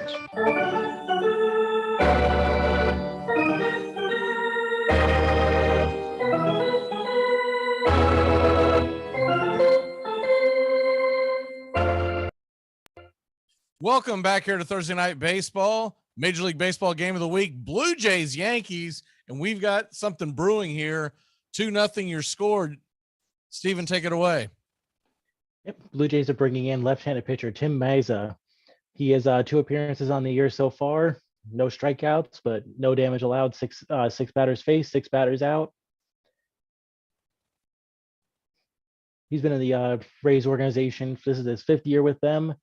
He strikes out about a batter an inning. He's mostly a ground ball pitcher. So we're going to see what Joey Gallo can do here facing the tough lefty. He's 0 for 2 on the night with a strikeout and a flyout. I'd be so tempted for a pinch hitter in this situation. I'm sorry, but this is just this guy. He's a walking strikeout, but we'll see what happens. Yeah, I mean, looking at Meza's profile, this could be in Gallo's favor. He is a heavy fastball pitcher. Mixes in a slider occasionally. Last season threw fastball 71% of the time, with a slider the other 21%, 28%. Doesn't have a third pitch, so we'll see if Gallo can connect on one here. Meza first pitch, and he gets him with a sinker. Strike 1. Looks like that's a new pitch to his repertoire. Gets it right by him there. Yeah, great pitch on low inside corner. 2 on, 2 out, 0-1 count. Yankees up 2-0 in the bottom of the 6th inning. And Meza to the plate. Oh, Gallo looks at a fastball on the outside, like on the up and away. Strike 2. And that's right in his wheelhouse. I don't believe there's anything wrong with them. They would have Aaron Hicks able to come in to pinch it from the right side. And strike three pitches and a strikeout for Miza. And that's going to bring us to the top of the 7th inning. We'll be back on the Armchair Quarterbacks Radio. Hey, what we always call on the game, PlayStation game, what we always call? Heads or tails on the PlayStation game. Tails. All right, then. You should have told him tails. I thought you told him. No, I told you. I thought you knew the special teams always coach. They don't play the PlayStation like us. They don't play it like I thought you told him. That's why I said it. They don't play the PlayStation like us. They don't play it like us. This year, choose a yogurt that's right for you. With 2 grams of sugar per 5.3 ounce serving, Too Good Greek yogurt is too good to be true. So Delicious dairy-free yogurt and Silk yogurt alternatives are delicious plant-based swaps you can enjoy by the spoon or add to recipes. Oikos 000 yogurt and Light and Fit yogurt are tasty, non-fat yogurt options. So many flavors, varieties, and possibilities. Elevate any recipe and your everyday with yogurt. Shop at Target. I'm Amy Lawrence, and I'm up late, always after hours, hanging out with you on CBS Sports Radio. Check it out, 2 a.m. Eastern, 11 p.m. Pacific. It all starts with just one thing. Glass jars can be reused to store food and spices, as a holder for combs and brushes in the bathroom, or as a container for plants and homemade candles, in addition to simply being recycled. Find tips and more at onethingus.com.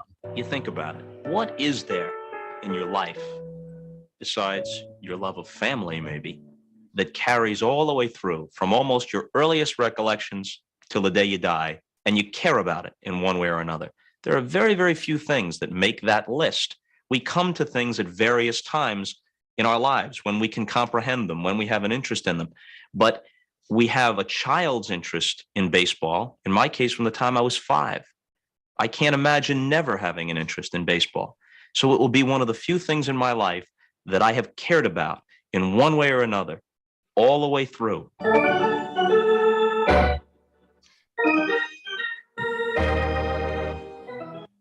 Welcome back here to the Thursday night baseball game of the week on the Armchair Quarterback Radio Network. Tampa Tones alongside Mac McGee, Stephen Troche. We got Blue Jays, Yankees. We've had a pitching battle to this point, 2-0 ball game with the Blue Jays approaching the plate in the top of the 7th, with Espinal, Zimmer, and Springer expected. Severino's out of the game. Gausman's out of the game at this point. Both have pitch effective. Gausman had his strikeout pitch working. Now let's see what the bullpens do. Miguel Castro checks in, 3.45 ERA. He's now the second relief pitcher to enter the ball game for the Yankees, as Lukey pitched last inning, and now it's Miguel Castro. So we'll see if he gets if he's able to sneak by some of these Blue Jays hitters. What are you seeing tonight so far, Steven? Man, the Yankees pitching staff has just been incredible. They've kept the Blue Jays off balance all night. They've been able to get strikeouts in key moments. The Blue Jays are looking like they need a lot. Like they're gonna need a lot of help to pull off the win here. Steven, I know you'll love this because I know you're a big stat guy. They're showing Joey Gallo's hard hit rates 80%. Expected average right now should be 310, but he's obviously far from that. Yeah, I mean, like that just says to me that regression is coming, and we're going to see a streak from him where he's going to hit 5-6 home runs in a week. You also got to feel. I still think anytime that you have these hitters that play in the cold weather early on, you always have to take that with a grain of salt too. Yeah, that is true. I mean, look at Luis Castillo in every single year of his career. Starts off terrible in April and May, but then once the weather gets warm, he is a lights out pitcher. So are you saying he's faking the injury? As it's quickly 1-2 here now in Espinal, as that one misses down and away. I wouldn't say he's faking it, but I'm pretty sure he's happy not to be pitching in April. He's not hurrying back, is what you're saying. Castro looks at the plate, deals just outside 86 miles an hour, and now the count is 2-2. Looks like the strike zone's adjusting a little bit. That would have been a strike 3 innings ago. Castro, of course, remember he came from the Mets, And you won't recognize him if you're watching the Mets last year and the couple of years before that, because he came into the Yankees, and even though he's in the same city, he had to shave and get a haircut. Yeah, and now the count is full. 3-2 here. That shave and haircut gig, sometimes you can never recognize players after it.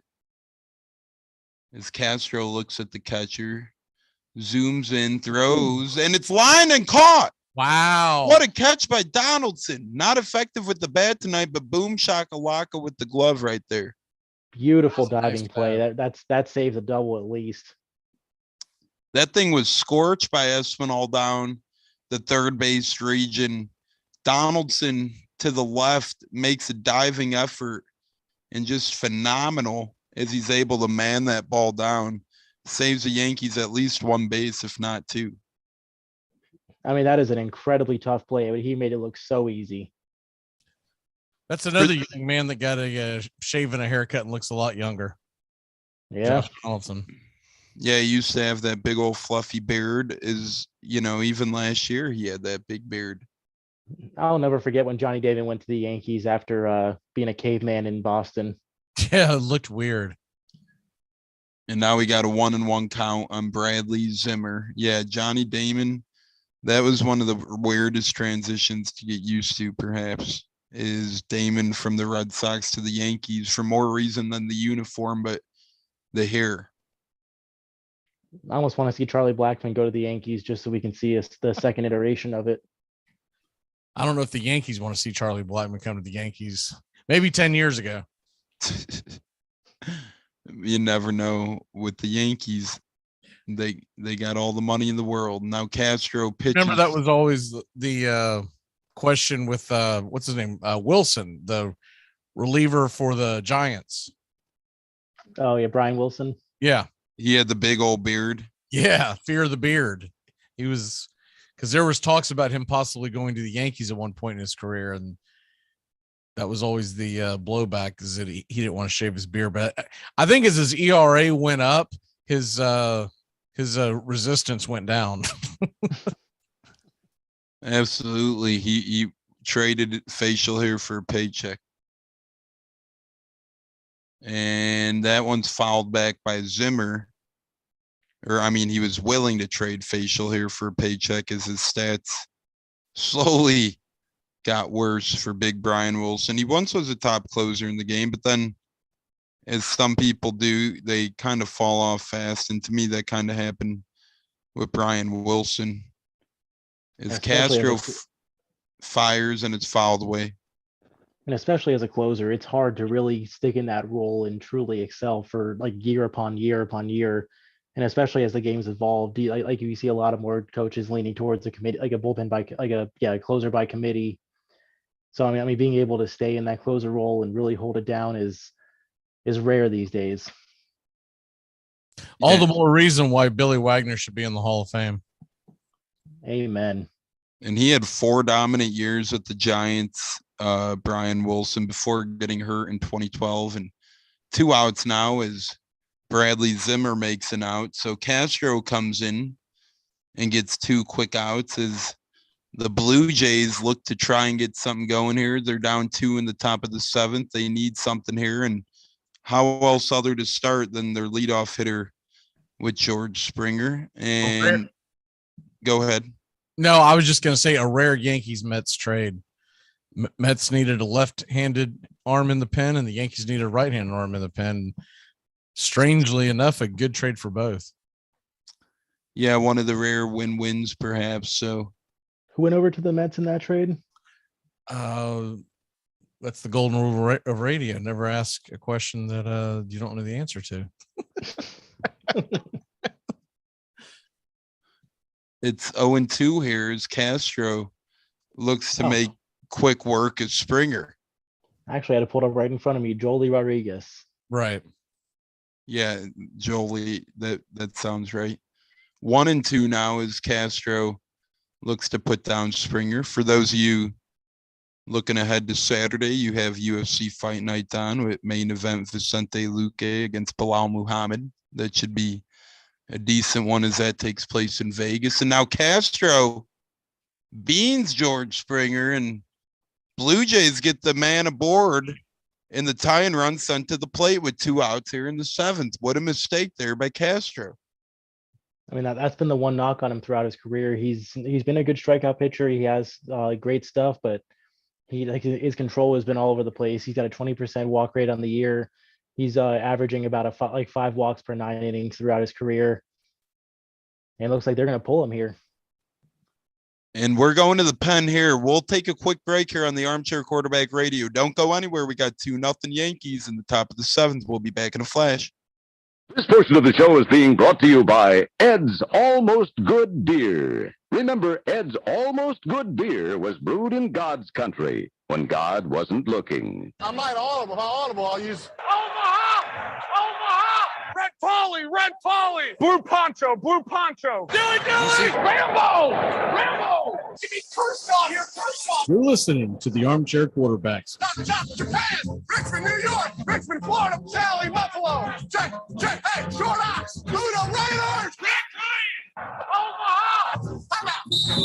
Oh, wow. I'm pretty sure that's going to be there it is. Another flag on the play. Multiple flags on the play. Holding. Offense number 97. That penalty was declined. Touchdown. After the play, unsportsmanlike conduct. Offense number 22. Penalty will be applied to the kickoff.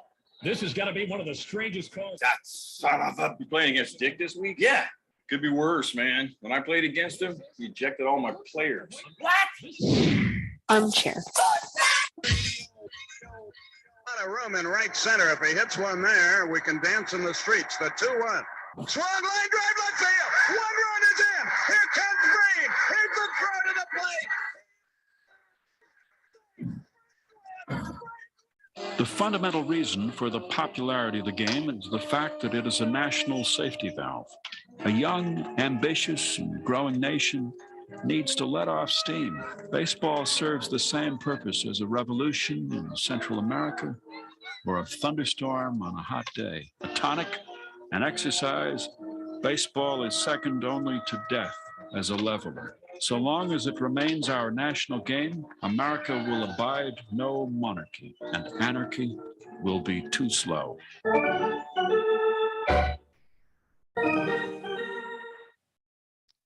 Welcome back here to the Armchair Quarterbacks Radio. We got Clay Holmes, former Pittsburgh Pirate pitcher, entering the game with the Yankees. And last year split with the Pirates and Yankees. Holmes amassed a 3.6 ERA with the 8-4 record overall. So pretty good work there out of the NL Central and AL East. And now we got a power-on-power matchup. Holmes pitching, Bo Bichette in the batter's box, Vlad Guerrero Jr. lurking mysteriously in the on-deck circle. We got the tie-in run at the plate. 2 outs, top of the 7th, 2-0 Yankees. Bo Bichette, Holmes, here we go. First pitch is fired in there, inside corner, strike 1, fouled back, 0-1. Yeah, Bichette was seeing red there. He wanted every single bit of that and swung out of his shoes. And Bichette's one of those guys who you got to be careful with. I know he's off to a slow start this year, but you leave too many over the middle, he could hurt you. He's going to be a perennial top 5 shortstop in this league. Absolutely, as Holmes looks in. Holmes fires, and now Bichette rolls it over to the shortstop. Yankees get the out at second. This is the Armchair Quarterbacks Radio. McGee, Steven, and Tones, Thursday Night Baseball, 2-0 Yankees. Work is work. You don't show up late, you don't make excuses, and you don't not work. If it wasn't work, they wouldn't call it work. They call it super wonderful, crazy fun time. Or skippity-doo. What do we do? This just got way too complicated. I've got it. Here's what's going down. Corey, you talk to your team. You guys are going to decline that holding call. Done. Yo, wait, but hold on. Trey Sean, once we break this huddle, you're going to get out there, do some crazy celebration. I'm talking some humpies. Whatever you got to do, you do it. Okay, I got you. I'm going to call unsportsmanlike conduct on the celebration, giving the Whites better field position after the kickoff. Coach, I need you to talk to your team about letting them run that kickoff back. Why would I do that? Think about it. Defense, special teams, it's all one. You let them run that kickback, both your defenses get 6 points. Nice. Okay, everyone good here? Yeah. Nope. Once again, my kicker is getting no love. Oh, shut up, Bill. Your team is in first place. Plus, you're about to get extra point for the PAT. Yeah, don't be greedy, Bill. Stop being greedy, Bill. Bill. Fine. Bill. Yeah, Bill. I said fine. Bill. Bill. Yeah, Bill. You, Bill. All right, let's do this. Get out there. Wait a minute. Trayshawn comes in with a very delayed celebration here. Oh, wow. I'm pretty sure that's going to be there it is. Another Armchair. I'm not playing your stupid game. I'm Amy Lawrence, and I'm up late, always, after hours, hanging out with you on CBS Sports Radio. Check it out, 2 a.m. Eastern, 11 p.m. Pacific. When the University of Illinois played Northwestern, Illinois rooters fired blanks into the air. Much more convenient than yelling, the campus paper said, and has a better effect on the visiting team. And when the Princeton Tigers beat Yale, their fans roared right onto the field.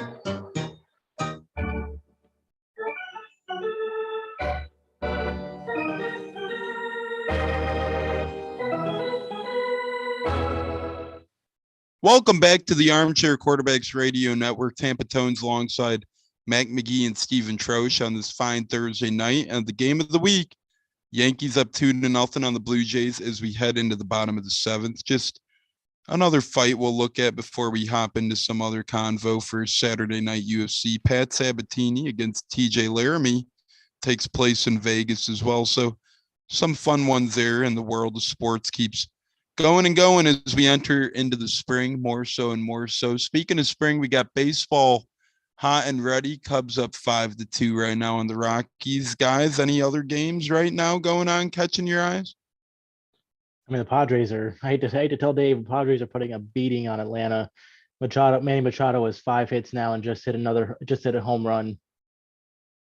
Yeah, that's the cardinal rule of gambling. Never bet on a team that played the day before and just went East Coast, West Coast, or vice versa, because they didn't get any sleep. Absolutely. Oh, yeah. That's a long road trip from Atlanta to San Diego. And like you said, they just played yesterday as well. We might get a position player pitching in the 9th inning of that game. Yeah. Any worse than Brett Phillips tonight from a couple nights ago. Man, what a sliding catch that cat made, though. That was impressive. Well, the catch was fantastic, but his 46-mile-an-hour fastball wasn't getting it done. Wow. Phillips is one of those dudes who's just an energizer bunny for that Rays locker room. I know his pitching performance wasn't great, but he's one of those guys who has heart, hustle, and muscle, and the stats might not show it, but he really does rejuvenate that fan base. And there's a touching story actually when he was making some heroic play the other night. There was a girl talking on the mic, a 2-time cancer survivor, and she was actually saying how Brett Phillips was her favorite player. And that's when, at that exact time, Phillips made a hell of a play. So that just goes to show how magical baseball is. And we're coming back here in New York, and guys, it is pouring out. The people are grabbing their ponchos. It looks like the game is still on as we are in the bottom of the 7th. So with the Yankees winning, we only need to get through a handful more of innings, but it looks like it's raining pretty hard, fellas. Yeah, it's always hard to tell when you look at it on the monitor because anytime you see it close up, it looks like something out of a movie, and then there are times where it is actually raining hard. It doesn't look like that. It's coming down too bad right now. I'll check the radar for you though. Give me a second. Absolutely, as we get underway here in the bottom of the 7th, we got Gleyber Torres at the plate as the Blue Jays bring in former Cub pitcher and other places as well. Mr. Phelps he's fallen behind in the count 2-1 now to Gleyber Torres, and now he fires one, and now it's 3-1. Doesn't look too bad on the radar. It looks like that it's very, very mild rain. That there's nothing coming behind it. So I think we'll get this game in. That's lovely because we've waded through the rain now. So hopefully the rain doesn't come to play late in this one with the Yankees up. And, like I said, it's late in the game too. So the umps probably look at it and want to get it in, and that's ball 4. So Phelps doesn't bode well on his first batter, comes in, and Gleyber Torres at a quick walk. Maybe the rain affecting the grip, even though not a lot of precipitation. And that brings up Isaiah Kiner-Falefa. I mean, like you wouldn't say this most nights, but this is the part of the order you don't want to see tonight. Falefa and Trevino combined 4 of the 6 hits for the Yankees tonight. Who would have thought? And that's the beautiful thing about baseball. It's any given night you could see a different thing. You could see different things, and two guys who in the Yankees lineup, at least the early going part of the season, haven't produced much to this point. And here tonight, they got a combined 4 hits, while the other parts of their lineup have been a little slow, so to speak. So Blue Jays trying to avoid falling behind more than 2 as Phelps fires the first pitch fastball in there, and it's 0-1 at 92 miles an hour. Yeah, I mean, Phelps is a kind of interesting case in baseball. He started off with the Yankees 2012, and he was a starter for the first 4 years, even through 2015 season in Miami. And really turned things around when he shifted to the bullpen. He's looked great the past couple of years, especially in Toronto. Yep, he sure has. He's one of those guys who's bounced around a bit, but he's been pretty effective, at least as a reliever of late. And now IKF bunts one down, and he finds Green in the infield, and that ball falls into no man's land. No one's covering first. IKF's got a 3-for-3 hit night. Perfectly executed bunt. He get Guerrero holding the runner at first. Biggio playing for the double play, puts it right in that gap, forces Guerrero to come off the mound and get it, which leaves no one covering first. Beautiful bunt. Here comes the hottest hitter of the night for the Blue Jays. For the Yankees, Jose Trevino. He's 2 for 2, 2 ribbies and a steal. If he could get a poke here into the outfield, he'll be 3 for 3 with 3 ribbies. So he's looking to keep his night going and his hot bat going for this Yankees team. And he looks to square one down. He pops it way up. Third base gives chase for the Blue Jays, but it's way out of play. It's 0-1.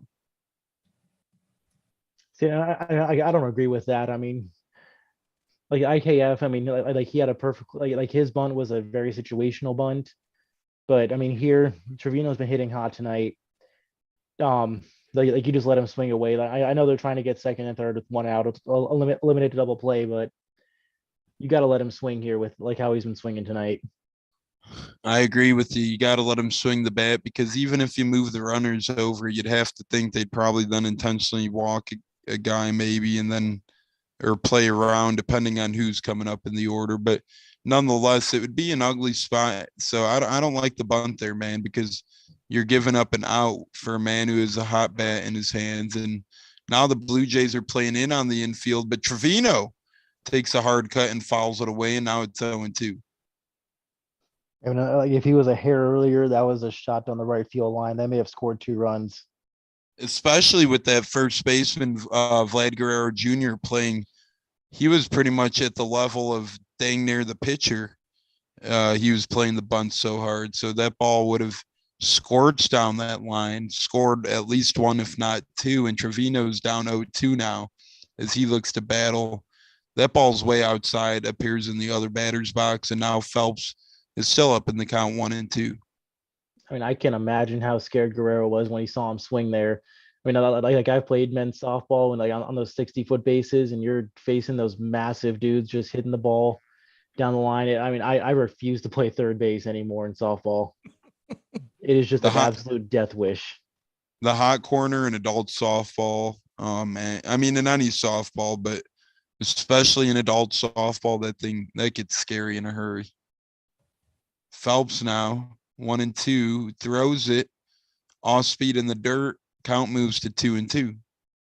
Yeah, I mean, like that second ball in a row in the dirt. I think that the wet ball starting to affect his grip a little bit.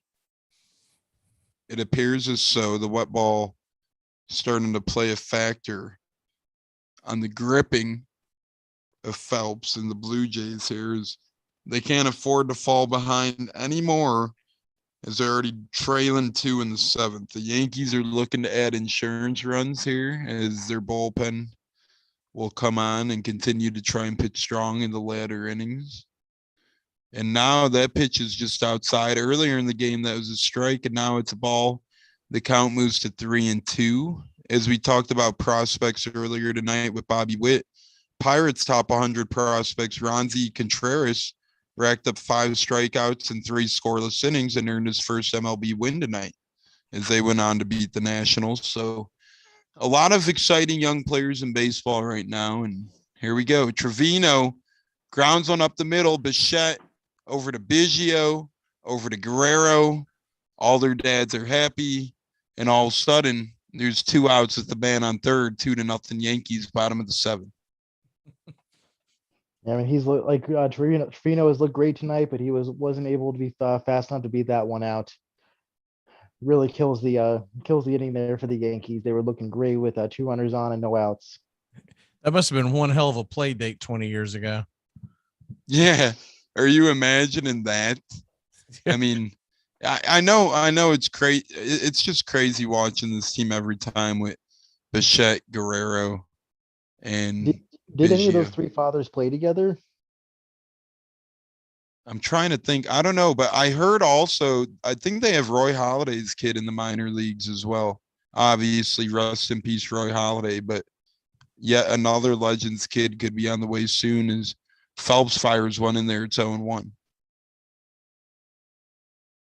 Yeah, I mean, you throw him at third base, and that's a true throwback infield. Yeah, it doesn't, even if he's a pitcher, just pepper him in at third for a ball game and really get a throw in there. And Phelps gasses one down the middle. Donaldson fouls it back 0-2. Donaldson's due here. 0-3, average hovering around the Mendoza line at this point. Donaldson really has to pull out the old 1-2 with 2 strikes and try and fist the ball off. Just a blue pit or something to try and get the Yankees an insurance run here in the bottom of the 7th. The pitch from Phelps. Donaldson hammers one to right field, but it's caught by Tapia. Doesn't have to move much. We're heading to the top of the 8th on the Armchair Quarterbacks Radio Network. 2-0 Yankees. Stephen, McGee, and Towns. When your shift is over, you go home alive. Follow CBS Sports Radio in the Twitterverse for breaking sports news. Go to twitter.com/CBS Sports Radio. Look at that. The Hendersons are getting a new fence. Ah, who cares? They're swingers. I want a new fence. That's it. We're never having sex again. Need a home loan fast? At the American Bank of Los Santos, we'll help you get the debt you need to make life easier. We'll show you how to look richer and be poorer. You need to impress people fast, not in 20 years. It's only a risk if you get into money troubles or the economy changes. Call American Bank of Los Santos. Now that the kids have moved out and have drug problems of their own, maybe it's time to install a luxury marble wet bar so you can get drunk in private. American Bank of Los Santos. Why worry about tomorrow if you look inadequate today? I'm Amy Lawrence, and I'm up late, always, after hours, hanging out with you on CBS Sports Radio. Check it out, 2 a.m. Eastern, 11 p.m. Pacific. Lose some weight. Oh, come on, quickly. Will you don't give me that. Look at me, 92, and I still enjoy swimming, and golfing, and biking, all sports. Whoopee. That too. Come on, after all, at your age, must be down to a handshake, huh? Yep, before and after. There's a lot of wonderful stillness in baseball that I love. Many seconds of stillness. When the pitcher has got the sign, the batter is crouched, the ball players all lean forward with their hands on their knees, and then very shortly the ball is delivered. But in that tiny period when the pitch and the fever of the crowd is tangible, there's a moment of absolute stillness that I treasure.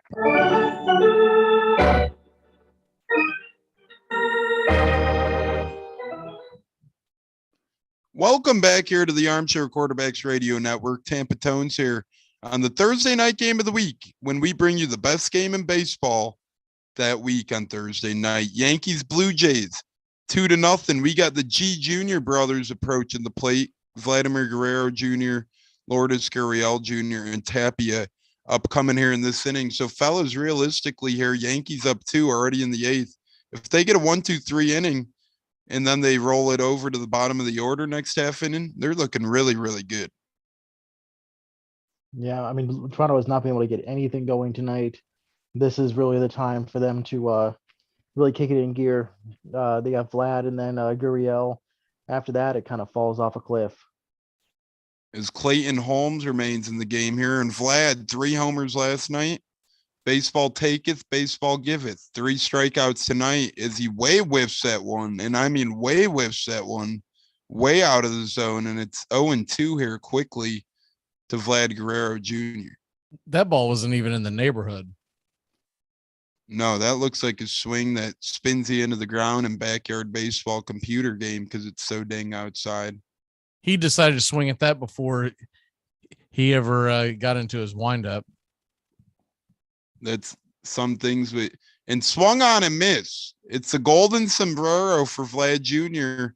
Last night, a beautiful game with 4 extra base hits. Tonight, one to forget, 0 for 4 with 4 Ks. Yeah, I mean, this is really the beauty of baseball to see how, like, the heights that he reached last night with the 3 home runs, and then he just can't even make contact tonight. It's really crazy. This may be his worst game of his career. 0 for 4 with 4 Ks, it easily has to be one of them. Easily. You don't see this much from Guerrero, let alone 2 or 3 Ks, but 4. Next up, we got Lourdes Gurriel Jr. against Holmes as Holmes fires, and it's 0-1. I'll tell you what, Holmes looks impressive tonight. Yeah, I was about to say the only solace that Guerrero can take in this is that Severino looked good, and the Yankees, by the numbers right now, have the best bullpen in baseball. Yeah, this Holmes character looks really good tonight as he fires another one in there, and it's ground. Oh, wacky hit. And this ball keeps bouncing around tonight like a dang bouncy ball. This one up the middle, routine ground ball for LeMahieu, but it bounces off the bag. The ball says, I'm sorry, DJ, I got other plans this evening, and takes Highway 88 in its way to center field for the base hit. That ball took a couple of hops past the pitcher and then smacked off the base and ricocheted into the outfield. No way to make the play, just really bad luck. Now that's one for the unfortunate for him, for the Blue Jays, and that looks like it's going to be it for Clay Holmes. And Clay Holmes, job well done tonight, but that tricky ball sealed his fate, as we'll be back here on the Armchair Quarterbacks. Guess what? Lena found out how I got her number. Really? How'd you do that? A friend of Susan's. My Susan? Why'd you tell her? You just robbed a house. You have all this great stuff that now belongs to you, but you got this annoying pang of guilt nagging at you. Well, worry no more, because your friends at Cell Block Greeting Cards have the answer for you. Introducing our new line of petty crime thank you cards. Before you smash and grab one of our cards and leave it behind on your next heist. Choose from any of these fine heartfelt cards like, thank you for the plasma TV. Or, thanks for the PlayStation, alcohol, and penny jar. And, don't use your toothbrush. Or limited time, introducing, I'm still in the house. And many more sentimental petty crime thank you cards. Available at any back alley, shadowy parking lot, or Armchair. I'm Amy Lawrence, and I'm up late, always, after hours, hanging out with you on CBS Sports Radio. Check it out, 2 a.m. Eastern, 11 p.m. Pacific. To protect his family from disaster, Steve used his camera phone. Done. By taking pictures of his important documents, Steve can always have them stored online. Learn more simple disaster prep tips at ready.gov. A message from FEMA and the Ad Council. Between 1900 and 1910, country boys and immigrant sons and factory workers and streetwise toughs played on thousands of teams in hundreds of leagues from Maine to California. For the first time, big league scouts began to travel the countryside on the lookout for future stars. Sports writers called them ivory hunters. It would be an era that placed a premium on pitching and speed, in which runs were assembled slowly, one base at a time. It would see one pitcher win 41 games in a single season, and the hardest hitting team hit just 16 home runs.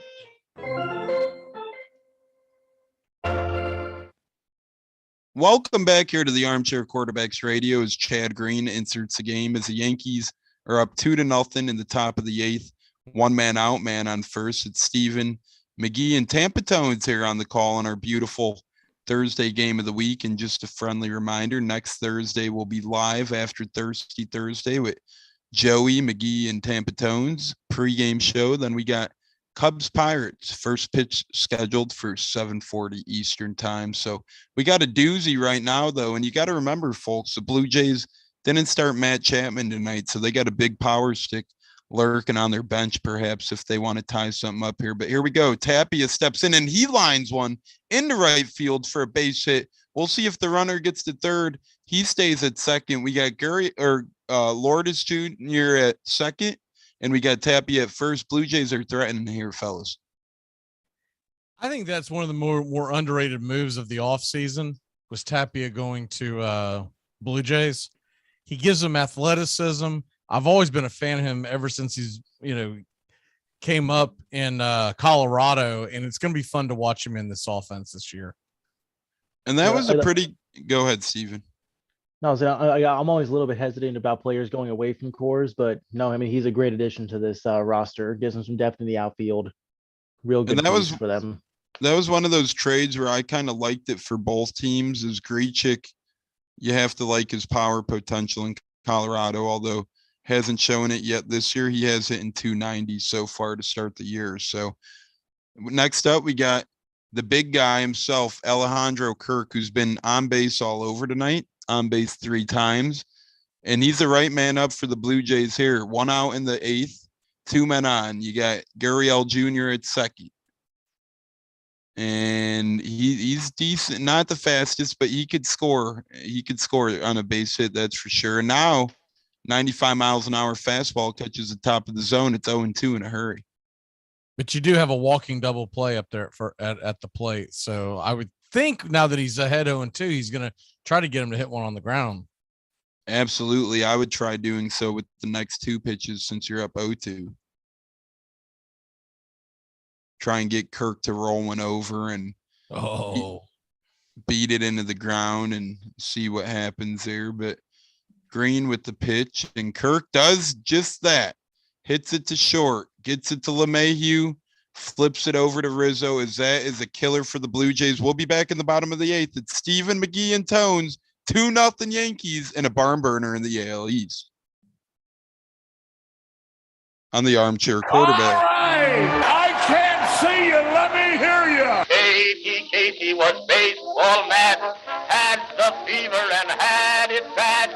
Just to root for the hometown crew every Sue. Casey Blue.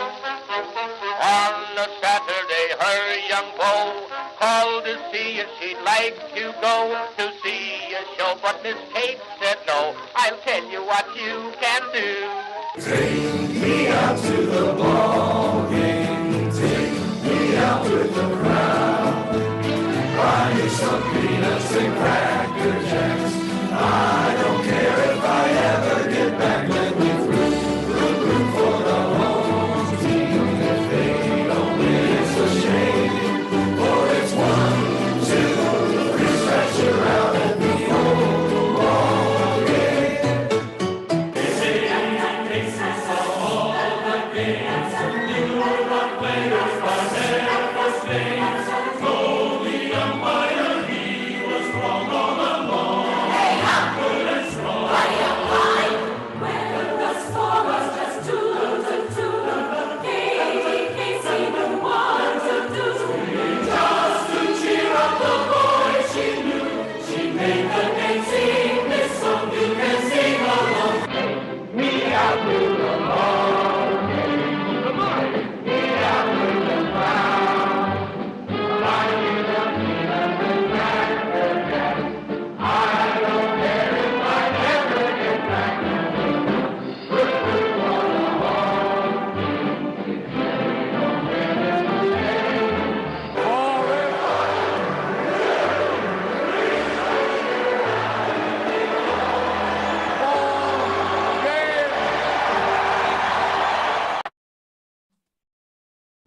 Forgot the 7th inning stretch, so I made it an 8th inning stretch for you. Hey, at least we got it into the ball game, right? As long as you incorporate it, it's obviously preferred. But, here, why not do it an inning later? We've been delayed tonight by the rain to start this game, and we had a free inning of baseball and the Padres Braves earlier as well. So we're doing our own thing tonight, and we incorporated the eighth inning stretch for you, ladies and gentlemen, as we move on to the bottom of the eighth with the Yankees winning 2-0. And guys, if they're going to tack on, what a time to do it. It's Judge, Rizzo, it's Stanton. You got some heavy hitters. Yeah, and it brings up a relatively inexperienced reliever in Julian Merriweather. And Merriweather was actually the closer to begin the season last year, and then he got hurt. And that's a perfect example where if you lose your job because of injury, sometimes you never get it back. And that's exactly what happened. Is they had Rafael Dolis close games. It's 1-1 to Aaron Judge. They had Dolis close games for a little bit. Then ultimately they settled on Big Jordan Romano. But he got hurt. If he never gets hurt, maybe he doesn't lose his role. So Merriweather here fires it, and it's low. It skips on home plate to be exact, and it's 2-1. Yeah, it was interesting to see what Merriweather can do this season. Doesn't have too much experience at the major league level, only 26 innings. And he puts one right in the wheelhouse, and Judge smokes it, hits it high and deep, and it bounces off the track, bounces off the wall. And unlike Stanton, Judge is able to make it into second base with the double. Question: Is Judge a Yankee a year from today? I think so. If they let him go, they're gonna have to do a lot of shopping in free agency to replace him. I agree. I think they need to keep. I think the fans love Judge, and they have so much money that eventually they're gonna figure something out. And up steps Anthony Rizzo, the former Cub All-Star and World Series champion, is off to a fairly nice start this year with 3 homers, batted .261. As he calls time at the plate. No outs, bottom of the eighth. Yankees up 2-0. They'd love to tack on, get Judge in here, and then have Chapman come in and try and close the door in the top of the ninth. I just think that he's playing a dangerous game. He turned down a 7-year, $213 million contract. So, I mean, for the Yankees, that's still a steal. I mean, next year, if he just even keeps par for his career, he's going to be north of 300 million easy. He'll be 31 years old next year. So I don't think he's going to get a bigger contract. Maybe less years, but yeah, you could get a shorter, more lucrative deal, perhaps, if anything. But Rizzo grounds one out, and Guerrero says, "My bat's not on tonight, but my glove is." Picks it up, carries it to the bag, but it does move the runner over. 1 man away, man on third, bottom of the eighth. He wanted a 10-year, $360 million contract. He's 30 years old, and no one else is going to give him that amount. So I think he's a little delusional. It might, and I'm not even going to say that he's not worth it per se, because he sells jerseys, etc. But I don't think he's going to get anything close to that. And Stanton fouls one away, its own one. No, I mean, I agree. It's definitely risky, but sometimes you just got to bet on yourself. And I mean, he may not get like 300 million or what he's wanting, but the average per year may be a little bit higher than what he would have gotten this year. He's not going to get 36 a year for 10 years. It would take him into age 40. And now it's 0-2 for 5 years. It's 0-2 here as Merriweather's up on Stanton. Right, but if you get the 5 years, even if you get 36 million a year, you're still losing quite a bit. I think he would have been smart to take that deal. Ball in the dirt, 1 and 2. Yeah, the thing, baseball is, it's so hard because, all the money's out there. Guaranteed contracts, right? So, and the ownership is getting smarter. And Stanton grounds one. There's going to be a play at the plate. No, Bichette doesn't throw home. He juggled it a little bit. Only play is to first. And Stanton ends up pushing across a run. So the Yankees get a much needed insurance run. It's now a 3-0 ball game as Aaron Judge comes across to score. What a small ball type of events there for the Yankees. Well, I think that plays into what Steven was saying earlier, because Stanton hits the ball so hard. Even when you play the infield in, you can only play it so far in because you're going to get someone's head taken off. And that was great small ball because you had that Judge double, then Rizzo ground out to get him over, and then Stanton gets him in. That's a perfect example of getting a nice, extra run right there. And now ground ball to Biggio, and he puts away LeMahieu. So we're heading into the top of the ninth. The flamethrower to Aroldis Chapman is coming in. It's McGee, Steven, and Tones. 3-0 Yankees. Battle of AL East. Primetime Thursday game of the week. Bang! Bang! Well, I don't see so good, so I missed. Then they ran away. I ran after them. Okay. Bang! Try to shoot him in the back. But I don't want so good either. Anyway, you guys all think I'm a hero, and I'll accept that responsibility. You'll do anything to stay healthy. So isn't it time to think about your water? Aquasana water filters remove contaminants other filters don't, like lead, bacteria, viruses, and pesticides. Up to 99% of 88 contaminants, while leaving vital minerals you need like potassium, calcium, and magnesium. Visit waterfilter.com now and use promo code RADIO to get 50% off. That's waterfilter.com, promo code RADIO for pure, delicious water and the ultimate peace of mind. Aquasana, better water, better you. It all starts with just one thing. When recycling, rinse out jars and cans, and avoid recycling wax paper or paper soiled with food. This will reduce recycling contamination. Find tips and more at onethingus.com. What's your one thing? Slide here is your ex, but if that's the call, Mike, Will, and Sam all have to know they're shifting. Open palms to post, thumbs ups across, thumbs downs and out. Trevor, why don't you get up here and draw that for us? Playing in the NFL is hard, but playing Armchair. fantasy football is easy. Fantasy football time. I'm Amy Lawrence, and I'm up late, always, after hours, hanging out with you on CBS Sports Radio. Check it out, 2 a.m. Eastern, 11 p.m. Pacific. I think maybe the biggest appeal of baseball is that it looks so simple, it looks so familiar, and in its outward dimensions, it is still almost exactly the same game that we played when we were kids, or that we first saw with our fathers when we sat in the stands. There is a continuity there that is very attractive to us because so many other institutions that we've known have disappeared or fallen into disarray. Our families, our cities, our politics. But baseball feels the same. It feels very much the same. And I think this is probably its prime attraction.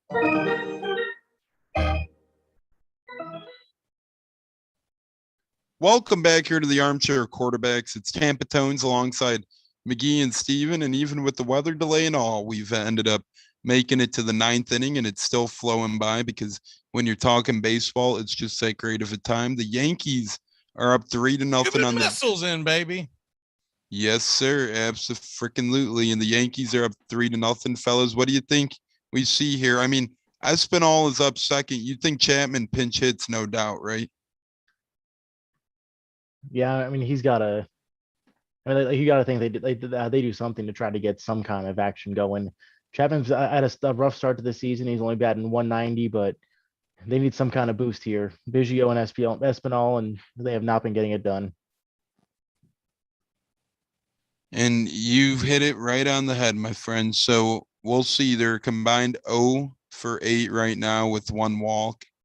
They're going to need more out of that, out of these guys right now if they want any chance at extending this game as they're trailing 3. So if they could somehow get one of these guys on or get one of these guys going and try and get to the top of their order, they could have life, but they could also go down rather quickly here with the flamethrower like Aroldis Chapman on the bump, one of the best closers in MLB and almost in the history of MLB. And that one misses inside and it's 1-0. By the way, Chapman is 0 for, Chapman is 0 for 2 lifetime against Chapman. Tripping over myself. Chapman versus Chapman, 0 for 2 lifetime with a walk and 1 strikeout. And Chapman misses low. It's 2-0. And I mean, I guess electric as Aroldis is, I mean, he has had his fair share of problems in the ninth inning. I mean, it's, most nights it's pretty hum-ho, but we have seen plenty of Braves ninth inning, Luke Jackson, Will Smith type situations. And now he misses inside, and now all of a sudden it is 3-0. Not where Chapman wants to be. No, not at all. I mean, he really wants to avoid top of this lineup. Springer like really excels against left-handed pitching. So does Bichette. So I mean, he really wants to get through this and not allow any kind of rally to happen. These bats can wake up at any moment. And the umpire gives him a borderline one, looked a little low, but since it's a 3-0, he says, all right, we'll give you a strike. It's 3-1. Yeah, I mean, I'm pretty sure he wants this game to end. He already started 2 hours late. Biggio is 0 for 4 lifetime against Chapman with 2 strikeouts. So what you're saying is not many hits against Chapman. It seems to be the theme for at least a couple of these guys. And now Chapman misses inside. So here we go. Man on first, no outs in the top of the 9th. Yeah, it really wasn't able to get on top of that slider. Just kind of let it out a little bit early. That's 2 in a row he missed on the inside corner. That brings up Santiago Espinal. And they are sticking with Espinal, who's hitting 238 on the year, and he's 0 for tonight. So he's more than due. And if he wants to try and see the lineup more often, now would be a good time for Santiago to come through. With his team trailing 3, it is a safe chance for Chapman. As Chapman looks on, and he misses way high, guys. Chapman is just a little bit off right now, and that's 1-0. Speaking of Chapman, Matt Chapman is in the on-deck circle. Looks like he's coming in for Bradley Zimmer.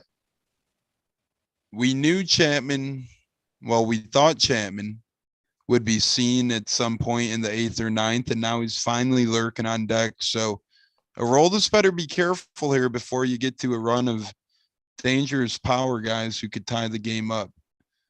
And now it's 1-1 as Chapman, same spot, same pitch is his first strike hit of the inning. He does it again. This time it's 1-1. But if you walk him here, you got Matt Chapman coming up with guys on. All it takes is one hanging pitch to be a tie ball game. So the Blue Jays looking on anxiously. They know that it's do or die time here in the 9th. As Chapman looks on, Chapman in the stretch. Chapman goes home and again misses way high and outside. It's 2-1. Espinal 1 for 2 lifetime versus Chapman. Yeah, like Aroldis does not look comfortable tonight. He has not been able to get his slider in there at all, and his fastball looks a little bit off. I think the fastest one I've seen so far has only been 95, much lower than what we're used to seeing out of him.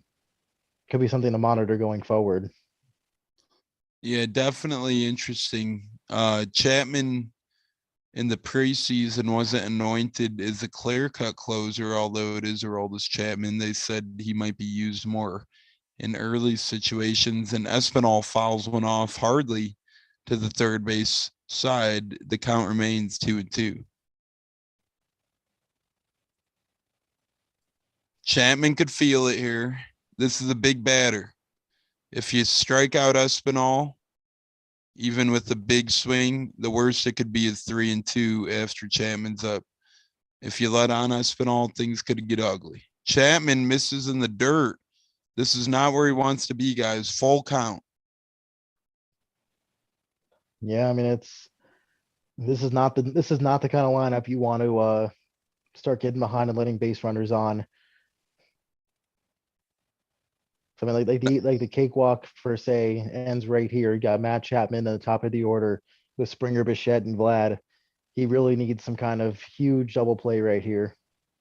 Yeah, if you let Biggio and Espinal on, and then you got Chapman in the top of the order, that is not good signs. You really had to get at least one of the first 2 guys out, if not both of those first 2 guys out. So now Chapman's going to put himself in a real do or die spot if he does walk Espinal or let him on base at that matter at all in the top of the 9th in a 3-0 tight ball game.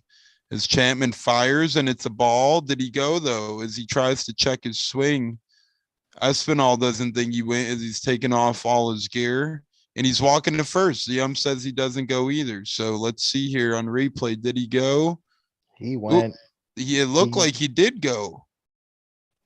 That is another. I mean, it hasn't paid off so far, but that is a gift from the umpires. It was pretty borderline, but that looks like he went to me. I agree. What say you, McGee? I think he win as well. The rule is if the I think the bigger issue to me is why is Chapman not relying on his fastball on a 3-2 count there? When you throw it up near triple digits every time, I'm sorry, but you got to go out there and challenge him. It's the 8th hitter in the lineup, and it's a 3-run lead. It's not a 1-run lead. I think he's got to lean on the gas and challenge him. So I think he probably win as well, but it was borderline. That's the screwiest rule there is in sports is the fact there is no actual definition for a check swing strike. It's up to the. I mean, like, it almost feels like Roldis doesn't really trust his fastball tonight. He's only topping at 97, which I mean is still fantastic, but yeah, for him that's still that's a little bit. He went through this last year. It was early last year. Chapman did the same thing where he struggled, and there was a lot of concern, and then he ended up turning it around. I think he just gets in his own head. You see these relievers, and they don't lean on their what I think is. I mean, it's obviously his best pitch. And now a wild pitch occurs, and the runners will move up to second and third base with no men out. So now that takes away the double play ball. So we're looking at a single makes this a 1-run ball game. Yeah, I mean, like he just got on top of that. There's the pitch. King's warming up in the bullpen now. Chapman misses to Chapman again. Now it's 2-0, and King is warming up in a hurry. And you got to wonder if something's wrong with Chapman to begin this ball game. At least I'm starting to wonder whether or not whether he'll see the top of the lineup because they're all righties. And he's looked terrible, and they got a righty warming up the bullpen and Michael King. And the only pitch he's trusting himself to get over the plate right now, weirdly enough, is his off speed. Yeah, I mean he's really shaky right now. 14 pitches, only 4 strikes. And I think all of them have been via 83, 84 mile an hour pitches. So if you leave one of those two powder puff in the zone, watch out. 2-1 here. Top of the 9th, Blue Jays trail 3-0. Matt Chapman up. Biggio on third, Espinal on second. Chapman fires to Chapman, and he misses again, and it's 3-1. The Yankees are in trouble. Yeah, I mean, like with Matt Chapman, I mean, he's one of the most underrated additions of this offseason. He had a rough 2021 dealing with some hip issues, but was looking like a true breakout hitter before that. Be interesting to see if he can put it all together in Toronto this year. The 3-1 is well low, and now you got the bases loaded. You got to pull them. You got to pull them. No one out, and it looks like Boone is looking around. He's really contemplating. I think Boone's trying to get Serena to buy some time because he wants to make the move, but they don't know if King's ready or not because King just got up a little while ago. And now they're going out to talk to Chapman to see what's up. This should be interesting. The tying run is now at first base. How crazy is that? Yeah, I mean, he's got to be pulled here. I'm pretty sure the rule is second mound visit of the inning is an automatic pull. And anytime you see the skipper going out there, you know that he's coming out regardless. And yes, he is coming out. So we got King coming into the game. Chapman gets taken out. Not a good sign for a roll. This will be back in a flash on the Armchair Quarterbacks. Don't go anywhere. We got bases juiced and nobody out. It's a 3-run game. Why did you get so drunk? You got drunk. I'm just really exhausted.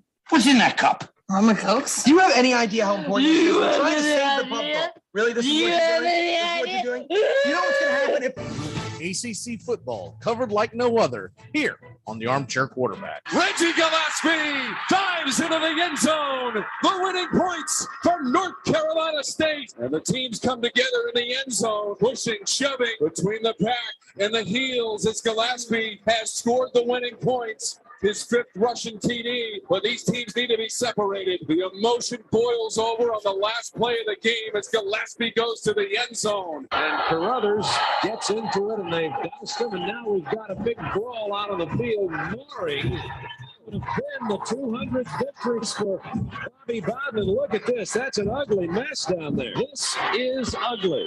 Trying to get it cleared up down there, although there's still some bodies flying around. ACC football, backyard brawls all year long. I'm up.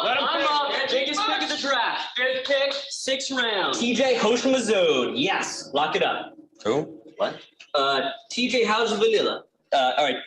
TJ, who's your mama? Fantasy Rule 17. Know how to pronounce your draft picks. You mean TJ Hushmanzada from the Bengals? Put him on the board. Hoshimazole. Got it. Championship. Fantasy football time. At the turn of the century, Major League veterans often refused even to speak to new players. Once, early in his career, a shy young outfielder dared compliment a New York Giant for hitting a home run. "Nice hit," he said. The veteran answered, "Go to hell." The young player was Honus Wagner, on his way to becoming the greatest player in the National League. Welcome back here to the Armchair Quarterbacks. We got a barn burner here in the 9th inning. Aroldis Chapman, who had a 0.0 ERA and whipped through 3 innings this year, along with the save, is now out of the game. He had 3 straight walks to start this inning. It was Matt Chapman, Kevin Biggio, and Espinal. And now you got the top of the order, the big bad George Springer, coming up against King with the tying run on first. Yeah, and this is going to be really thrilling spot for King. This is his first save opportunity of his career. Let's see if he can hold on here and get out of this bases loaded jam. Springer's 1 for 2 lifetime against Michael King with a strikeout. And now a strike is thrown as Springer thought he checked his swing, but the umpire down at first says no, sir, and it's 0-1. The few fans that are left, man, they are clapping as loud as they can. Yeah, the few fans that stuck out the rain that aren't in the concourse or in the parking lot yet are clapping, they're cheering, and here you got King quickly finding himself up 0-2 now. So Chapman couldn't find the zone. King has done nothing but throw strikes yet. He's up 0-2 on George Springer. The defense is playing back here almost on the outfield grass. Like just giving up the runner at third base, hoping to get a double play here. Definitely a good idea. Here's a rare spot where you will trade the run for an out. And King with the very nice fastball on the outside corner, sit down, Springer, and 1 man out to start off King's top of the 9th. I mean, okay, so let's say you get around Bichette and you get 2 outs, and Guerrero's coming up with the bases juiced. I'm walking him. That's interesting because if you walk him, a single then ties the game, but I'm walking that son of a gun, getting him out of the Bronx. Yeah, I mean, it's hard to argue that. And now a fastball in the inside corner is in there for strike to Bo Bichette. The count gets to 0-1. Yeah, I mean, that's gonna be very interesting. I mean, they need to get through Bichette. Let's see what happens here. And the pitch, and Bichette hits one, caught by LeMahieu over to first, double play. That is a ball game. Wow. That is a ball game. That is a ball game. What a mistake by the base runner off of first. The Little League rule is liners go through. While that liner did not get through, Bo Bichette lined out softly to DJ LeMahieu. LeMahieu catches it, looks at Chapman on first base, who just entered the game in the top of the 9th inning, doubles him off, and the Yankees are able to win on defense and pitching 3-0. What a terrible base running blunder. You've got to make sure that you're not out there, because you've got to give the best hitter in baseball a chance to come to the plate. Yeah, that's just a crucial mistake. Oh my God, he's got to feel terrible. Absolutely terrible. That's just not a way to do it. The right-hand side of the infield, the Yankees were playing a shift, and he took off at the crack of the bat. Yeah, and you can't reason. I mean, you don't do that with only 1 out. So he takes off the crack of the bat, and that was Chapman, right? Yep. That was Chapman, who just entered the game. Wow, what a terrible, terrible, terrible way to end the game. Last thoughts before we take off out of here, guys? I think that was the fun AL East matchup, and we can expect plenty more of those amongst these two teams, the Red Sox and the Rays, here on out. I love that baseball's back. It was a pleasure, gentlemen, until Cubs Pirates next Thursday. Yeah, no, this was a fantastic game. Great pitching all around. Gausman looked dominant. Severino looked like he was back to his old self. Be real interesting to see if he can build on that success.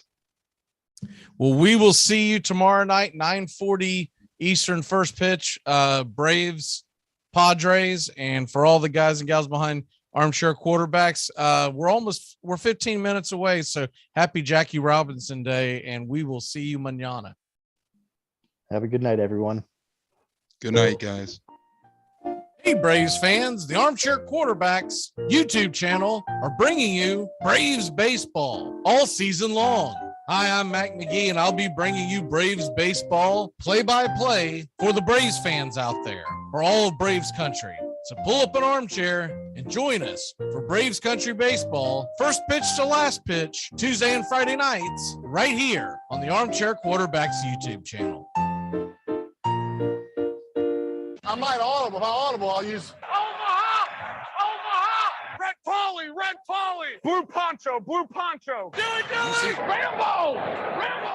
Give me Kershaw here, Kershaw! You're listening to the Armchair Quarterbacks. Stop, Japan! Richmond, New York! Richmond, Florida! Cali, Buffalo! Check! Hey, Short Ox! Do the Raiders! Omaha! Come out! This portion of the show is being brought to you by the best things in life, which are still free with minimum purchase at participating dealers. Hi, this is Britney Spears. What up, this Jay-Z. This is Jennifer Lopez. Armchair.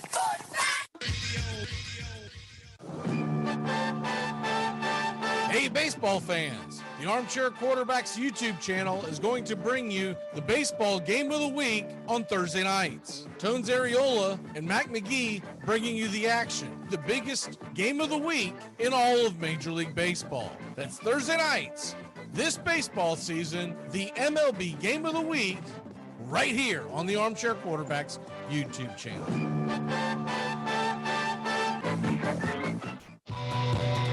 Thirsty Thursdays, it's the Armchair Quarterback Show. Joey and Tones Areola, Mac McGee, and the rest of the guys dropping by, talking baseball, football, and everything in between. Catch the Armchair Quarterbacks on Thirsty Thursdays, 6:30 Eastern, 5:30 Central. Tom has been a teacher for over 40 years. One day, I think one of the students had asked the question and he didn't remember the answer. And I also noticed that he was letting his class out earlier than they were supposed to let out. I was really starting to worry. Levi and I talked about how it would change our lives, but he was there beside me. When something feels different, it could be Alzheimer's. Now is the time to talk. Visit alz.org/ourstories to learn more. A message from the Alzheimer's Association and the Ad Council. Hey, Braves fans, the Armchair Quarterbacks YouTube channel are bringing you Braves baseball all season long. Hi, I'm Mac McGee, and I'll be bringing you Braves baseball play-by-play for the Braves fans out there, for all of Braves country. So pull up an armchair and join us for Braves country baseball, first pitch to last pitch, Tuesday and Friday nights, right here on the Armchair Quarterbacks YouTube channel.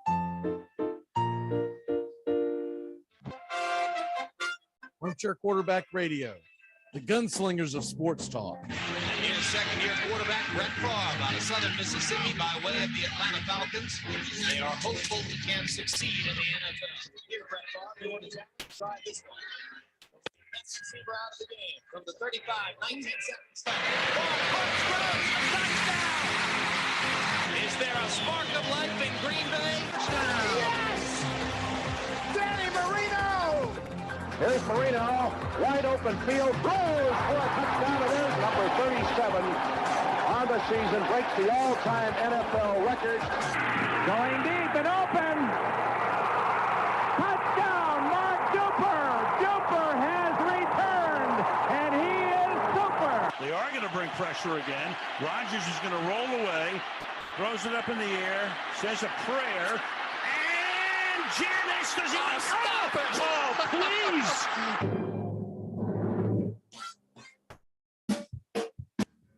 GIF on the Armchair Quarterbacks. Justin Waller and Mac McGee are back at it 6 p.m. Eastern to 7 p.m. Eastern every Friday evening right here on the Armchair Quarterbacks YouTube channel and your local CBS Sports affiliates. We're talking the NFL, Major League Baseball, Southern football, so grab you a cold one. It's finally Friday on the Armchair Quarterbacks, 6 p.m. Eastern to 7 p.m. Eastern. Waller and McGee getting you ready for your sports weekend.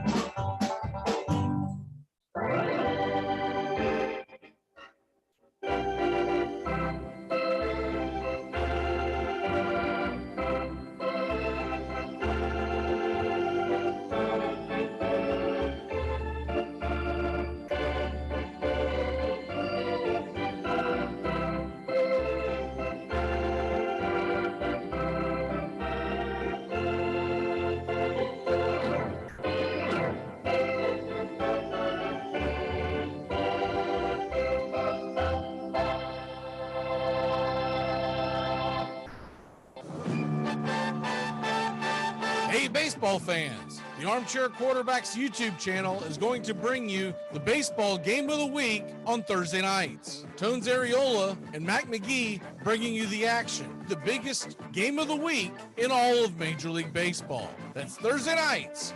This baseball season, the MLB game of the week, right here on the Armchair Quarterbacks YouTube channel. The outlook wasn't brilliant for the Mudville Nine that day. The score stood 4-2 with but one inning more to play. And then when Cooney died at first and Barrows did the same, a pale-like silence fell upon the patrons of the game. A straggling few got up to go in deep despair. The rest clung to hope which springs eternal in the human breast. They thought, if only Casey could but get a whack at that, we'd put up even money now with Casey at the bat.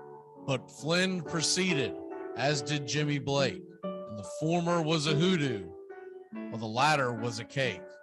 So upon that stricken multitude, grim melancholy sat, for there seemed but little chance of Casey getting to the bat.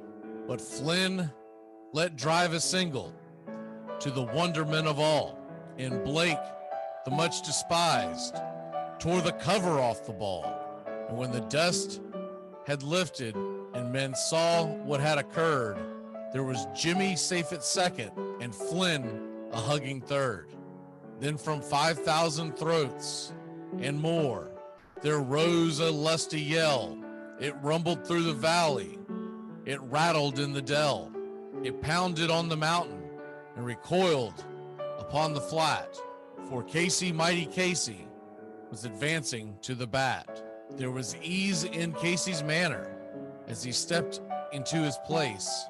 There was pride in Casey's bearing, and a smile lit Casey's face. And when responding to the cheers, he lightly doffed his hat. No stranger in the crowd could doubt 'twas Casey at the bat. 10,000 eyes were on him as he rubbed his hands with dirt. 5,000 tongues applauded when he wiped them on his shirt. Then while the writhing pitcher ground the ball into his hip, defiance flashed in Casey's eyes. A sneer curled Casey's lip. And now the leather-covered sphere came hurtling through the air, and Casey stood a-watching it in haughty grandeur there. Close by the sturdy batsman, the ball unheeded sped. That ain't my style, said Casey. Strike one, the umpire said.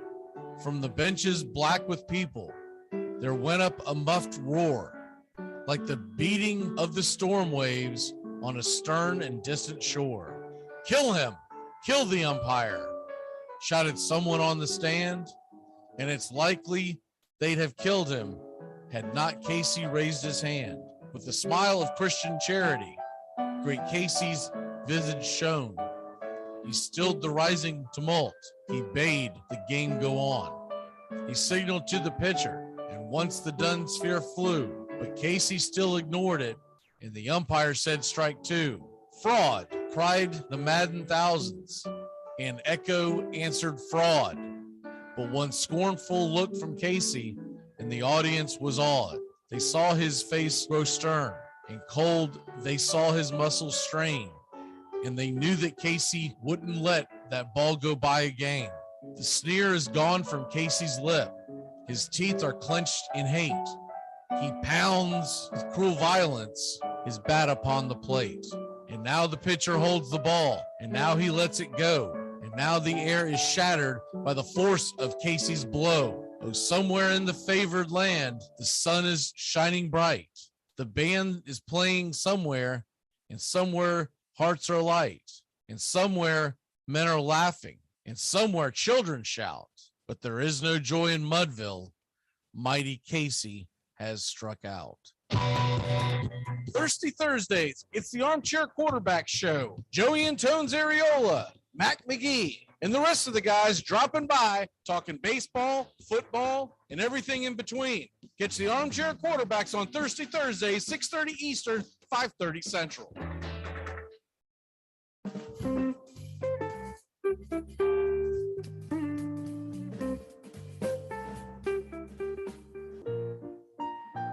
Hey, Braves fans, the Armchair Quarterbacks YouTube channel are bringing you Braves baseball all season long. Hi, I'm Mac McGee, and I'll be bringing you Braves baseball play-by-play for the Braves fans out there, for all of Braves country. So pull up an armchair and join us for Braves country baseball, first pitch to last pitch, Tuesday and Friday nights, right here on the Armchair Quarterbacks YouTube channel.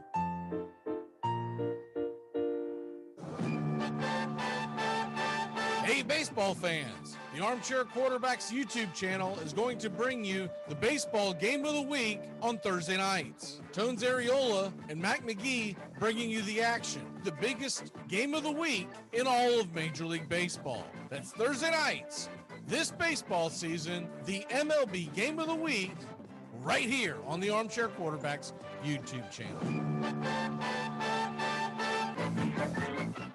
Tom has been a teacher for over 40 years. One day, I think one of the students had asked the question and he didn't remember the answer. And I also noticed that he was letting his class out earlier than they were supposed to let out. I was really starting to worry. Levi and I talked about how it would change our lives, but he was there beside me. When something feels different, it could be Alzheimer's. Now is the time to talk.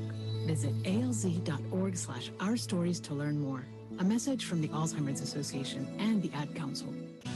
I'm Amy Lawrence, and I'm up late, always, after hours, hanging out with you on CBS Sports Radio.